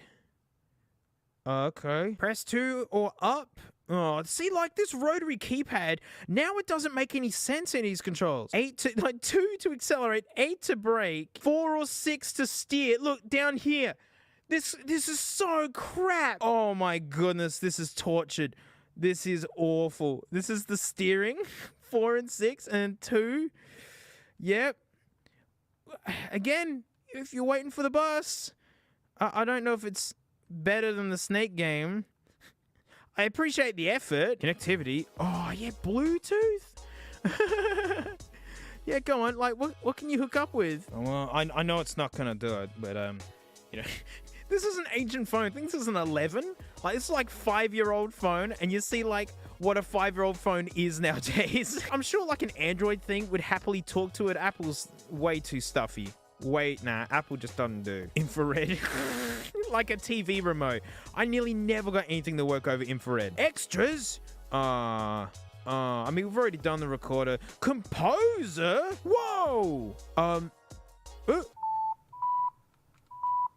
But I'm a drummer. I don't know what... Oh, wow. Yeah, you can do all the notes. You got 8th notes, 16th, 32nd notes. Wow, I wish there was one I can open in here because, this is so tortured with this Borkus idiot-like thing here. That's so cool because, like, in these days, you just kind of mash and it was like number codes. This is actually like a little manuscript thing. But this is like one of the worst. But essentially, apart from talking to people and doing text messages, which is what a lot of this really did back in these days, that's your lot. 2003, man, this was a really, really fancy phone with its like video camera, its Bluetooth, and like these games, they're fine. Like back in the day, they would have been like top end, and I'm sure this D-pad is meant to feel a little bit nicer, and it's probably absolutely thrashed. I remember when this stuff was the highest tech stuff you can get your hands on, and now it's an absolute nugget. That's embarrassing. And then like, yeah, you put a 5-year-old phone near it and just go, oh my. It was the beginning of the dumb days for Nokia, where like they were just taking the same guts and just make it harder to use. But at the same time, I appreciate that Nokia made this. How did this survive so many business meetings where everyone's just gone, it's fugly, but yeah, invest millions into making it. Thanks, Nokia. Let's turn you off now. Yeah, turn off. Thanks, mate. Goodbye. Oh, that was quick. And that's it. Thanks so much for watching. Floaties, mate, thanks for supporting me. That's where my vlog is. And Frank, and you know, mate, I'll smell his all next time. Look at this. I caught Frank being very long. That's so long, Frank. I'm so proud of how long you're being. Is this it? Is this the plan? You're gonna... No? Alright, I'll just go then. We're finally doing car speakers. I'm a big car enthusiast. I got a channel doing it. And car audio is kind of funny. Depending on the car, I can either care a lot or not care at all. Because noise is the enemy of high-end audio. And cars are kind of noisy, you know, especially the ones that I have. It's like an air conditioner running can knock the edge off your $5,000 headphones. What are the noises of a car gonna be like? In the early days of car audio, mate, you're lucky to have a mono speaker and nothing else. I mean, and now basic cars have, geez, borderline subwoofers. Even mid-tier cars have subwoofers. And here, this is a stock car speaker. Like, if you don't upgrade the speakers, this is what you get. And it's really fun to show people that, yeah, like, speakers are just one flat bit of nothing. Bass, mids, treble, it all comes out of this one piece of paper. That's paper, mate. She's a pioneer, so you know it's nice. And look at this, this is a drip guard, because you'd be surprised how much water gets down the side of a car door. Oh, this is when the Maraca Cracker is just so useful. Those of you who know this monster, this is hooked up to an amplifier commonly used in supermarkets, right? So like 50-something speakers, all the power condensed down to just this. Oh, mate, look, we've got the old iPod running. Oh, I'm always scared to turn this thing on.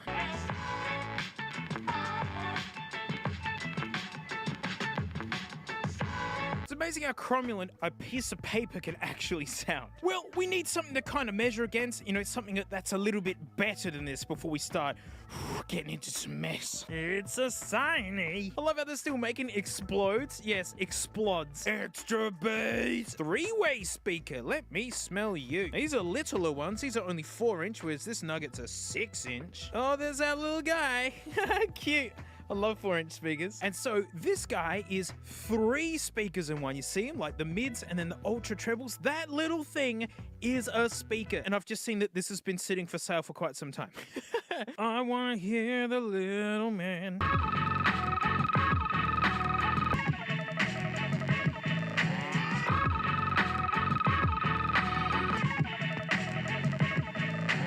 The mids and tops sound clearer. The bass be better out of this.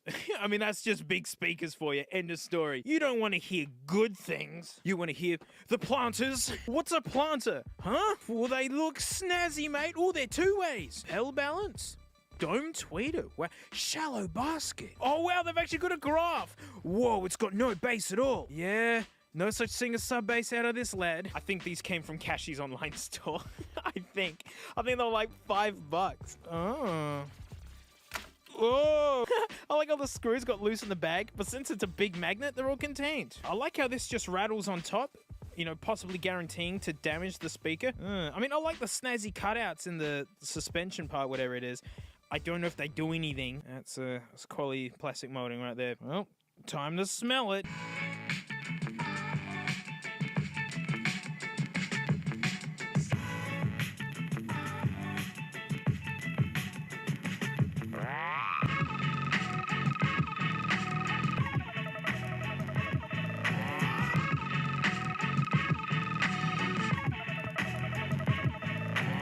It's funny, it seems this is bassier, but muddier. This has way more clearer tops and whatnot. I mean, it makes sense that it's not uber bassy. This is just a little guy. I really would love to know, can the Maraca Cracker pop this?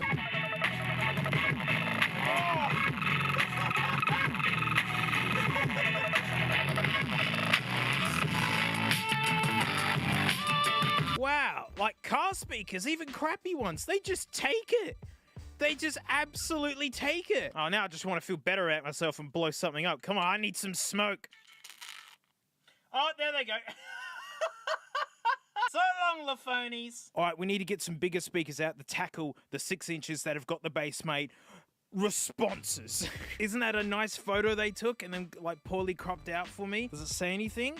Oh, we don't get a frequency graph. Boo! But these are 5-inch, not 6, but they are 2-ways as well. Oh, they're individual. As in packaging wise. Look, it's a strange cardboard burger. Oh, there we go. Oh, look at this. They actually like put a thing on it and around the guy. Response, they're really caring. I mean, like, the cover isn't amazing. Better than the planter, but...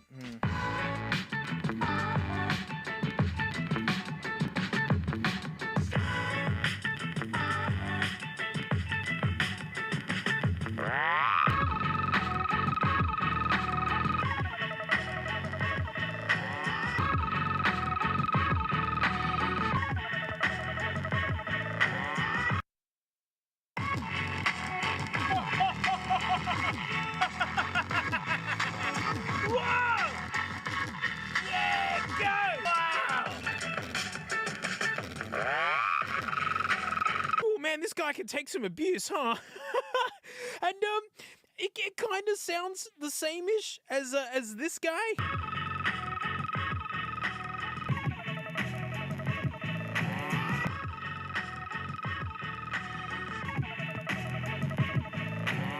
Look how cockeyed the tweeter is. It's like it's made out of crap or something. Oh, that one's been made properly. These both sound pretty similar. I wouldn't be surprised if underneath all this it was kind of the same guts. Oh, magnets don't like... It does have a bigger magnet, but it could be BS. I mean, I wonder how long they'll last for.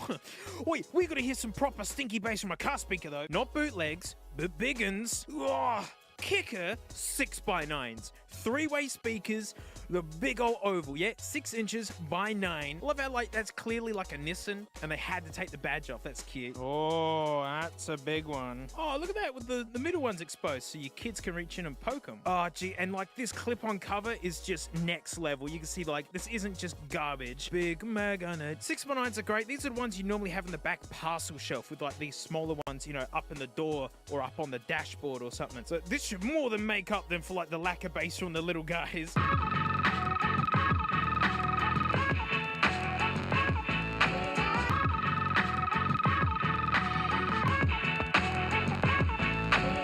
Yeah, that's more like it. Like 2 of these with some nice speakers up front. They're a bit woofy and crappy sounding, but I'm sure you could try and save it with the EQ. Or, you know, just don't get speakers this cheap.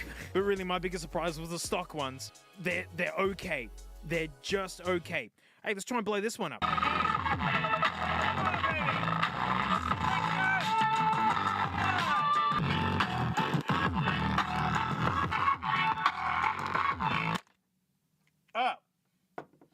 Oh, wait a minute. No. She's living through it. Still going. Oh, no, that did it. It's amazing what speakers can put up with.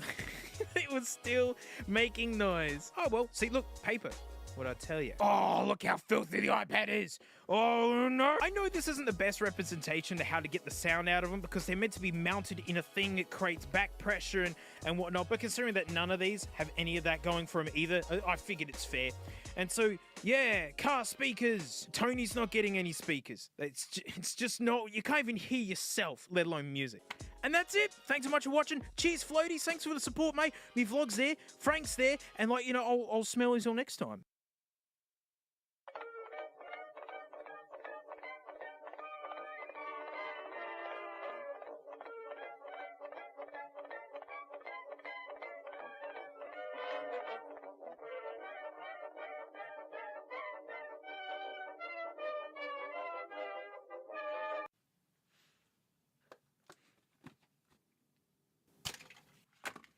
Traditional audio nuggets.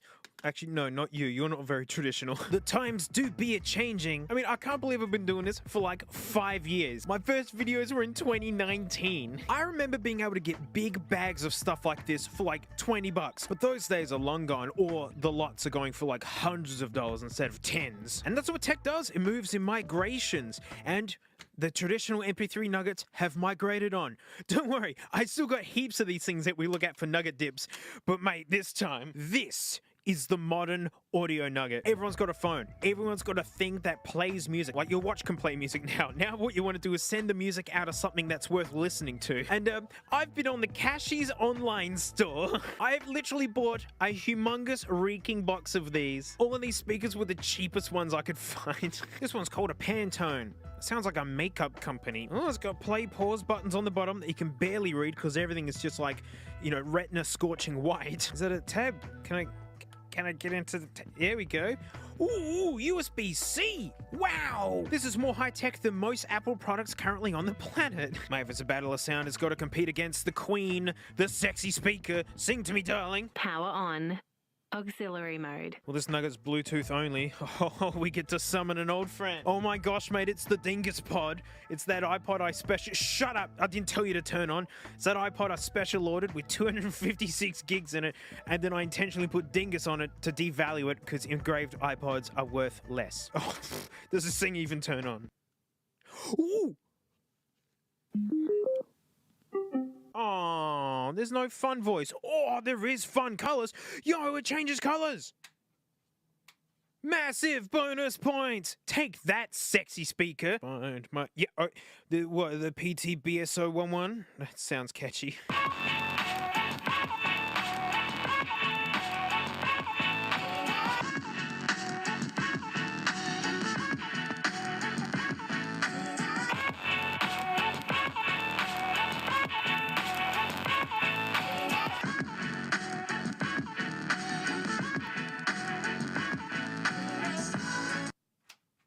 Oh, it's like being woken up for school. Seems more distorted. I mean, it's better than phone speakers, sure, but nah, I think the sexy speaker still has it. Those lights are fun though. Oh my gosh, am I gonna have to get used to this kind of success from Nugget Dips? Yeah, this gross, sticky, like this is the one that made me want to put on gloves. Seriously, there are like millions of these for sale on Cashy's online store at any one time. Like this is the new Audio Nug. Oh man, Cashy's, I mean, like, you really put it on the bit that you shouldn't have. Thank you. It's just kind of like this weird dull block. Oh, this makes the same noise as the other guy. Don't tell me this is the same as Audio Nuggets, or it's just the same guts in a different housing. Oh, wait, no, that's the sexy speaker. Why are you on still? Find my Bluetooth Nug. Uh-oh. No. Oh, no. Oh, no. Okay, this is the Nugget Dip I remember. It's gone. It just went, and then never again. Oh, I was gonna blow it up through the orcs with the maraca cracker. Look, I got it on standby. Oh, the sting of disappointment. It's so familiar. It's nostalgic. What kind of shape is this?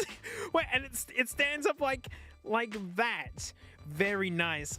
There's just residue all over it. She's had different owners. Vivitar. That sounds familiar. Looks like something I meant to twist, but It's got walks in. That'll be fun. But number one, will it even turn on?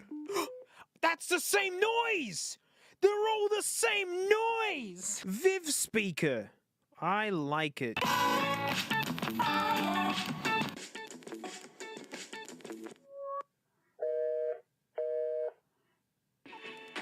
What?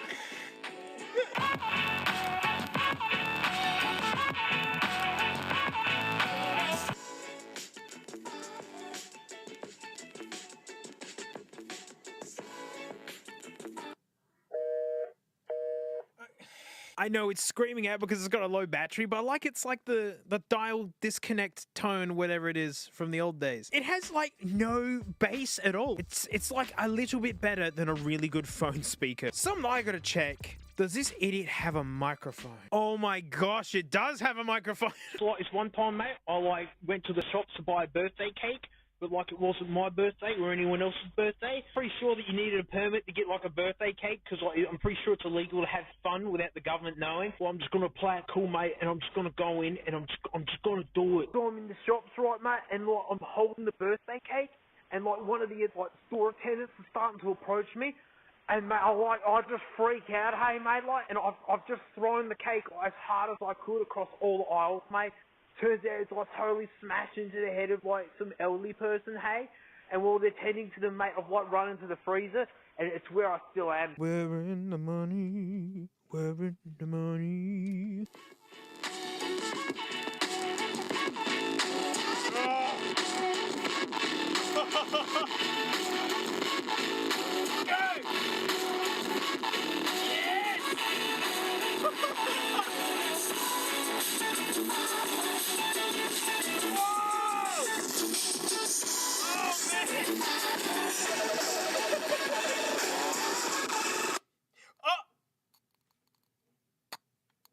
No, and that's it.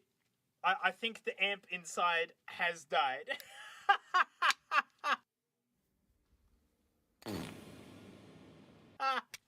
Yay! This speaker was really annoying me anyway. That's so funny. The Ooks. This Art Deco funneled looking design. USB charging. Oh my gosh, this is so high tech. Whoa! The actual driver is just open to the environment like that, huh? I nearly... Okay. Wow, it's the biggest one yet. Does any of this actually do anything? Does it turn on? The answer is no. Ooh! Double-ended USB. What happens if I just put full maraca cracker in it even with the power off? It's making noise!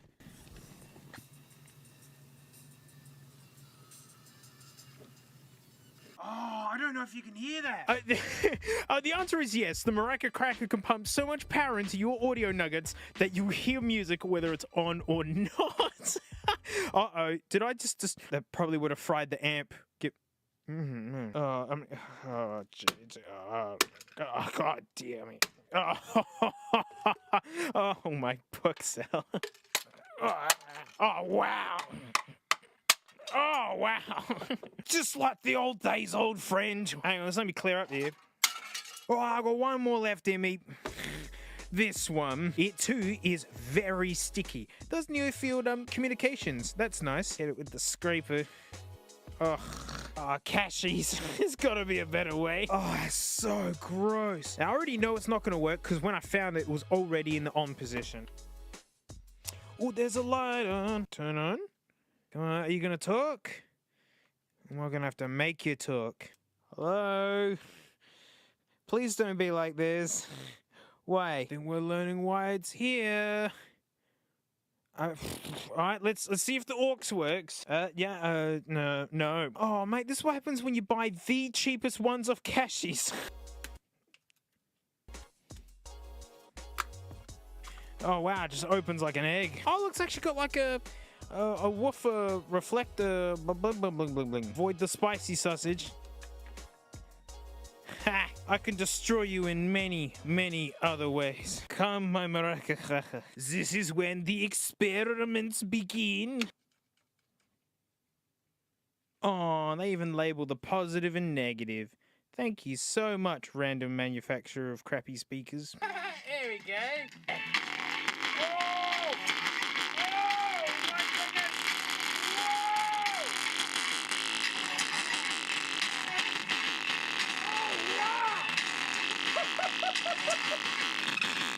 Whoa! That stinks. That absolutely stinks, and it's getting warm to touch.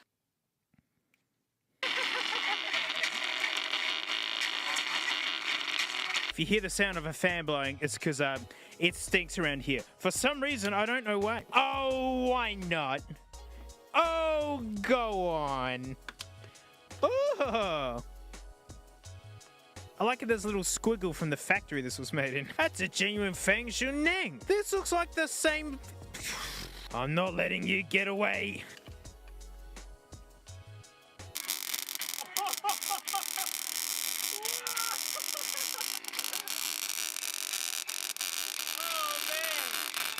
I probably shouldn't be holding these, but maybe I need to make a little rig. Well, I still think the sexy speaker's queen, but I'm glad that nugget dips, no matter what they are, it's all the same. And hey, those were some nice colors now, weren't they? And that's it. Thanks so much for watching. Huge thanks for floaties, mate. That's where my vlog is, and like Frank's there, and like, you know, I'll see you next time. It's dark at the moment, but Frank really likes back rubs. Look at his face. You know what I mean? Like, I'm getting in there too. Right? There's no faking this. Look at that. Frank love it. I mean it. This is accelerating. This is happening faster and faster. Yay! You gotta love this investor-led planet that we're on, where companies just have to keep earning more profits every single year. They keep blaming inflation, but it's literally just going into people's pockets of whom you probably would hate. Like, you'd be mad to see who is taking all this money. And mate, no brand is safe anymore, honestly. If anything, the bigger the company, the more likely this is happening. Mate, I love me Casios. Love me a good Casio, hey? I love this aesthetic, like the kind of the gold and the whatnot.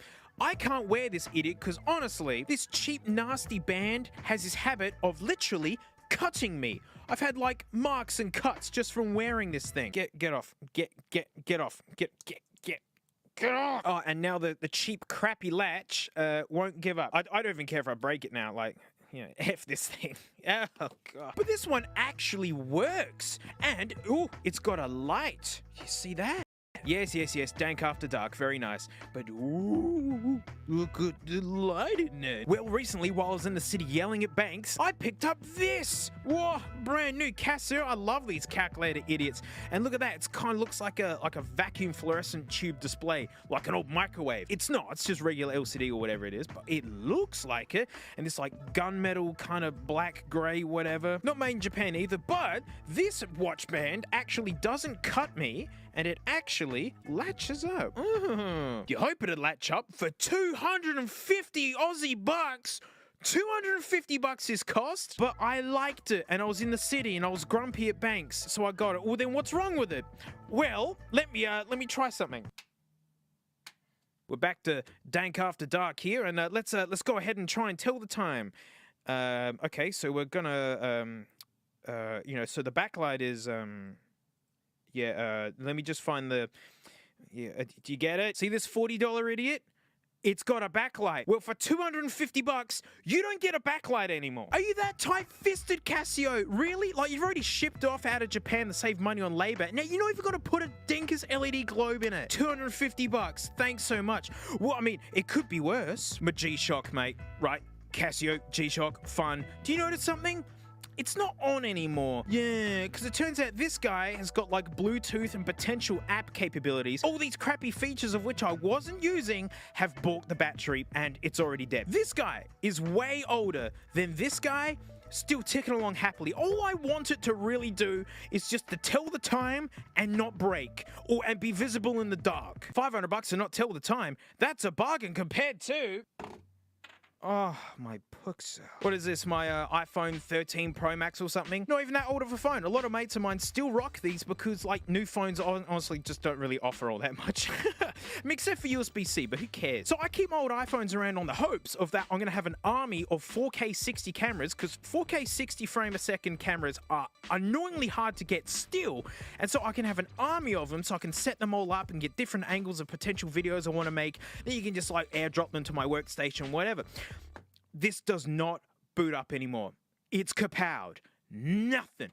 All right? It was my main phone, then it wasn't, and then it sat for like a year, and I've gone to use it again, and no matter what, it won't even boot. Not even on the power, nothing. Like what, $2,000 worth of phone like a year and a half ago, literally a paperweight. Literally useless. It's out of warranty as well, so well done, Apple. You got me. Nice. Nice to know that $2,000 doesn't even give you a useful device a few years down the road. I'm really starting to hate modern tech. It's starting to feel pointless and like a big waste of money.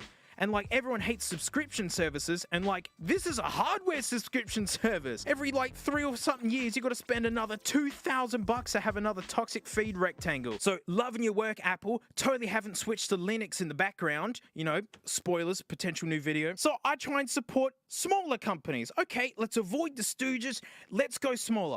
I needed webcams for my drum stream, which is on hiatus at the moment. You'll see. But I picked up these Lumina cameras.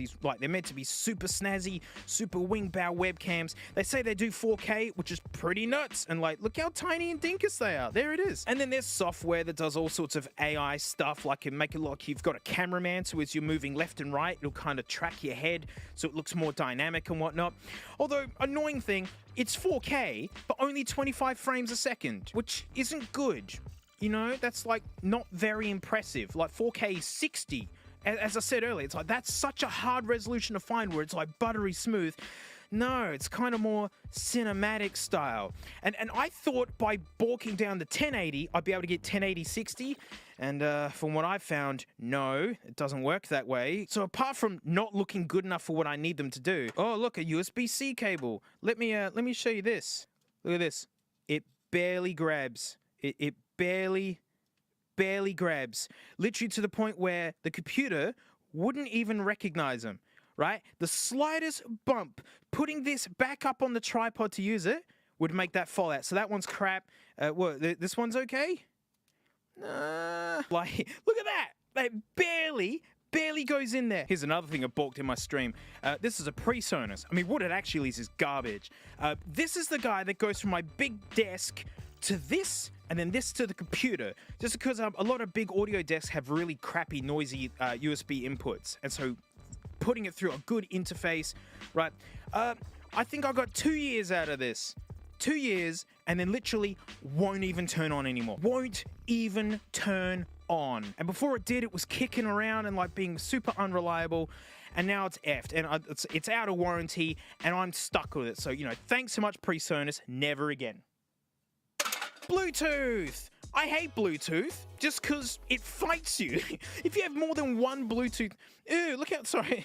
iPad's so filthy. If you have more than one Bluetooth thing, it's awful. Because they all have main character syndrome. They all have to pretend that they're your main device, right? Well, these are not my main device. These are what? Sony XM4s, blah, blah, blah. You know, Sony doesn't know how to name anything unless it's a PlayStation.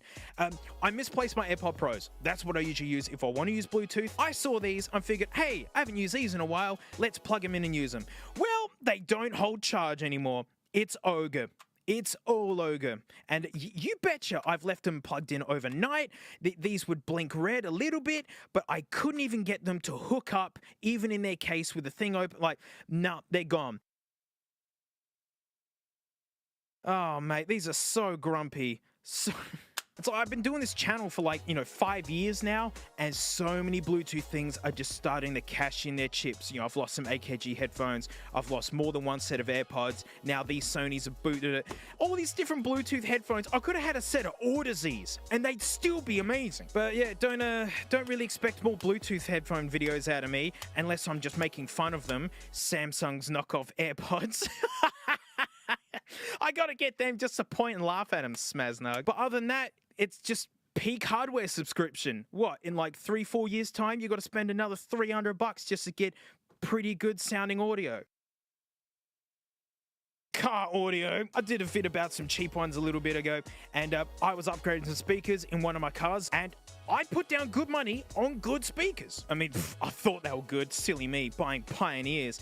Ooh, Pioneer Zeds, ooh. High-res audio, Bing Bong Central. Yeah, look how serious they look. Well, fitted these, as well as this hilarious head unit. This thing's great. It's flip out, CD, DVD, actually with a volume wheel on the front. So many of these don't have that, and you don't want those. But also, CarPlay as well. It does everything. Well, after one day of using it, the speakers wouldn't work anymore. Turns out these were made improperly, where they were grounded out from the factory. Yeah, and what it did was ground itself out and blow up the amplifier. So the speakers were crap, and it killed my head unit. Literally, like $1,300 worth of stuff destroyed. Imagine if you went to some dodgy audio shop to get this fitted for you. They would gaslight you to heck and back. Near $500 speakers, blowing up a near $700 head unit. So, loving the future, trusting big companies. So Pioneer can join the list of brands I'm never ever going to interact with again. Thankfully, I'm getting a return on this. And honestly, I'm only getting such an easy return because I didn't use eBay. I didn't use any of those crappy scam shopping websites. I used an audio store and ordered these in. Avoiding big companies really does save headaches. Folks, even my stinking electric toothbrush is gone. I changed the heads on them. See, I don't care what color I want to put on there. This one's got purple. And it's not that the battery's cacking this. It works fine. It's that it's a haywire pile of garbage. Watch this. If you bend it, it turns on.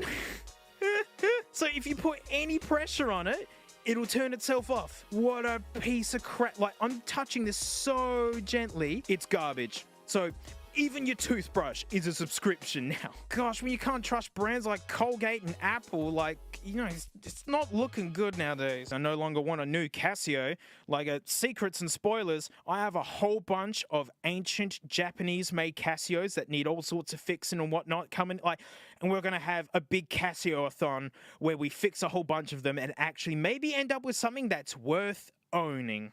Well, thanks for listening to my whinging. Cheers, floaties, mate. There's extra stuff there. Look, I opened Kinder eggs, and you can watch me clean up Frank's poo, among other things. So, thanks so much, mate. I'll see you all next time. Hammock Frank is happening. Hammock Frank is happening. I'm so happy that the Hammock Frank is happening. No, don't stop, Frank. Resume the hammocking. No, she's stalled out by my phone. Why do you like phones so much? Resume hammocking. Oh, forget it.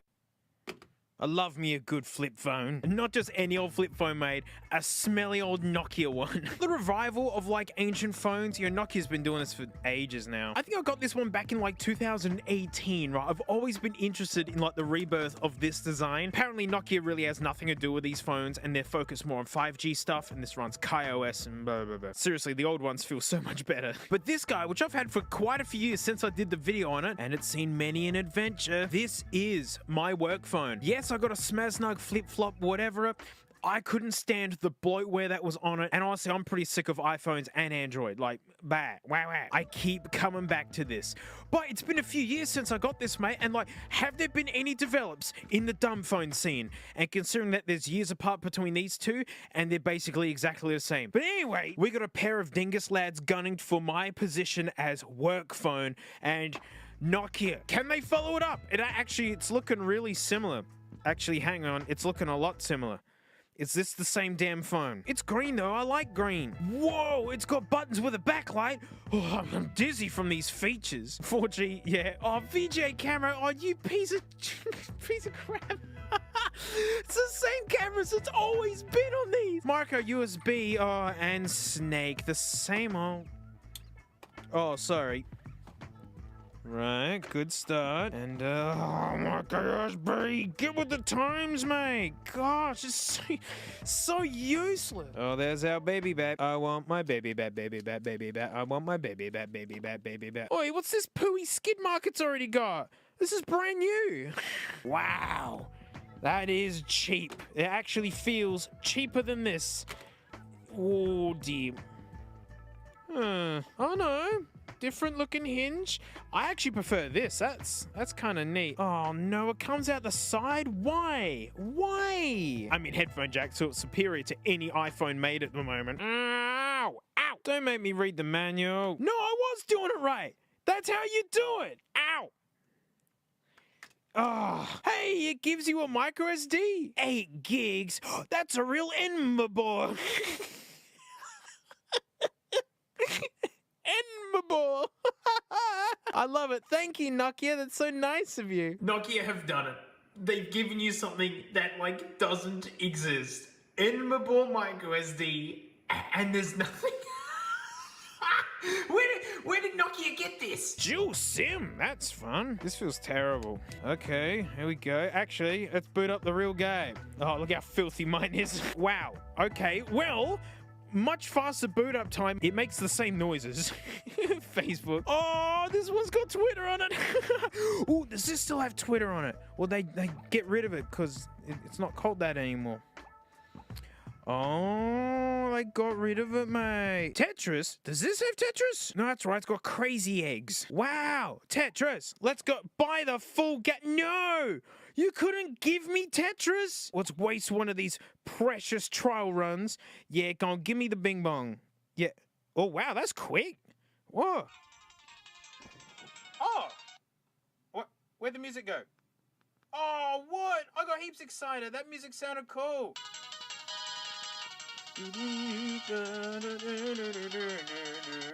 Oh, so the music doesn't even keep playing? That's so crap. Playing Tetris. Great. It's fine. Like, you know, having a poo, hiding from people at work. This would do it. Snake Zenzia. Oh, right. Okay. It's Snake, right? Like, this stupid thing's been coming out with the same crap this whole time. Oi, this can do YouTube. I remember that now. Oh, is this stripped way out? Like, videos? Does it lead me to... Oh, call me crazy, but is the old one better? Is this old one better? It's way smoother. Like... How? How is this a thing? This ain't the embarking, like, in real time. Like, even where this is, even these are worse. Even these are worse. What? I was excited, like, oh, I wonder if the YouTube's gonna be better. Because it's, like, low-key fun to try and live out of these full time. But it's worse. Even the camera is worse. Get out. All right, where's the other one? Oh, my gosh, I can't believe I'm gonna be using the same old phone. Not if my Opal isn't any good. The flip fold. Turns out Opal is Australian designed. That's right, only we can make something this uggo. Mate, she's 4G, 105 decibel ringtone. I think this is clearly made for elderly people, but come on, there are people who are younger who want to escape the dystopia of smartphones. It's got a cradle. I remember the last Opal I tried had a cradle. They love that. I don't know why you'd make this design flip though. I mean, I'm glad they have. Ooh, paper, that's good. I like that. I mean, we'll look at that in a second. Oh, it's just like a Nokia. Look, it's got the insertable battery. Wow, what a strange smell this box has. A McBrick. USB-C. Get out of here! Are you kidding me? Now I need to look at it. Are you USB-C? No way! And a headphone jack. This is amazing. My brand new Nook. Oh, I mean, the Nokia didn't feel good either, but is that my McDock? It is. I love seeing USB-C just straight to these two pathetic little brass pins. The Opal is riding high. It's got Aussie roots and it's USB-C. What about the battery cover? Does it come off easily? Not really. So, okay, I'm keen.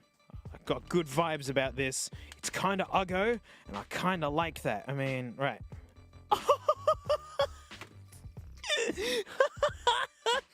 Oh, wow, this is really McGoobery looking. Oh, those are nice. Like, they're soft touch, but they're super clicky. Okay, that's not a great screen. Alrighty. I mean, my brand new Nook. Ooh, quick boot up. And that is a bold font. And wow, it goes right up to the edge, huh? I love it. It's like very, very clear. I mean, hey, I'm going to be blind one day too. We've got a clock. We've got tools. Yeah, going, where's the spanner at? I don't like the dual purpose, like, action keys and colon hang up. Camera. That's where the camera lives? Oh, video mode. Video mode. Wow, it is zoomed in something hard. 320 by 240. What a powerhouse. How do I get it to record? When I press the middle, it just zooms in more. No, zoom out, you muppet. Options. Okay. No, back. No, oh gosh, we're in the file system now. Like, what's record, mate? That doesn't make sense. Okay, so camera, and then capture is in the middle? That makes no sense. Oh, perfect. What kind of a black and white, blue, yellow, negative. Yeah, what a mess. I can't figure it out. Bing Bong Owner's Manual. It's a little book for mice. Clock, stopwatch, quick responses, cards. I mean, like, this is not good. The fact that, like, to capture something in the camera, I have to check the manual. Press the 5 key. Friggin'. Like, there's all these cats now everywhere, mate, and I'm like, this is an issue because, like, they got me hot dogs, mate, but I realise now I've got a cat farm, and, like, but then I realise that everyone finds free cats, and so now I have cats and no hot dogs, and, like, it's not going well, mate. This camera's struggling pretty bad. It's not good. It's not good. Wow, what a stupid UI. That's amazing. I mean, this Muppet's already out of the running. Right, what about typing? What about typing? One of your oh dear, I'm so out of practice. Yes.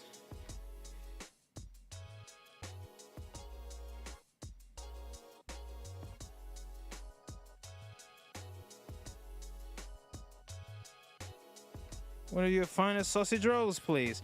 That's the formatting because, you know, Nokia's given up. Oh, no, it's got predictive. Dang it, I hate predictive. I had Smiley.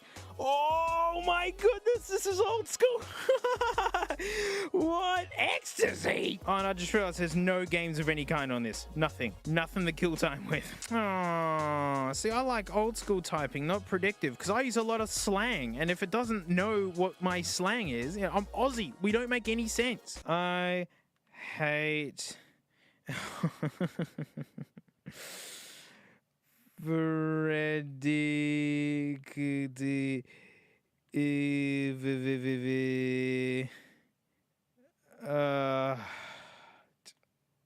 oh no, I think that's SOS. Okay, I shouldn't be pressing that. Well, this is, you know, it's for people who are hard of seeing and really need the most basic thing there is, not for someone looking for a nice dumb phone. And this idiot is noticeably worse than the ancient idiot it's trying to replace that's been through hell and back. That's the emborkening for you, just like profits above everything else. And I never thought they'd start thinning out these kind of phones. So That's really depressing. I'm not very excited for a lot of modern tech, and this is just making it even worse. So the winner is this smashed idiot, because it's better than the new things, which I believe cost more than what this ever did. So, yay. I don't mean to be such a misery guts about the state of tech and things, but it does suck. Well, that's it. Thanks so much for watching. Big thanks to me floaties, mate. Oh, that's where me vlog is. I'm doing like Kinder eggs and stuff, you know, and Frank there as well if you want to smell that. So thanks so much, mate. I'll see you all next time.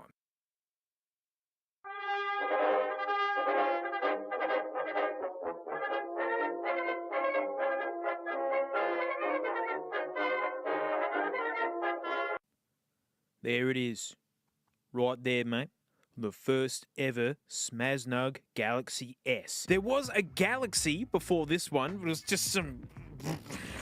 No one cares. I mean, the original lab that came out in 2009, I mean, that is the first, like, Android Smaznug phone thing. But that's when Samsung was kind of trying to do their own kind of design language, you know, based on their other phones. Mate, they didn't get traction until they kind of started knocking off iPhones. I mean, when Samsung released this Dorcas, like, this was the iPhone to have. I mean, this has an OLED screen. Even the original Galaxy had an OLED, and you can just tell that this is not OLED. You can see how dark this screen is and how not dark this screen is. That's how you know this ain't OLED. Like, iPhones didn't go OLED for a very, very long time. But the whole idea of, like, touchscreen, button, touchscreen, button. There are these extra buttons here. They're, like, kind of like touch-sensitive ones. And then, you know, having the headphone jack in the top. Oh, my gosh, miss that so much. And, mate, micro USB, that's how long that nugget's been around for. And look at this. You can close it for reasons that I don't understand. So yeah, the original Galaxy died off pretty quick and the S took over, and they've been the S ever since.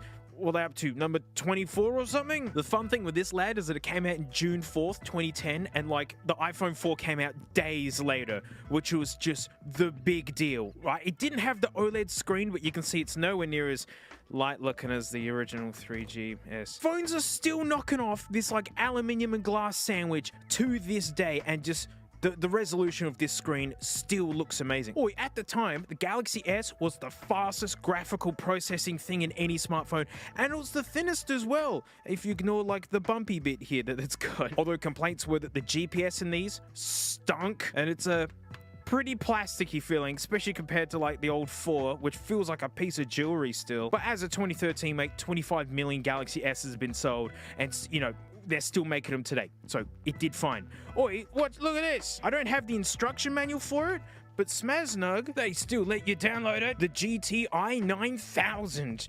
Gosh, that sounds sporty. View the electronic version of the user manual, but that's what this is. How good's the iPad 4, huh? DivX, that's right, I could do DivX, which was a big deal for people who cared.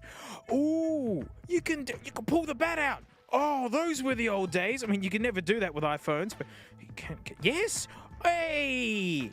Smaznug. Micro SD in, excellent, but I think it only takes really Borka-sized ones. I've only got like 256 cards. And SIM card, we're not putting anything in there. That looks like a space for a second SIM, maybe.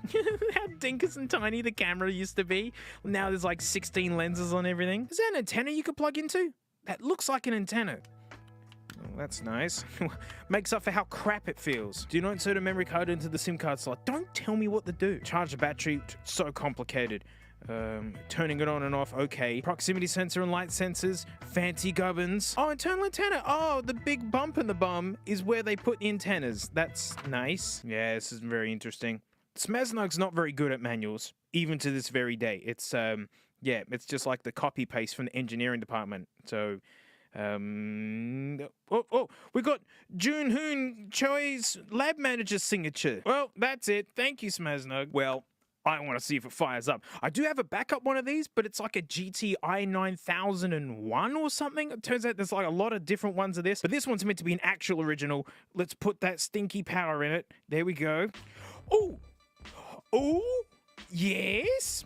That screen isn't very high res. I mean, the OLED is nice, but it's not high res. Really? Half a bat? I'm gonna suggest that you're lying. Well, I'm just gonna hold the power button. Whoop. Come on, my baby. Come on, my nugget. Turn on for me, please, now. Oh, yeah, oh, it is a 9000. Sick, mate, sick. First ever Galaxy S, mate. Yep. Ooh. That doesn't, no, that didn't look good. Sorry, that was like 10 frames a second right there. Yep. I do like the S logo. Oh, yay! It works! Media scanner running. Well, I didn't ask you to do that. So, I mean, we're just gonna swipe glass to unlock. Totally knocking off Apple, who, like, they did invent that. Soz. Yeah, that's not very smooth. What? Optus Zoo? Ew, this is an Optus phone, which means it's more likely Aussie, I guess. But Optus, get your data stolen. Does it? Hang on, let's get on the Wi-Fi. Oh, okay. I mean, I like this scrolling background. Apps. Okay. Ooh, a calculator. It's more high tech than nearly any iPad that's ever come out. It scrolls pretty good. It's a little has your dad, but it's okay. Can we daily briefing? What are you, my boss? FM radio. Games. It looks like some sort of Atari thing. Where's the settings, man? Oh, goody. It's just why? Really? Why? Smaznug. What? Can you actually? Wi-Fi. Yeah, it's Dewey. We're actually on the Wi-Fi. Let's lose our data on Optus. Yep. Come on. Optus? Come on, Optus. Don't tell me this app's out of date by nearly 10 years. Sure. Oh, I do not have an Optus account. I don't know why you'd want one. App Store. What? Oh. Probably because the servers don't stink and exist anymore. Come on, TubeU. Go! Wow, this is old school looking. No, there's nothing wrong with the network. Come on, let me. Yep, no, it's fine. Just let me. You're making me angry. Browser, mate. I mean, daily briefing. What the stink is this? Add a city. Yeah, go on. Adelaide. Excellent. Oh, so everything's unavailable. Can we get copyright matched on the FM? You know, the earphones, I got a Apple Dingus ones, and they'll have to do because I believe it uses this as the antenna. Yeah, like, find me anything. 2, 3. Ooh, wow. It's finally got. Ooh, okay. Good. 90.7, some sort of radio. Oh, it's Fresh 92. Okay, yeah. I don't listen. Wow, this sounds good. Oh, that one's static. I know what I need to do. Power on. Bluetooth mode. That auxiliary mode. Yeah, interrupted you there. Hey, saying battery low? Because I don't care. What you need, located in the West, they have a range of...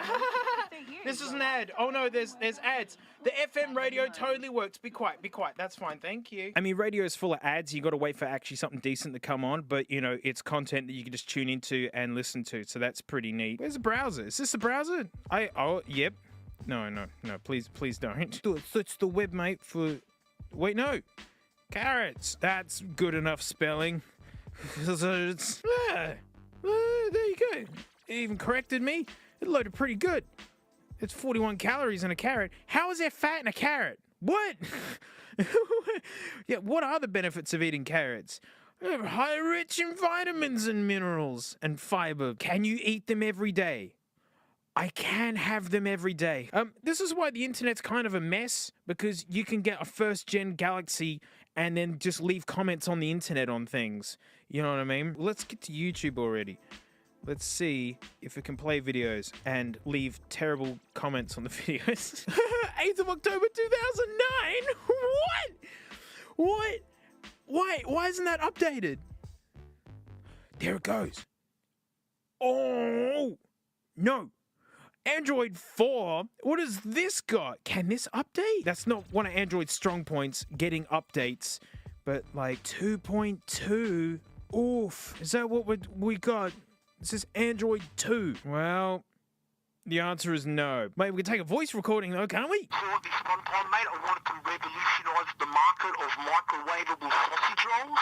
Otherwise, no one's actually like trying to sell to people like me, mate, who actually don't own any material possessions, including a microwave.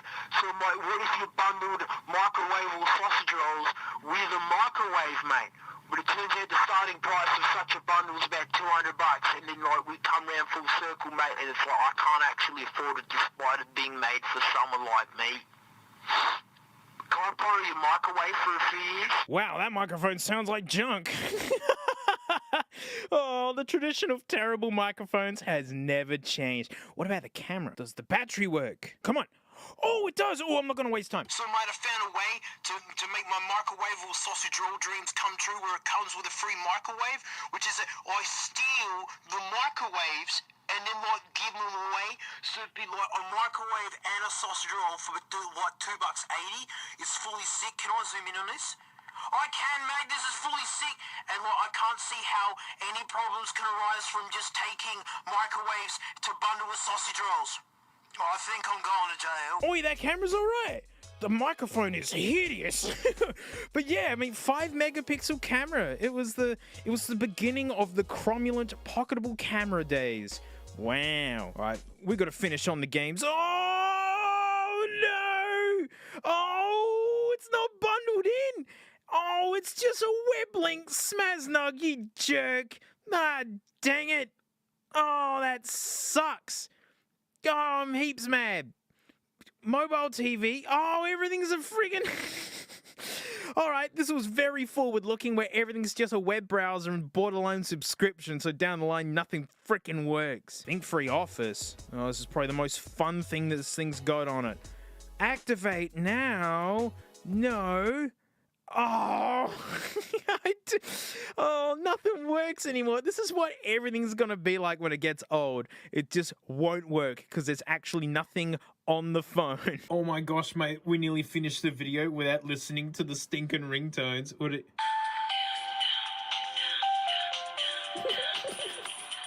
That's so 2010s. That's weird. Yeah.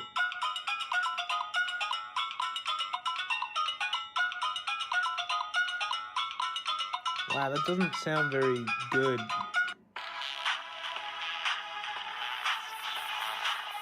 That's 2010s. Yeah, cool, thanks.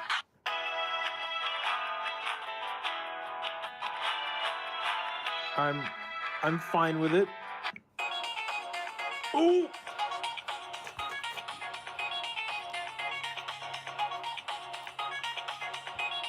Oh, that sucks. I thought there'd be another chord. Oh, it's the music that dogs, while they're outside having a poo first thing in the morning, listen to.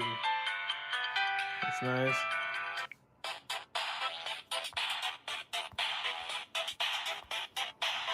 It's sick. Terminated. Oh!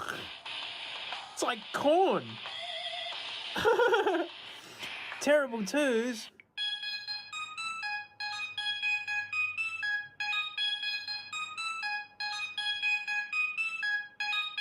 It's certainly terrible. Right? Oh God. No, I don't like it.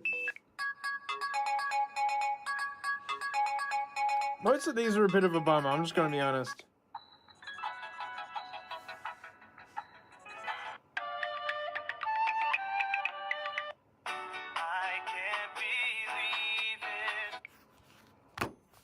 Well, that was worth waiting for. Well, that's how the cookie crumble. That's how the sausage roll. And yeah, this was the beginning of like every stinking thing in your pocket just being a rectangle with a screen on it, and it just shows you social medias. Well, that's it. Thanks so much for watching. Oi, cheers to me floaties. Mate, I've got new video series there. 4 times a week there's actual extra videos for floaties, right?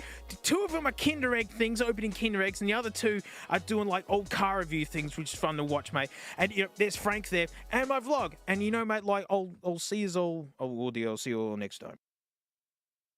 Boo boo boo, cute snoot. Hello, Miss Poopy Poop. It's a Frankie Frank. Hello, Miss Frank. Happy the Miss Frank. Cutie the snooty who ignore me. Frank. Oh no, I didn't charge her this morning. Oh, sorry, Frank. That's my fault. You're gone. Dependable, well-made technology designed to last years and years. Although not really, it didn't work when I got it. Oh, check out James's channel to see it get fixed. Yes, I have been complaining a lot about modern tech at the moment. I mean, it's because everything does kind of stink. Like, we're all kind of low-key being robbed, while also everything being more expensive and worse. I'm complaining already. All right, I'm gonna stop.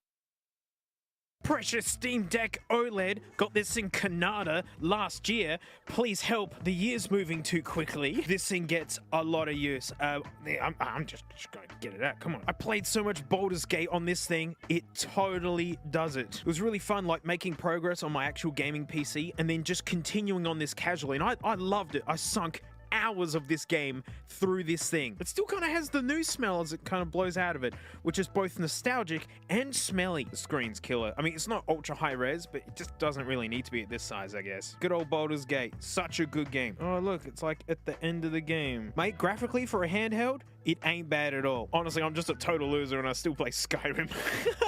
I mean, it's a game that Bethesda almost finished. This thing is a Skyrim beast. This runs so good. My character's so overpowered that I just don't run out of magic anymore.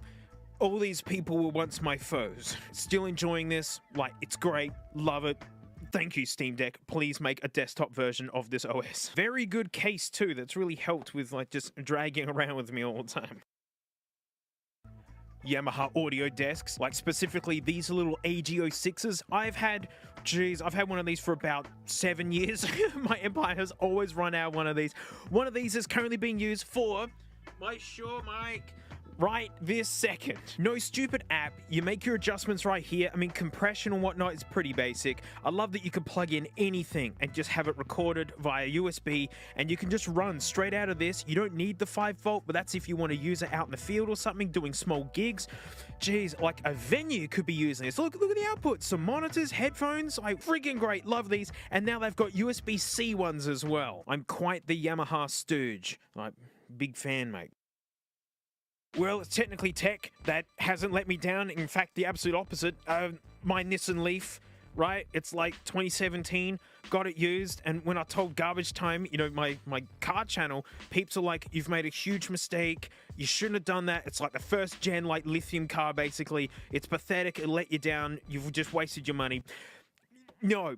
That thing is amazing. It's like a silent Toyota Corolla. It has rescued 2 of my mates, one whose Golf, like the gearbox exploded, and the second who's just in limbo with car insurance just due to like a little accident. It's a freaking superstar. Like, the battery's tiny. It's like 100 miles, 160 kilometers. That's not a lot, but it's not because it's inefficient. It's just got a tiny little wee battery. And so it charges super quick. Like, plug it in overnight, you just wake up to a full tank every morning. It's dead quiet. It's got heaps of power, will spin for days. It's a great size. It's not super wide. You can fit heaps of junk and whatever in it. And it would be up to its 3rd oil change at this point. There are no spark plugs, no air filters, no oil changes, none of that crap, no gearboxes. It's just simple and go. And the interior has physical controls, so, you know, take that, modern cars. No one's really heard of it on my car channel because there's nothing to report. It's fantastic. I love the car. It's so good. Oh, mate, we're nugging in the Leaf, and, like, listen.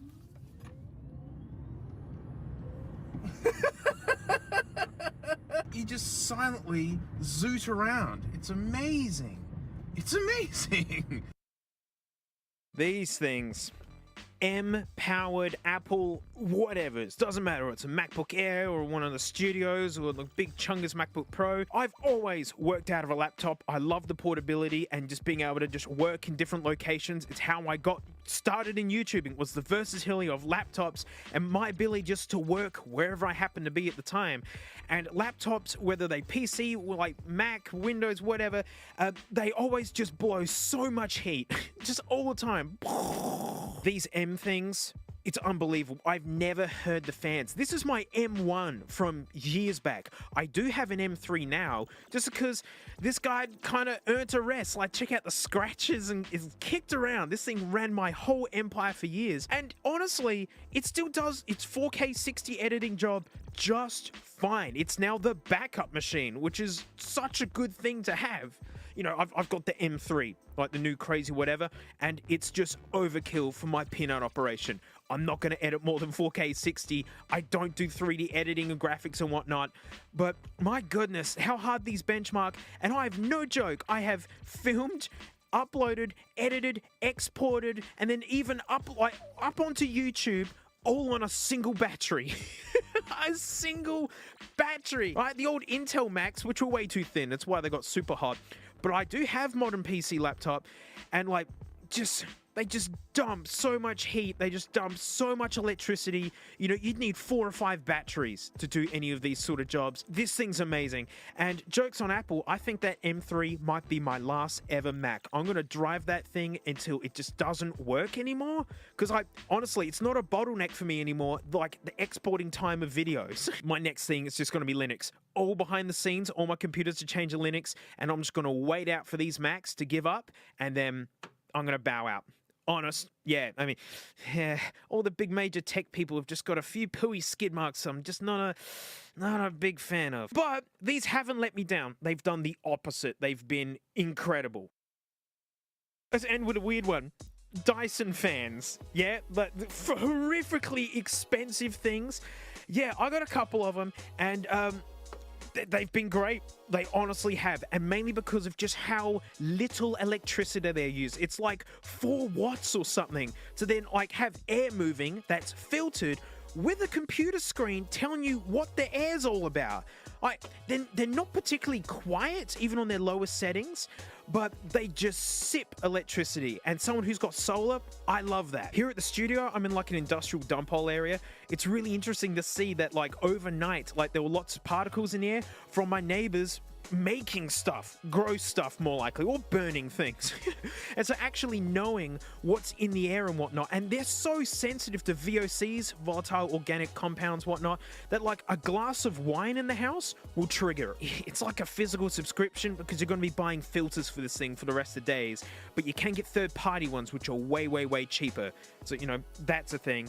But yeah, it's nice having air moving in the house. They've got carbon filters in them. That's how you get rid of smells, by the way. That's a smell filter, is carbon filters, right? Carbon's very reactive. Smells are chemicals. Chemicals bond to carbon. Traps the poo smells. Frank's got her own carbon filter in her bedroom. They're just really stupidly expensive to get your hands on one of them to start with. But hey, if you see one secondhand and it just says no filters in it, well, just get some third-party filters and have a party. A clean air party. Being in my 30s has made me unfun. There is a lot more tech that I'm absolutely depending on and using all the time and works absolutely great. It's all vintage crap, like CDs, DVDs, Blu-rays, you know, physical games, honest, like. But that's not what you wanted to hear about, you know? I use a Nokia flip phone, Linux, and these as a watch. And that's it. Thanks so much for watching. Oh, shoot, thankfully, floaties, mate, like $2.80. I'm actually just started a Kinder Egg series where twice a week, you heard me, twice a week, I'm opening Kinder Eggs in hopes of actually getting all the toys. And on the Garbage Time Float Plane extra section, mate, I'm doing it twice a week as well. So much extra content. I'm watching old car review videos from like the 90s and 80s. It's a ride. And, you know, and Frank's stinking up there as well. And you can actually go into the settings and turn off notifications for the other crap that I make if you're not interested. And, you know, mate, like, I'll see you all next time. It's official, it's a bit dim, but you'll be able to see it. That's a pretzel Frank. That's an official pretzel Frank. There's a red in there, so I'm not gonna bother her, but congratulations, Frank, on being a pretzel. Get stuffed, Apple, and especially Microsoft, right? You know why? I'm turning into a penguin. Yeah, mate, for the most part, I've jumped over to Linux. I keep whinging all the time how there's a lot of modern tech stuff that I really just don't like at all. But yeah, I complain a lot about it, so much to the point where some people swear that I hate capitalism, but I can't help be offended when a company makes billions every 3 months and then goes, oh, we gotta raise our prices because it's tough out there, isn't it? And the snarky response I get is like, well, if you don't like it, then don't buy it. That's an excellent idea. Personally, I can't stand Windows. Everyone calls me an Apple stooge because of this like stupid iPad. Never mind that it's in such poor conditions because I keep, you know, one gritting nuggets on it. Wah! See, look at the duck particles, you know? My first ever lick of the internet back in the late 90s was on an iMac because that's what the schools had. But our first home computer, Windows 98, we moved to XP. Our school had XP. Then I survived Vista by reinstalling XP because Vista's garbage. I love reading comments saying it's not that bad. Well, it was, which is why it's got that reputation. And then 7, the best Windows that ever came out. No stupid logins, no forced like updates. It was just an OS. And then 8 happened, which is when I jumped out. I went Mac because I couldn't stand Windows anymore. I wasn't some sort of Apple absolutist or something. I just couldn't do the Windies anymore. And sorry to say, 10 is nowhere near as good as 7, right? And 11 is just bottom of the pits of misery. 10 is when all the force ads were happening. 10 is when like I couldn't control updates. I had a drum stream in 20 minutes. 30-minute update and you can't stop it. But really, those ads, that's so offensive. Ads in an operating system that you've paid for from a company that earns ridiculous amounts of money is so offensive. I still had a Windows 10 gaming machine at this point, but what ended it was just Windows 11, the Copilot rubbish, the push for AI, and then seeing the whole world get brought to its knees through Windows. Technically not Windows' fault, but well, tough luck, buddy. Oi, Apple ain't squeaky clean. Like, they're having data leak issues, and that seems to be the new big thing nowadays is data. It's like the new gold to people. And in the same way that a capital investor would like pull their money out if the market was getting rough, I feel that way with my data, which is why I'm going Linux. When I told people that I'm going Linux, like, oh, it's going to be a nightmare. You know, it's going to be so much work. You got to be like typing like script all the time. Things won't work magically. And I'm here to report they are right. They are absolutely right. There hasn't been fun. This has been very frustrating. The thing is, there's two sides to Linux, right? There's a really friendly, easy side, and then there's just a really scary side. And like to get Linux onto a computer, it's so easy. You just need like a sacrificial flash drive, right? You download the ISO. You know, I use Ubuntu. That's the other thing. Is like there's lots of different like versions of Linux that you can get. Ubuntu to me just seems like the safest. I'm just really unbrave. I just want a computer that works. You need to like burn it or etch it to the flash drive. You can't just drag and drop it on there. So I use Balena Etcher, so then you kind of like etch it onto this flash drive. Then on your computer, you got to get into your BIOS. You press like F12 or, you know, depending on it. You'll see it when it flashes up on the screen. And then you just ask the computer to talk to the flash drive first. And then off you go, you're installing Linux. And in no time, you're going to be on the desktop and you're going to be able to double click on Firefox and search up potato juice. I got the confidence to really jump into Linux after the Steam Deck. The fact that it's got like a desktop mode and it's just a computer. It's fine. It's got everything you need, like keyboard and mouse straight into it and the external display. I've happily lived out of this, and that's what really inspired me to have a good old go at it. So Ubuntu I find is really good at just putting together what you need just to get it going and working. Once you need more from that, it's like a lot of things have like a curve, like the learning curve, you know, like as you want more from it, it gets harder. Well, Linux is more like this. It's a learning cliff. And you go, dum dum dum dum dum. Oh, what's this? Oh, it's called Terminal. This is like the lifeblood of Linux. Like you want to do nearly anything like that's beyond just browsing the internet, you're going to be in Terminal and you've got to learn how to like do script and whatnot. And to people who've lived and grown up with this and work with it professionally, I've got friends who work with Linux professionally.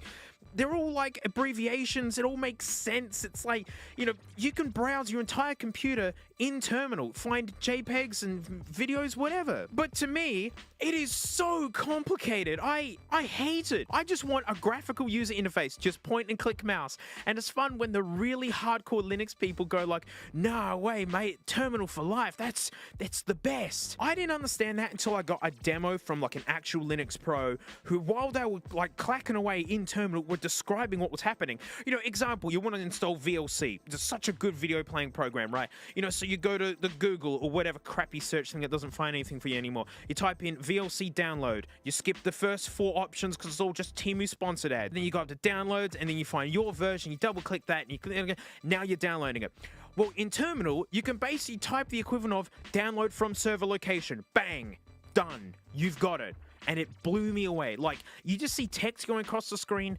They're working at lightning speeds. Although the difference is that with a graphical user interface and menus and clicking along, I can find something that I don't know exactly what I need. I know I need VLC, but I don't know what the latest version is. Whereas with the Terminal version, you need to know exactly what you're looking for, and I never do. And another thing is that you got to check off every single thing, like putting a new drive in the computer, right? And you format it, you partition it, whatever.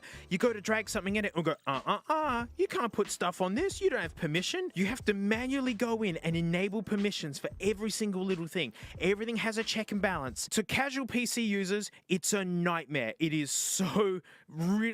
If you're not used to it, it's difficult. I know all the Linux people are just writhing in their chairs going, you just don't get it. So I've quit Linux because it's hard and difficult and it's nowhere near as easy as whatever mainstream things that most people use. No, I'm staying. I'm here for keeps. The big thing is that there's just so many data leaks. So many big companies are just completely untrustworthy. I don't trust Apple as far as I can throw them. My old Dankmas Simpsons remix thing, like people are like, oh, why don't you redo like all your ancient ones and put a new spin on them? It's like, I would, except iCloud ate them all years ago. I spoke to the engineers, everything. They never figured it out. I lost all of it. And I'm sick of paying subscriptions. I've actually ripped out all my data out of Dropbox, out of iCloud, every location, and I've built Linux storage boxes. They're not NASs, they're not on the network, but they've got whole banks of drives living inside of them where I back up everything in duplicate with 2 boxes in 2 different locations, you know, one at work, one at home. I've made my own storage basically. It's fussier. I have to manually do it because I don't want them on the network. I know that's really fussy and probably paranoid to hardcore users, but this is a peanut operation compared to giant companies and whatnot. But I'm kissing convenience goodbye. I just want control. And so with Linux, with all these checks and balances and things, that means if anyone tries to compromise your system, they gotta go through all the hoops all the same way. I mean, my analogy is like, it'd be so much easier here at work if I didn't have gates or roller doors and I just pulled straight in and walked straight to my office with nothing in my way. Except nothing would be there overnight because everyone would just run in and take it all. Instead, you got to wait for the gates open. You got to wait for roller doors to go up. You got to get your keys out to unlock the thing. You got to remember the passcode for the alarms and things. That's Linux. That's the difference, and that's how I'm treating it. Like, every year computers are just getting more compromised. Hackers are getting better and better. They've just got amazing equipment to work with, and lazy companies that just go, well, securing data doesn't really help with our profits. I mean, my gaming rig is on Linux. Like, when you watch me play like millions of sprites on a thing at once on my gaming channel, that was on Linux. But then alternatively, I can't capture footage easily on it because for some reason there's some phantom display that has just a problem with the NVIDIA drivers, and it's balking the Elgato syncing up with it. And the freaking fix is to go into terminal and like really adjust Linux. Gaming on Linux does work for the most part thanks to Wine and Proton, but anti-cheat doesn't work. And so there's a lot of online multiplayer games that everyone loves and wants to play that just doesn't work on Linux yet, because my understanding is that anti-cheat is kind of like malware because it gets right into the system, and then like Linux doesn't want that. That's why it's more secure, because it doesn't like that. So it'd be interesting how they solve it at some point. But on the word of like, well, is Linux going to be completely mainstream given how like miserable Windows is and whatnot? No, not until SteamOS is just something that you can download and put on your computer instead of Windows. SteamOS has got like barriers. It stops you going too far. It resets stuff when you do a reboot, because you can bork a Linux machine really, really bad. It's ultimate control, but I don't want that much control. I just want security. But with a few decades under my belt and just seeing where a lot of tech's going, I don't mind losing all convenience if I can just control this thing for the most part. I do edit my videos on MacBooks, but nothing personal anymore. I've actually got a laptop. That's what I use at home, is a Linux laptop, a gaming one. It gets hot as heck, but I've put like 3 terabytes worth of SSD in it. It game's freaking awesome if you ask me. And when my MacBook Pro finally cacks it, that's when I'm finally just going to use DaVinci Resolve on Linux. So yeah, Linux, depending what you want from it, it's amazing. If you just want something easy you can slip in and out of, no, unless you just want a web browser, then it's perfect. You know, think of how many computers you've got that's all you do on it. It runs faster on Linux. I had computers that were slow stodgers on Windows 11, jumped them onto Ubuntu. I could daily drive them like it was nothing. I'm sure you got an old ancient computer out there that can run Ubuntu, and if you just want to practice on it, do it. You'll be blown away how cromulent Linux really can be. Until it goes wrong, in which case you're kind of doomed. And that's it. Thanks so much for watching. Cheers, floaties. Oi, $2.80. You get 2 extra Dangpod things a week. I'm opening up Kinder eggs. It's super fun. I've even got 2 garbage time videos looking at retro car reviews and things. There's Frank stuff as well. You can donate $1 for Frank picks if you don't really care about any of that. But anyways, mate, you know what? I'll see you all next time. Frank's just had the biggest rat she's had in a little while. And look at this. Look, she's under a warm spot. Look at this happy donut. She's in a food coma. Food coma. Oh, wait. Ew. But yay! We're doing a big old nugget dip, and this is a freaking big one. The nugget dip has now just turned into any secondhand electronics I can get my hands on, and we see for the first time, does it actually work? You know what I hope doesn't work? This phone. The horrors I've already seen on these things, because people don't wipe them. It's got a camera, it's got inbuilt storage you can't remove, and like, nearly all of these that turn on have something on it. Any bat? No. Whoa. Oh, that's perfect. All these batteries are the same voltage and like connector here. It's just like their size and capacity to have a real charger. This charger, it's so dumb. How did they settle on this? On.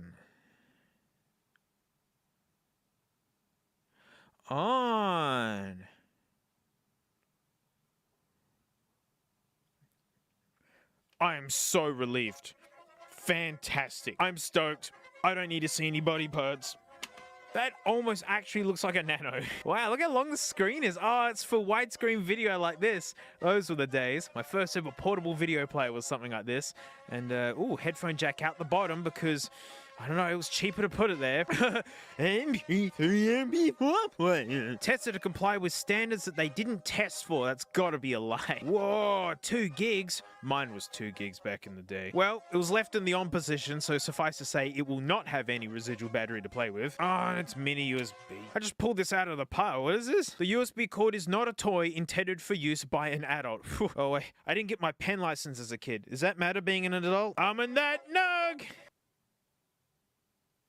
Oh, hang on. Yeah! Get in there! I've seen that hourglass so many times now. Whoa, it's a beach. Yep, they always say welcome, and that's the same UI I've always seen, and it never looks better. Yeah, me straight in the music. Is there something on here? Oh, that's right. No. Okay. Menu is enter. It's in a different language. Musica? I can barely read the text against that blue. It's got 22 songs on this. Power on. Bluetooth mode. You always say the same things. It's been like 6 years now. Wait, oh, do you see that? It had a dog on it. A dog blinked before it went to sleep. No! No! It's like tiny headphone jack. I have nothing with that because that's such a crap. Like, what? What a nugget! That's so nugget dip. It actually works, but then you can't listen to anything? I know how we can hear something. I got a 2007 iMac that I'll plug anything into. All right, here we go. You talk to the computer and you be nice to it. You talk to the computer and you be nice. Come on, funny name. No name. Let us browse. Musica. There. Oh. I want to hear a Ragazzi Italiani. But this is Ragazzi Italiani. I was expecting 2004. Everything's copyright. I got to be careful, especially the Killers and Katy Perry. Hey, now this is a start to a nugget dip that I like. The phone didn't work, but the nugget did, and it's in a different language with Italiani in it. Cause we gotta. Come on, we gotta do one of these. So we're not charging with USB, we're charging with Firewire. This pumps out so much more power that it will wake up one of these whether the battery's good or not. Such a hack for one of these. Come on, you. That's it. They always do that, by the way. Oh, I hear. No. Ooh, whoa, that's not good.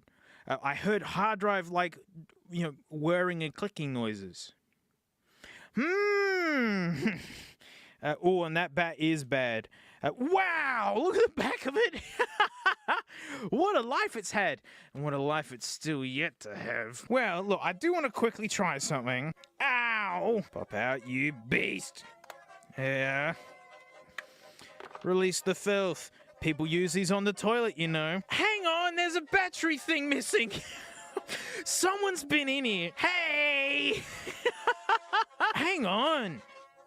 Hang on. Now I'm pillaging other iPods just for a used battery. I know this one's bad. This one definitely has a bad drive. Ew. Oh, why'd that just come off? Like Captain Tape. This is so dodgy. I mean, just give it up, yeah. I don't know. Maybe it's gonna work better just having something complete the circuit. I'm gonna be lazy and not tuck that thing in there. I'm just gonna do it like that. All right, let's try this mess again. Oh, the drive is louder. Yeah. Come on. Oh, it hasn't boot looped yet. Come on. Oh, this is. I don't know if it's locked up though. This is the furthest it's gone without shutting off. Mate. Oh. It's just a different flavor of the same problem. Okay. There's something talking in there. Yeah. I tell you what. I'm gonna take a guess it that this drive has done a sad. I have one dubbed good, but I dubbed it good a long time ago. Come on, you. Ah! Told ya! Look at that, it's even got its clicker and everything. What about hold and lock and all that? It does! Oh, there's Pink Floyd on it. It's nearly always the thing that kills these. I mean, the batteries are always cack. You got one of these and the batteries work and it's the original, you're just living on Stardust, basically. But yeah, these, like, mechanical drives always cack out. They're so complicated and they've had it. Whoa! The bat's kind of hanging out. Yeah, we might need this drive and bat in a minute. Basically, that one's savable. Some flash storage and a new bat, which is very easy nowadays. I'm gonna put that in the can do something with pile.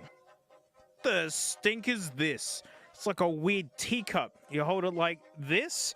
Nah, she's a Bluetooth speaker, mercifully. X and O, no idea why.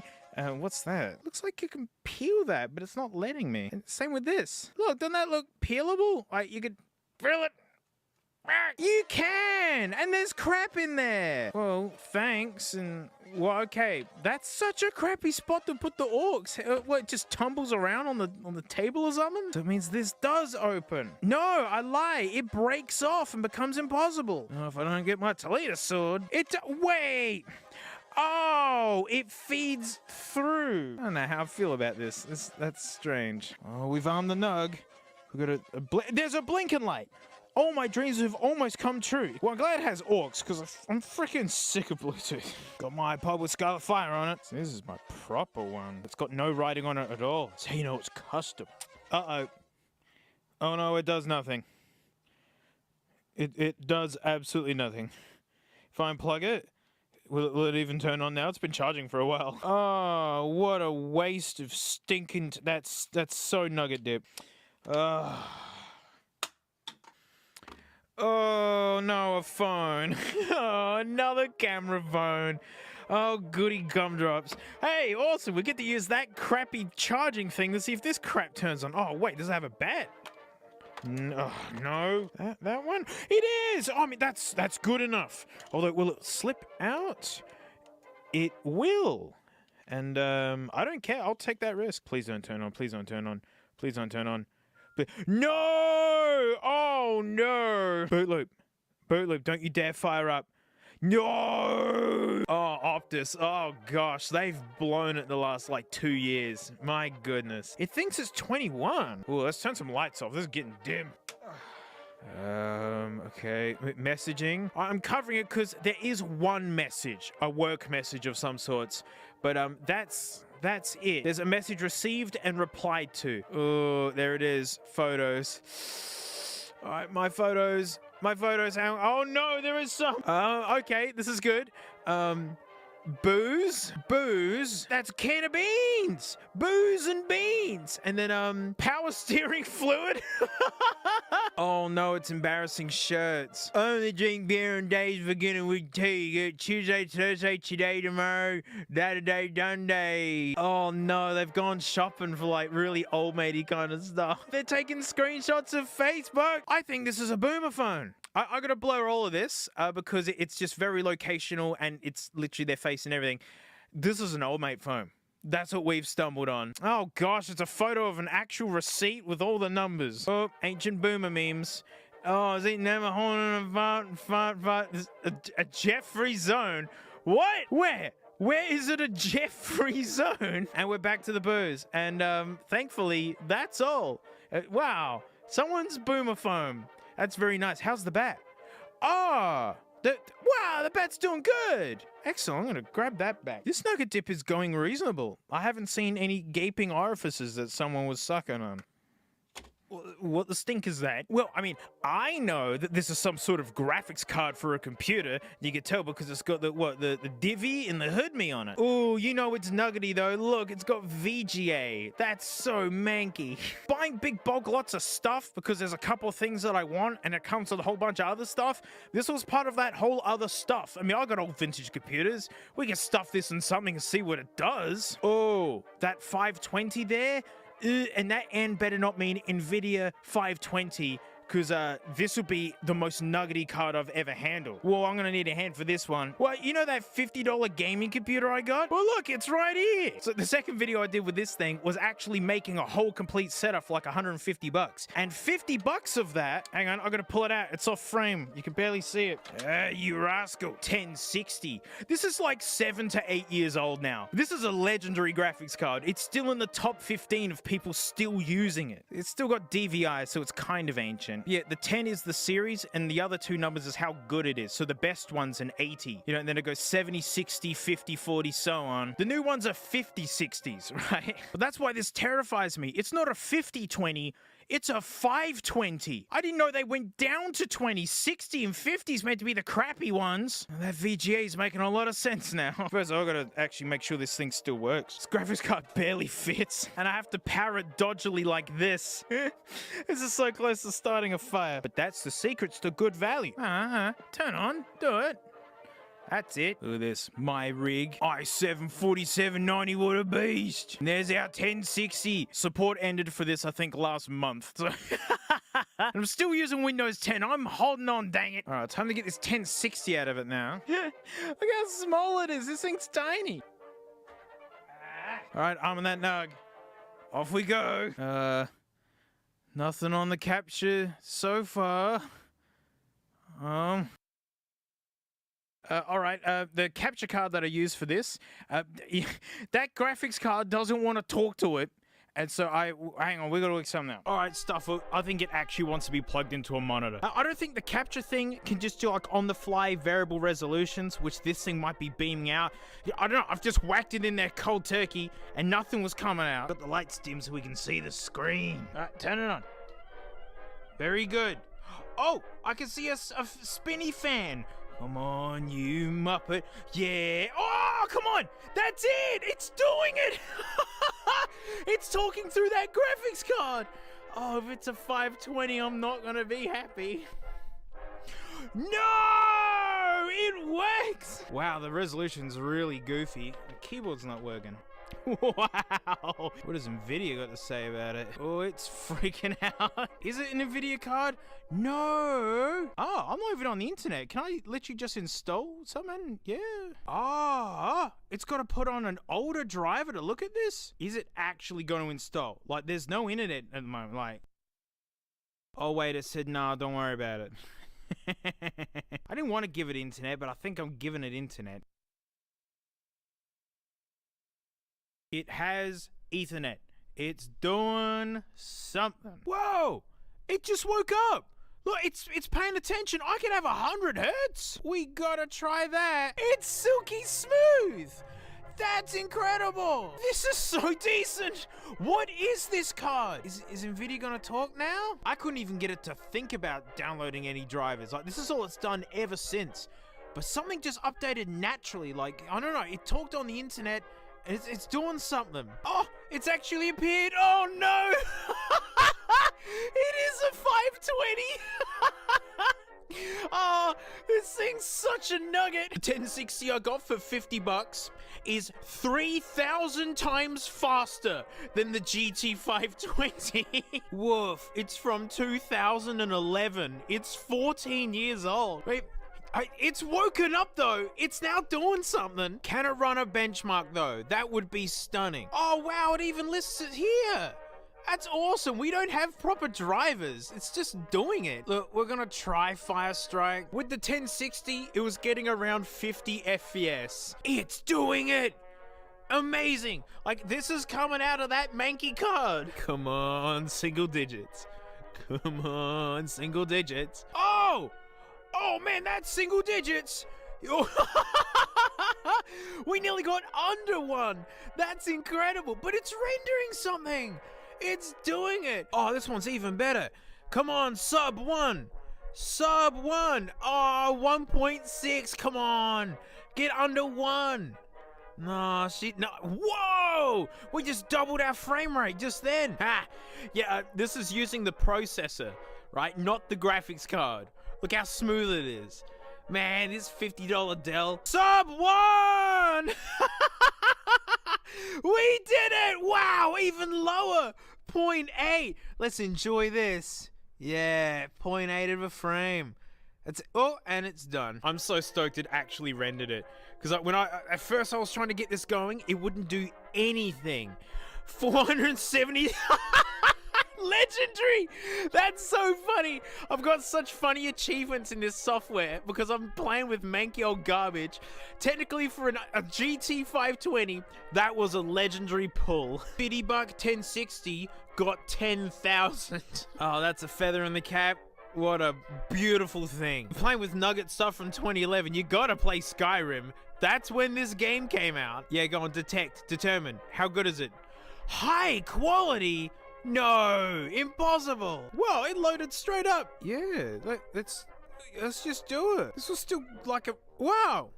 No! Oh, okay, yeah, we got a bit of lag here. Oh yeah, it's looking pretty garbo. Hang on, let's see if we can turn some settings down. I mean, I can't believe it was actually working. I mean, it's so good to see GT 520 as the graphics adapter. How bulky can it get? This is when PC gets fun, because you can really mess with it. Ooh, you can go pretty low. Yeah, get all this crap off. Low. Yeah, yeah, thank you. Come on, GT 520. Whoa! This is tolerable! We can actually play! Wow! This is fine! Looks like the Nintendo Switch port, to be honest. Skyrim was had on a free graphics card. Of course it can peggle. Your Apple Watch can peggle. Oh yeah, baby. We be peggling. This is the newest Katamari game. Like, it's just come out. It's only 2 gigs in size, though. It's tiny. Oh, that didn't look good. That wasn't smooth at all. But it's a GT 520! Well, I mean, we're technically playing it. Whoa! We're playing the game! It's not good, like, it's not amazing. But it's a GT 520! This is a brand new game being played on a 2011 graphics card. I played Skyrim through this piece of talking sand that I got for free. That's amazing. It's so warm. Oh, it looks like actual e-waste, and then it does something. Never mind that this $50 replacement is 3,000% better. Australian Red Cross? How'd this get in the dip? Like, who threw this out? Is it new? This looks new. It's still got its peely peel on it. A genuine redcross.org.au bootleg. Wow, talk about lanyard hole. Like, it's clearly trying to be a first-gen shuffle. Wow! It's the chonkest first-gen shuffle clone I've ever seen, and it's Australian Red Cross. What a honker. Oh! This MP3 player is for young people who've experienced an emergency. Includes recovery information, music, messages of support, tips on how to look after. Wow! Take a bet? Of course. Oh, my Puxel. Yes, I've been made aware that, like, Puxel is aware of me, all right? And you know what? Credit to Puxel. My Energizers and Duracells, I've got so many of these that leak. Not Puxels. I found one from, what was it, like from 2011? The first ones that I found. This one? Look, and it still hasn't leaked. Go Puxel. Yeah? Oh, yeah. It's just the same generic guts. Yeah, I've seen this UI so many times. Send for help, sexy speaker. Oh. Time and with the support of your friends and family. Remember, you're not alone. Look after yourself and take care of those around you. Let's plug it in the pooter, then we'll know. Untitled 1, that's so catchy. Oh, that's it. Oh no, there's a JPEG. I mean, this is really cool because it's like, yeah, hey, this is yours. Just keep it. Like, do whatever you want with it. That's pretty sweet. Like, free MP3 player. Wish I knew what, year. But look, it's not showing everything that's on it. It doesn't have that audio we just heard. So there's some more to this. Listen to Red Cross tracks. Turn it on to press M to select and then press play. Oh no, well that's what that was. I was already in. There is more. Oh! You might be feeling weird or overwhelmed.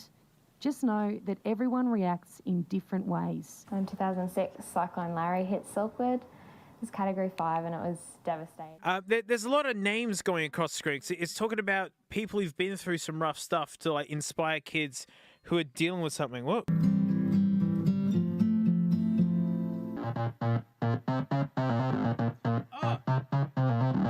Wow, I was getting ready to really start slaying this nugget, and now it's one of the most interesting ones I've ever found. In like context like this is when, yeah, make it as cheap as you can, because that's how you get the government to support something like this, where kids can just be given a stinking MP3 player. I like the way that they formatted it, where you can't get rid of this stuff, so all the like inspirational self-help stuff stays in there, and then you get to your music. Like, yeah. Well, I'm going to wrap this up and keep it. I like it. Whoa! But my Puxels don't do that. No, I will not be taking them out of this suspicious looking bag with white powder in it now. That's fugly. I'm glad that stays in there. That's part of the collectible bit, all right? What an amazing nugget dip this has been so far. Skyrim and a Red Cross nug. Let's gamble with our sanity again. Oh, no. Oh, this is a really nice looking phone, actually. Whoa, I hadn't seen one of these. 8 megapixels. That's a lot of resolution to see things with. Oh, this is right before Nokia absolutely cacked it. Yes! See if this thing even just has charge. Actually, please don't. Don't turn on. Oh, no, I felt it. No, don't you dare. I don't want to look. It's remaining. No! Don't you dare boot. No! Oh, we're going to see feet or something. This screen is excellent. E. Gotta have those movie teasers up front and center. No!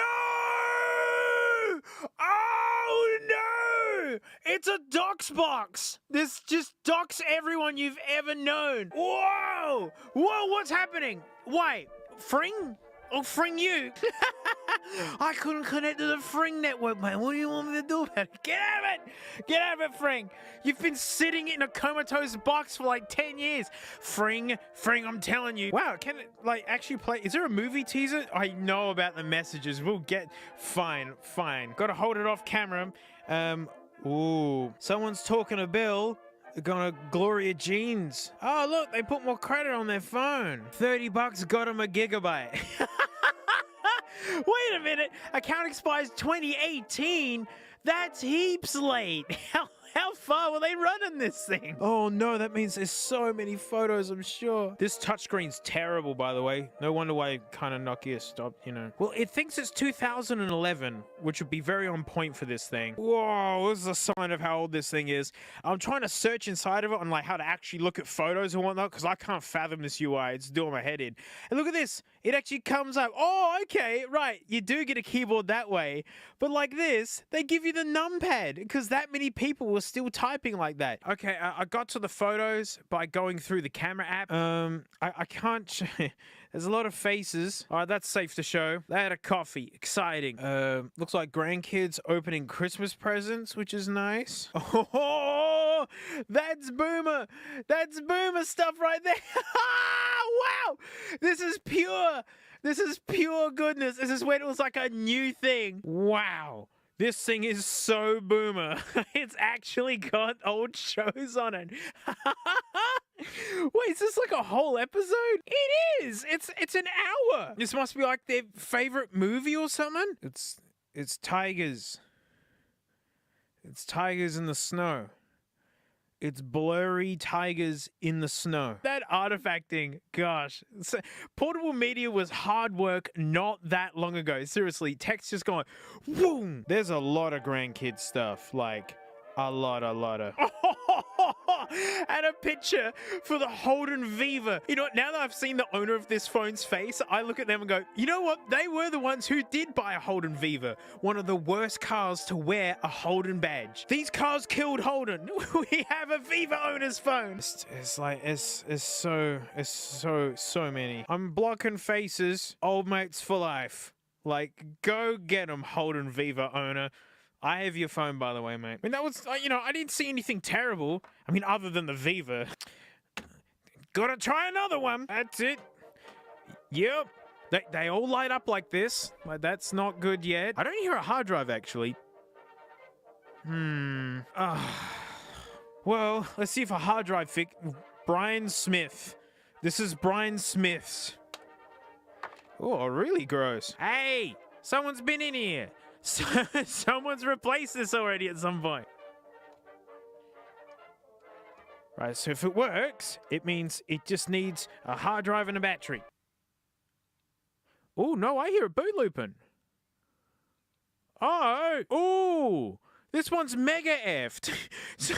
This drive won't even spin up at all, and a good one is... I don't know, maybe I need the click wheel one day, or the screen, or a scratchback with Brian Smith on it. Densely.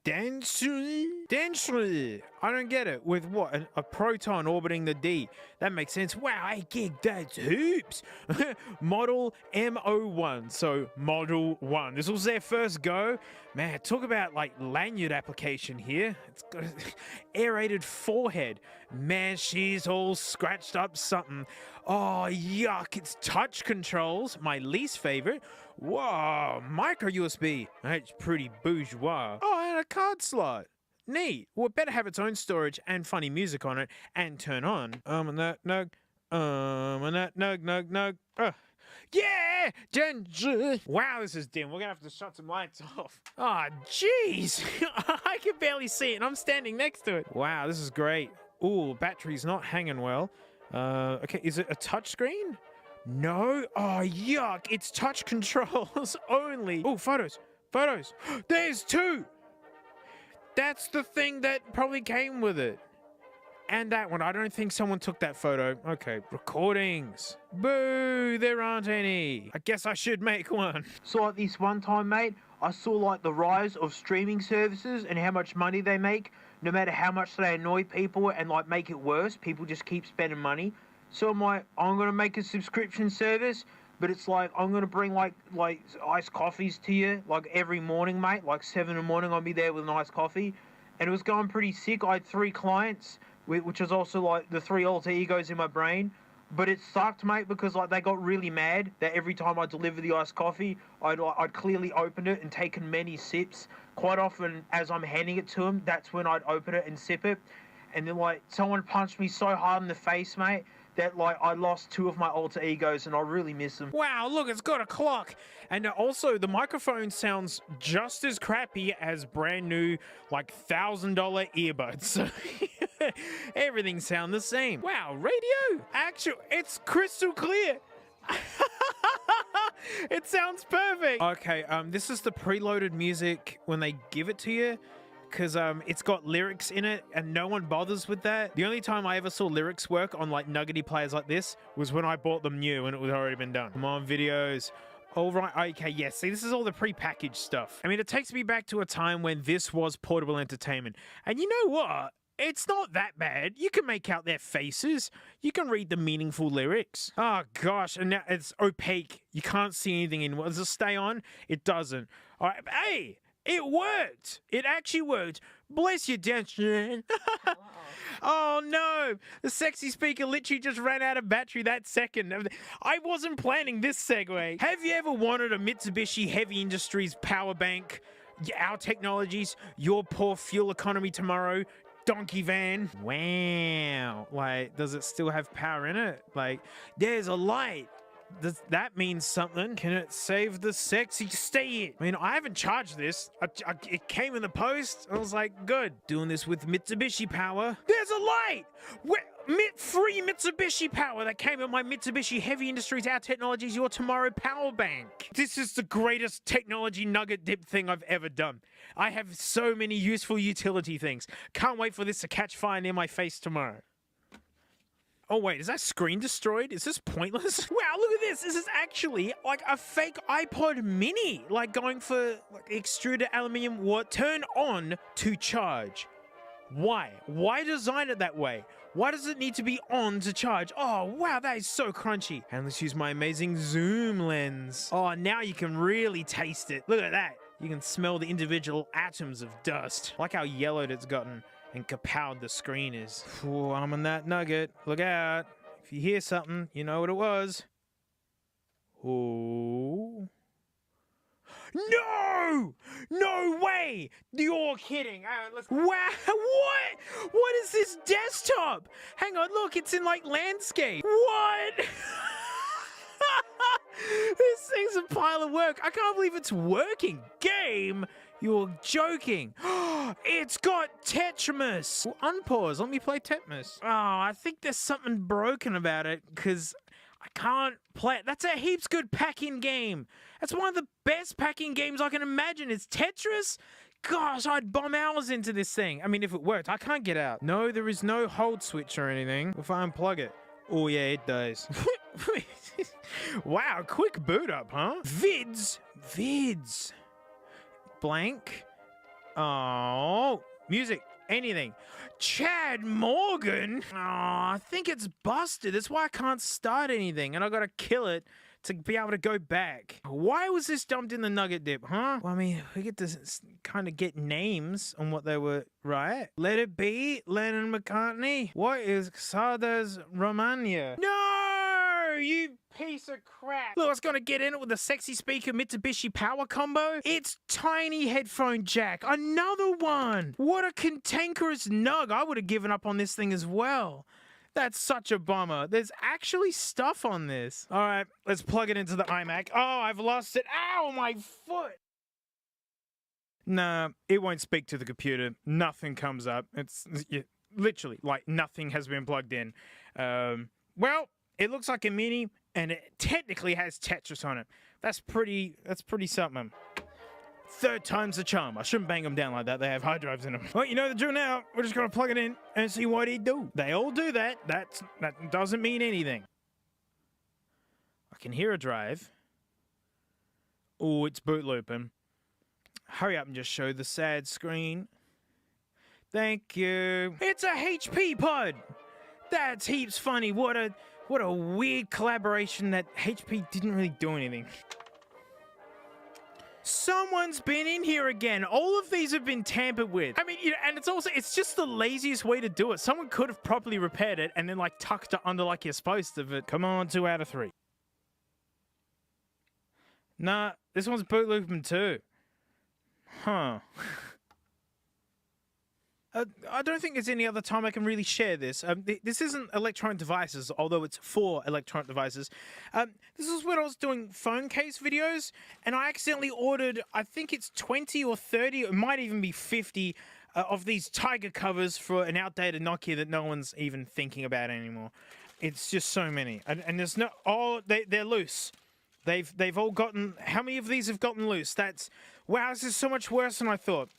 Yeah, this has been sitting in a box for all. There you go. It's Nokia 3105. I have so many.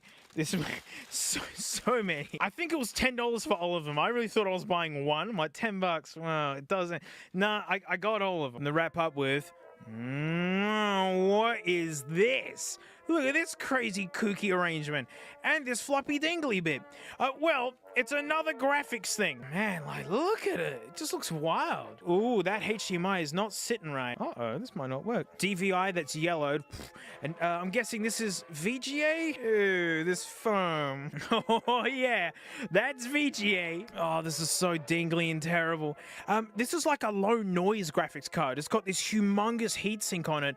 For what I'm guessing is, oh wow, the processor's right there, okay? I can see, it's right there. There's not a lot of stuff there. This is a modern card. Look at the chunk on this. Look how busy it is back there. You can tell there's some serious horsepower hiding. Where is it? Oh, we're gonna have to take these brackets off. These are half-height brackets. Can we get a clue in on what it is? Oh no. Oh, that better not be what it is. A 210? I thought 50 was as low as NVIDIA cards got. So I couldn't believe this thing is a 20. A 10. A 210? This thing's older than Skyrim. I have to quickly find out how old this is. It's from 2009. There's probably some of you leaving comments like, I wasn't born yet. We gotta see if it does play Skyrim. This is the nuggetiest graphics card I've ever held. Ah. Oh, if that HDMI is still looking something else, maybe I can expertly bend it. Hey, that's better. I'm telling you.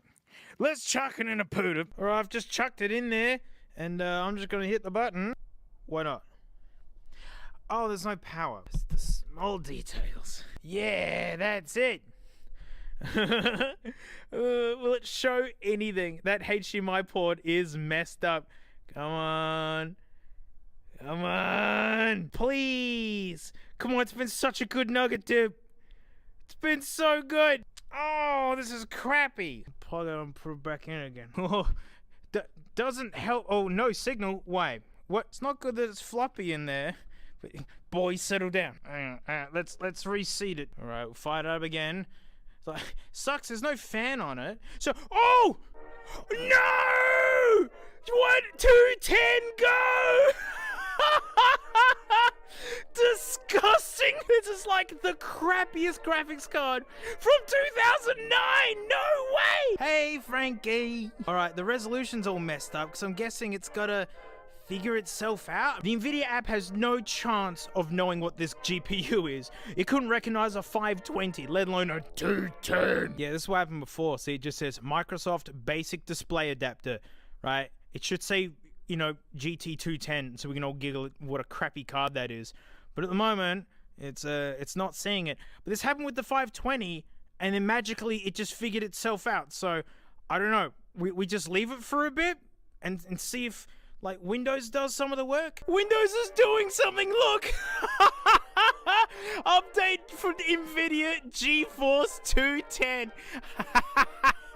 Wonder if we can get consistent 0-frame tests. Well, that update failed. It's offering me this one from 2015, and I'm just gonna press go. Download and install together at last. See, this doesn't look as good. It literally said 210. Whoa! Restart required to get the 210 going. Restart immediately. I've never been this keen for such low power hardware. I mean, it is technically working, but like you see, the resolution isn't right. I wonder if I put my finger in that. Ow. Oh yeah, she's heating up. Come on, baby. This is it. I feel so good about this. It actually recognized the 210. Previous fan failure. Was that when I stuck my finger in it? Was it paying that much attention? Come on, full resolution. Full resolution. Give me everything this 210's got. Wow! It's a computer! Wow! Oh, let's see in Device Manager. Device Manager. Whoa, that hurt my head. Come on, stop freaking out, you. Wow, there it is! The GeForce 210. We gotta run a benchmark. It's, whoa, my face! This 210 is running nice. That's cute. The max hertz it can do is 85. 85 hertz max out of this GPU. Oh! Why? Why? What's happened? It's freaking out. I can't even look at it. Oh no, we're back. Hang on. Oh, we've lost it again. Oh man, this thing's freaking out. How did this wind up in the nugget dip? Next time I get the screen back, I'm gonna set it to 60 hertz. See if it stops this. Oh, I'm gonna yank it. Okay. Keep changes. Now everything's blank. Okay, 60. No more dazzling of the eyeballs, please. Okay. Wow, it's got 512 megabytes of VRAM. Half a gigahertz. Man, this thing's a powerhouse. No, it can't do it. It can't run the benchmark. It's that crap. It's official. 3D Mark isn't even gonna bother. I mean, it did let us run the 520, which was under a frame a second. So they're very courteous to what they decide to run, and to this they say no. Yeah, but you can look at all the benchmarks they go. Oh! CloudGate for basic notebooks and home PCs. Perfect! Let's see anything! This is like a really, really easy benchmark, right? If it barely gets any frames in this, that really tells you something. Oh, it's doing it! We're rendering 3D things through a 210! Okay. Yeah! Wow, wait, how many frames? Dude, we had 10 there for a second. 7.8! This is just like a 3D intro for a Windows 98 game. Wow! This is coming out of a 210. It's not good, but I expected nothing. And considering that it literally had a seizure earlier where I couldn't even look at it. I hope we get another legendary score. Want that feather in my cap. And say, hey, so this is a reason to get 3D Mark, because now you can see how much better your computer is than a 210 in an old Dell. Oh, I think this one uses the CPU, not the GPU. Yeah, look how smooth this is in comparison. Yeah, this is the CPU, not the 210. Man, this is an ugly looking benchmark. Come on, legendary pull. Legendary pull. Ah, it doesn't care. It's not ranking me against any other GPUs. It's like, you're running the 210, you idiot. Like, who cares? See that yellow line all the way down there? That's the 210's clock speed. This thing runs slower than an old horse. Well, we gotta run Skyrim. Skyrim will now detect your video hardware. Yeah, go on. What do you recommend for a 210, mate? Medium? You're insane. You're insane. No way. Turning all this crap off. All of it. 1080p, you're out of control. Absolutely not. If I get Skyrim out of a 210, I'm gonna love this. Yes! That's it. Come on. Yes! This is running perfectly so far. No! We are playing Skyrim on a GeForce 210 in an old Dell, and it's fine. This is cromulent. This beats playing nothing. I mean, it's still Skyrim. I'm blown away. There's no official driver support for this thing. A graphics card from 2009. This is back when games could actually run on nothing. But, you know, this is a bug-riddled mess, this game, so, you know, Bethesda does not get a free pass. All right, now I'm just being greedy. Can it play the new Katamari? The 520 could. That's just 3 generations and a whole 10th better. Okay, I can feel the stuttering already. Oh, dear. This graphics card doesn't even have a fan. That's what's got that crazy heatsink on it. And it's still technically doing this. Yeah... There's a lot of lag. You know, I'm gonna press right. 3, 2, 1, right. Yeah. 3, 2, 1, left. All right. There we go. It doesn't matter. It did technically load. we don't need to see any more of the 210. So, what I've done, I've ripped out the 210, and it was hot. It was very funny. I know it's dark in here, but there is no graphics card at all, okay? Right? There you go. It's just the processor. And, how many frames? 30! 30! Look how, this is fine! This is decent. This is what happens when you just, like, get rid of these things. And it's why these are worthless. This is a 10-year-old CPU. This is ancient on its own. And it is dazzling. A standalone graphics card also as a processor. Yeah, like nearly 4 times the performance if you just throw it away. Yeah, Intel HD Graphics 4600. I can't believe I got Skyrim out of this thing. That's amazing. It was playable. That was so tolerable. Like, it even works. It's from 2009. Man, even without drivers or nothing, it still figured itself out and got going. I mean, I guess because, you know, I've got extended support for Windows 10. It can still talk on the internet. It can still find stuff. But yeah, like, we've been using this slot for that long. It just goes in and works. Well, woof, what an epic amount of nugs that this is so much stuff. And there was so many working ones. I mean, yeah, look, the bad pods, okay, like, that was a downer. And funny, given that they're iPods. But look, I'm sure I can get them going, but, you know, that is weird how they're fighting a known good drive. I mean, this one's savable. This one just needs bat and some flashing, you know? This really interesting Aussie Red Cross thing, where it's like nice, they give it to kids that's got help on it and they can keep it and do stuff. Like, they worked. Man, this one had so many text messages and photos on it. What a boomer phone. And it makes sense. They were using this up into 2018. Fugly Nokia. And man, this thing's an absolute powerhouse compared to that freaking 210. And yet you see why these are just absolutely valueless. The processor on its own just absolutely smashed it. And this big beast was like $50. And the 60 is like the mid-tier, more like cheaper grade one anyway. And this still game's good. And these, I mean, it's a miracle they even worked. Especially when it's statistically 7,000% worse. And that's it. Thank you so much for watching. Shoes, thanks to these stinky names right here. They're my $10 floaties. I love you so much. Thank you so much. Float Plane is where all my extra content is, where I'm having snacks and I talk about other stuff, things I don't get on YouTube, car videos and otherwise. There's Frank's stuff there when she's being interesting, which is not often. She's not interesting. And you know what, mate? I'll see you next time. I'm going to go play Skyrim. Frank may be still on paper towels. We've put like little look, she's got a crocodile back. Right, look at this. Look at this. Where is she? Oh, look at that cutie spatootie. Look at that cutie noodly baby. Frankie. Frankie. This is all your fault! Well, I mean, what I should actually be saying is thank you for summoning the bravery inside of me to finally make an escape. Yeah, I got a bail on Apple, everyone.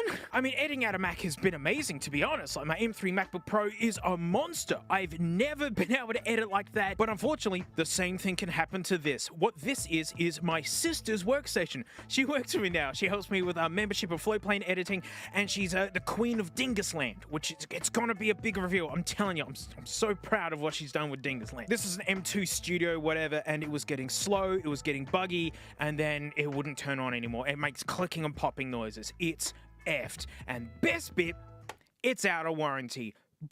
You're gonna make a booking with Apple and wait weeks just to be told, yeah, it'll basically cost the same as a new computer that would be faster if you bothered. My stinking mum's MacBook Air. It's filthy because it's been kicking around here. When you plug this into the wall, it just blows the fans as hard as possible with the Apple logo on. That's it. And if you unplug it, it dies immediately. I think something horrible has happened on the motherboard where it just boot loops and just blows like straight up heat. I didn't know these could get warm, and that's killed the battery, and now the entire thing is dead. Oh, mate, we're gonna lose that sticker. Oh. This has been devastating, and so she had to take my my old MacBook Pro, which was my backup work machine. You need backup work machines because of this, and it scared the pants out of me because it's made me realize that this is a dead-end format. They're magic black boxes. Either they work or they're junk. You know, this isn't the first time I've run away from Apple. I've been content creating technically on and off since 2006. My Dankmas Simpsons remix channel, like back in 2018, all my Apple stuff died. Oh gosh, they were bad years. I managed to argue with Apple to get my money back after MacBook and an iMac had failed, and that meant a lot to get that money back because my granddad gave me that money, you know, as an inheritance after he passed away. I didn't want to waste the money like that, so I put it into a PC that I knew I could make videos from, and hopefully this video making thing would work out.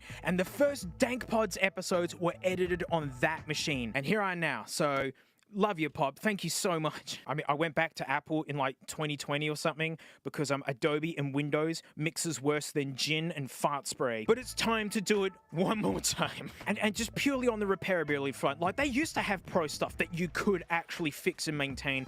That's dead now. So I had to do a grown-up thing. I need to move away from Apple. I got to look at my resources that I've got. I've got a really, really powerful gaming computer, and the amazing thing about a powerful gaming computer, it's an amazing content creation computer. They're the same thing. Well, g'day mate, welcome to the Dumpy School of Smarts, mate. I'm going to teach you smarts about computers. This is a computer. Alright, so let's just get into it. You just take that out. Anytime I don't understand anything in life, mate, I just channel the movie Ratatouille. And so I just pretend it's a kitchen, mate. And like, this guy's the processor. That's the head chef, mate. That's where like everything goes through this guy, serving up all the stuff for you, hey? But if you're cooking, mate, where do you keep all the food? In the fridge or pantry, mate. That's what storage is, your hard drive or your solid state. That's fitted good. It's been like that for years and I'm not lying. But like, what do you do with the food when you get it? You can't just boil an onion and serve it up. I mean, I do. You gotta like put it on a workbench. That's what RAM is, mate. It's basically like the work table for the pooter, mate. If you've got a 10 gig video file that you're editing, and you've got 16 gigs of RAM, that's a big work table for the buffet you're trying to make. Down here's your power supply, mate, giving all the power, and what it's all plugged into, mate, is like the kitchen itself, mate. I mean, it's called a motherboard, but it's like the kitchen, mate. Hey, it shows how many different ports and slots you got. What can you do with the slot? You can add a second chef. A graphics chef. Just slot it in and just give it a push, man. Man, it's like having a bougie kitchen with a pastry chef in there. You know what I mean, mate? Because It's all your outputs, mate. All your HUD meets and display app. Oh, DVI, that's heaps bougie. Look, I've even got an extra card in here because this motherboard sucks, and I gave it USB-C. Because look, no USB-C. Now it does. So now that we all know a little bit about computers, I can introduce my Beast Rig, right? A couple of months ago, it was one of the fastest gaming computers you can have. And due to actually a lot of stagnation going on, it's like number 2 still. It should be down to 3. It's not. It's still hanging on like number 2. It's so stinky. But I got to do the grown-up thing, and it's now my workstation. I mean, it's got a 4TB SSD in it, but anyone who's edited 4K 60 content, oh gosh, you can fill that in no time. You have 5 or 6 projects running at once, gone. That's filled up. But I gotta make sure all the storage is available just for editing, because I mean, it's kind of what I do, but we're here for the Cashies computer, right? How did this happen? So my main gaming rig is now a workstation, right? I do have a gaming laptop, and that's what I've been using. A lot of the games I play are manky old rubbish anyway. And so for my gaming channel, I was playing like 3 or 4 manky disposable games where like you play for 5 minutes, it gives you no reward, half the game breaks, you laugh at it and you leave. And then I found this game called Spin Time, and people swear that I'm fake laughing, but I was genuinely in hysterics. You press the letter E to make an idiot spin, and they actually had Easter eggs and rewards. One reward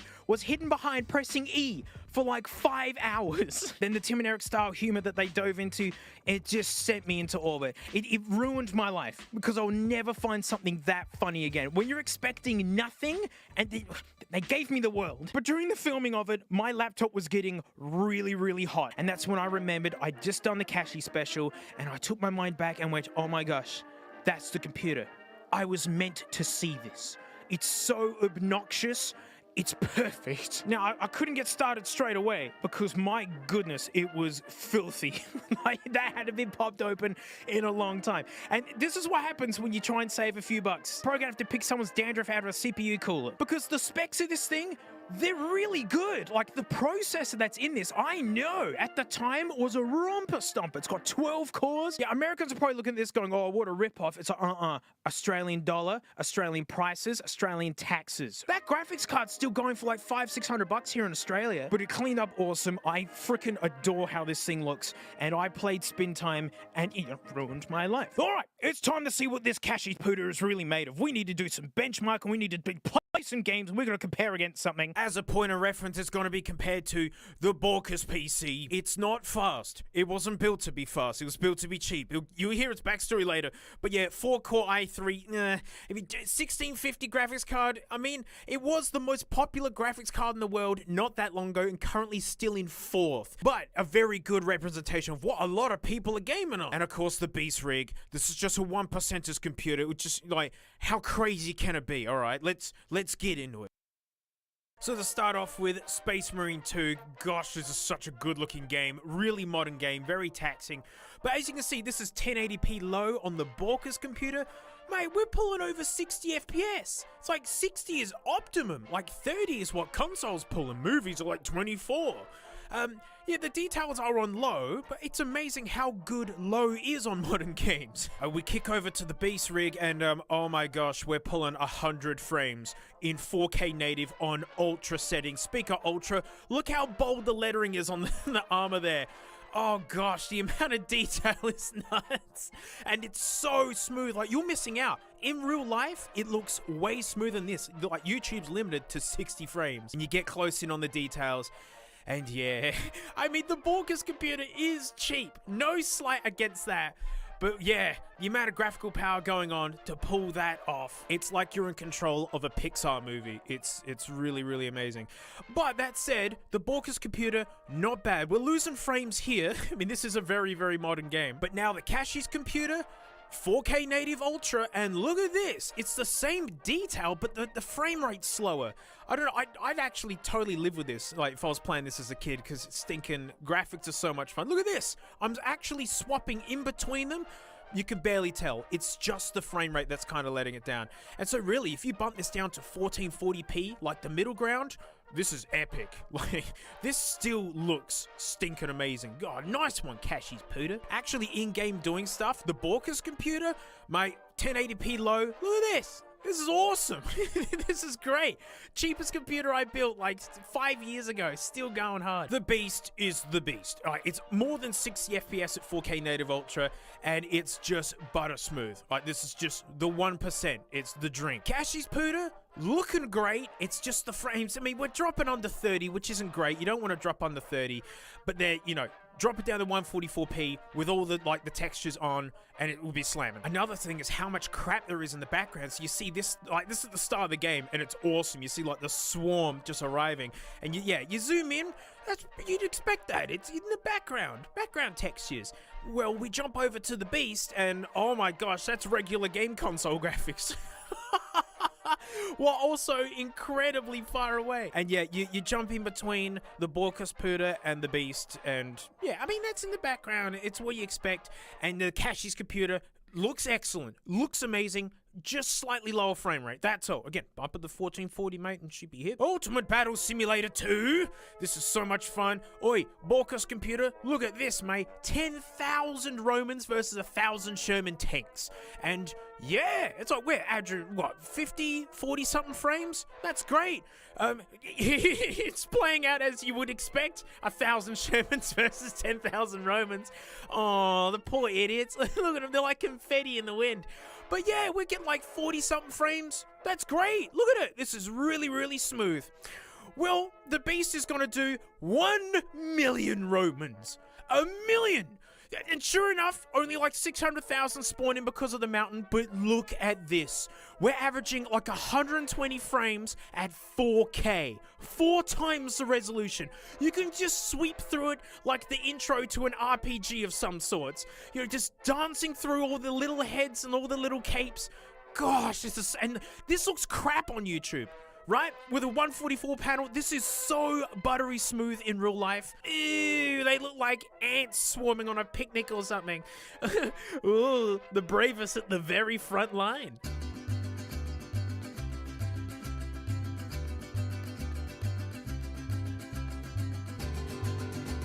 Oh no, the shells are arriving. Oh no, the bodies are falling. Oh, the front line seemed cool at first, but oh no, I'm kind of regretting. Oh no, there he goes. I'm gonna cut across, mate. With like the two. Oh no, okay, it's all right. I'm just gonna. No. Oh wow, look at this epic battlefield that's playing out right here. And we're still pulling 120 frames.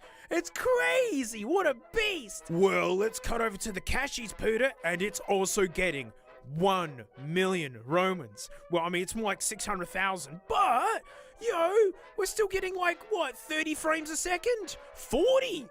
This is okay. Yeah, see, like, it's still nice. We're above 30. It's nowhere near as effortless as the Beast Rig, but the Beast Rig didn't come from Cashies, did it? Oh no, the tank's on the horizon.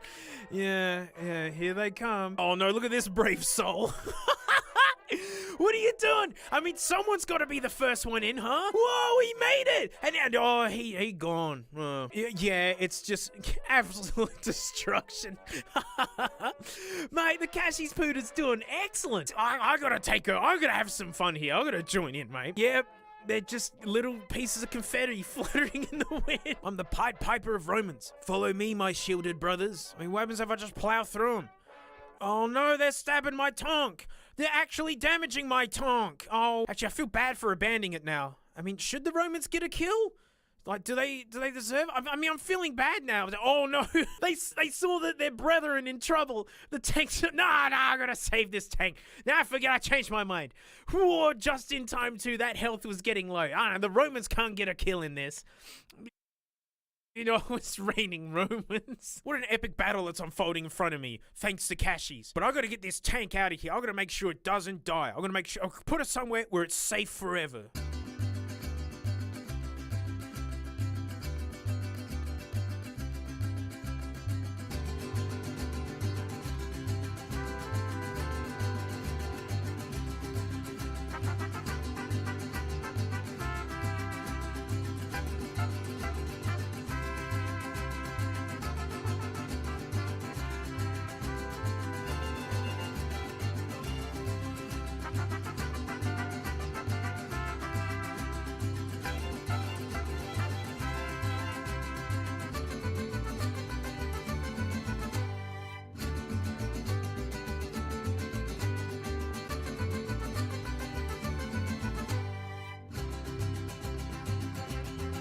Oh, that's the end of the map. Well, you're safe here, mate. The Romans can't get you over here.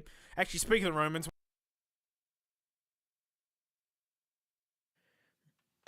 I actually use these, you know. Well, at this point, mate, it's no secret. I have a lot of sets of headphones, and everyone's probably like, well, you surely don't listen to all of them. It's like, yeah, nah. I got a lot of music mates from working professionally as a musician for most of my life, and oi, we're pretty passionate about music, so something that's fun to do is to have people over, we listen to music, and try all the different headphones. But that's when I'm just having fun. Which ones do I use all the time? And before we can talk about these, we have to talk about these. AKG's dead.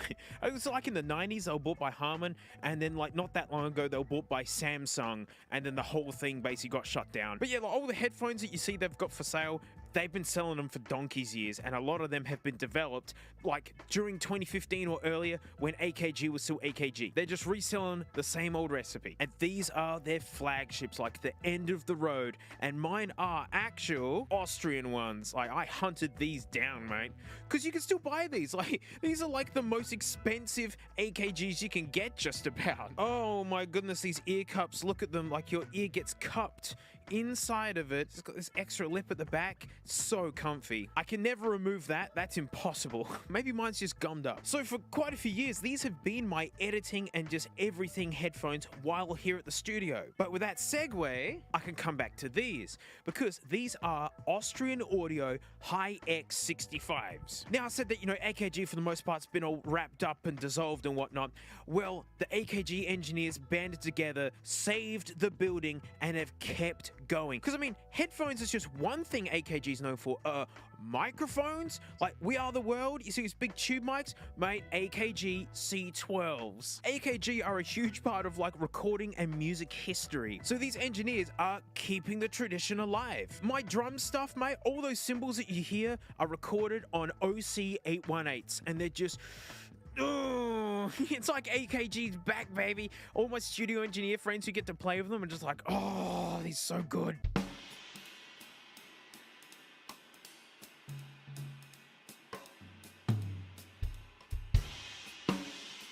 And these are their former flagships. I say former because, I mean, they have an even more expensive model nowadays. But I've had these for years now, this very pair. Look how deep the ear cups are. It's so excellent. And the foam is just, the adjustments, it's like metal. Removable cable, good. Very much like an MX-50 Audio-Technica. And these are durable as heck. Like, you can just go for it. I chuck them in my bag. Oh, my Puxo. Oh, and my penny. I stuff them in my work bag. I chuck them around to people who need to borrow them. Oh, my Puxo. And I love that they're made in Austria. Look at that. Serial number only 2002. Wow. I mean, see, look, I got these in 2021. Proof. I've had these for ages. They're open backs too. But I do get doughy about made in Austria because in order to make something overseas for cheaper, you have to fire your home employees. Support this kind of stuff. But we need to have a listen. We got the on a stick. We've got the Herder 600s by All My Senten.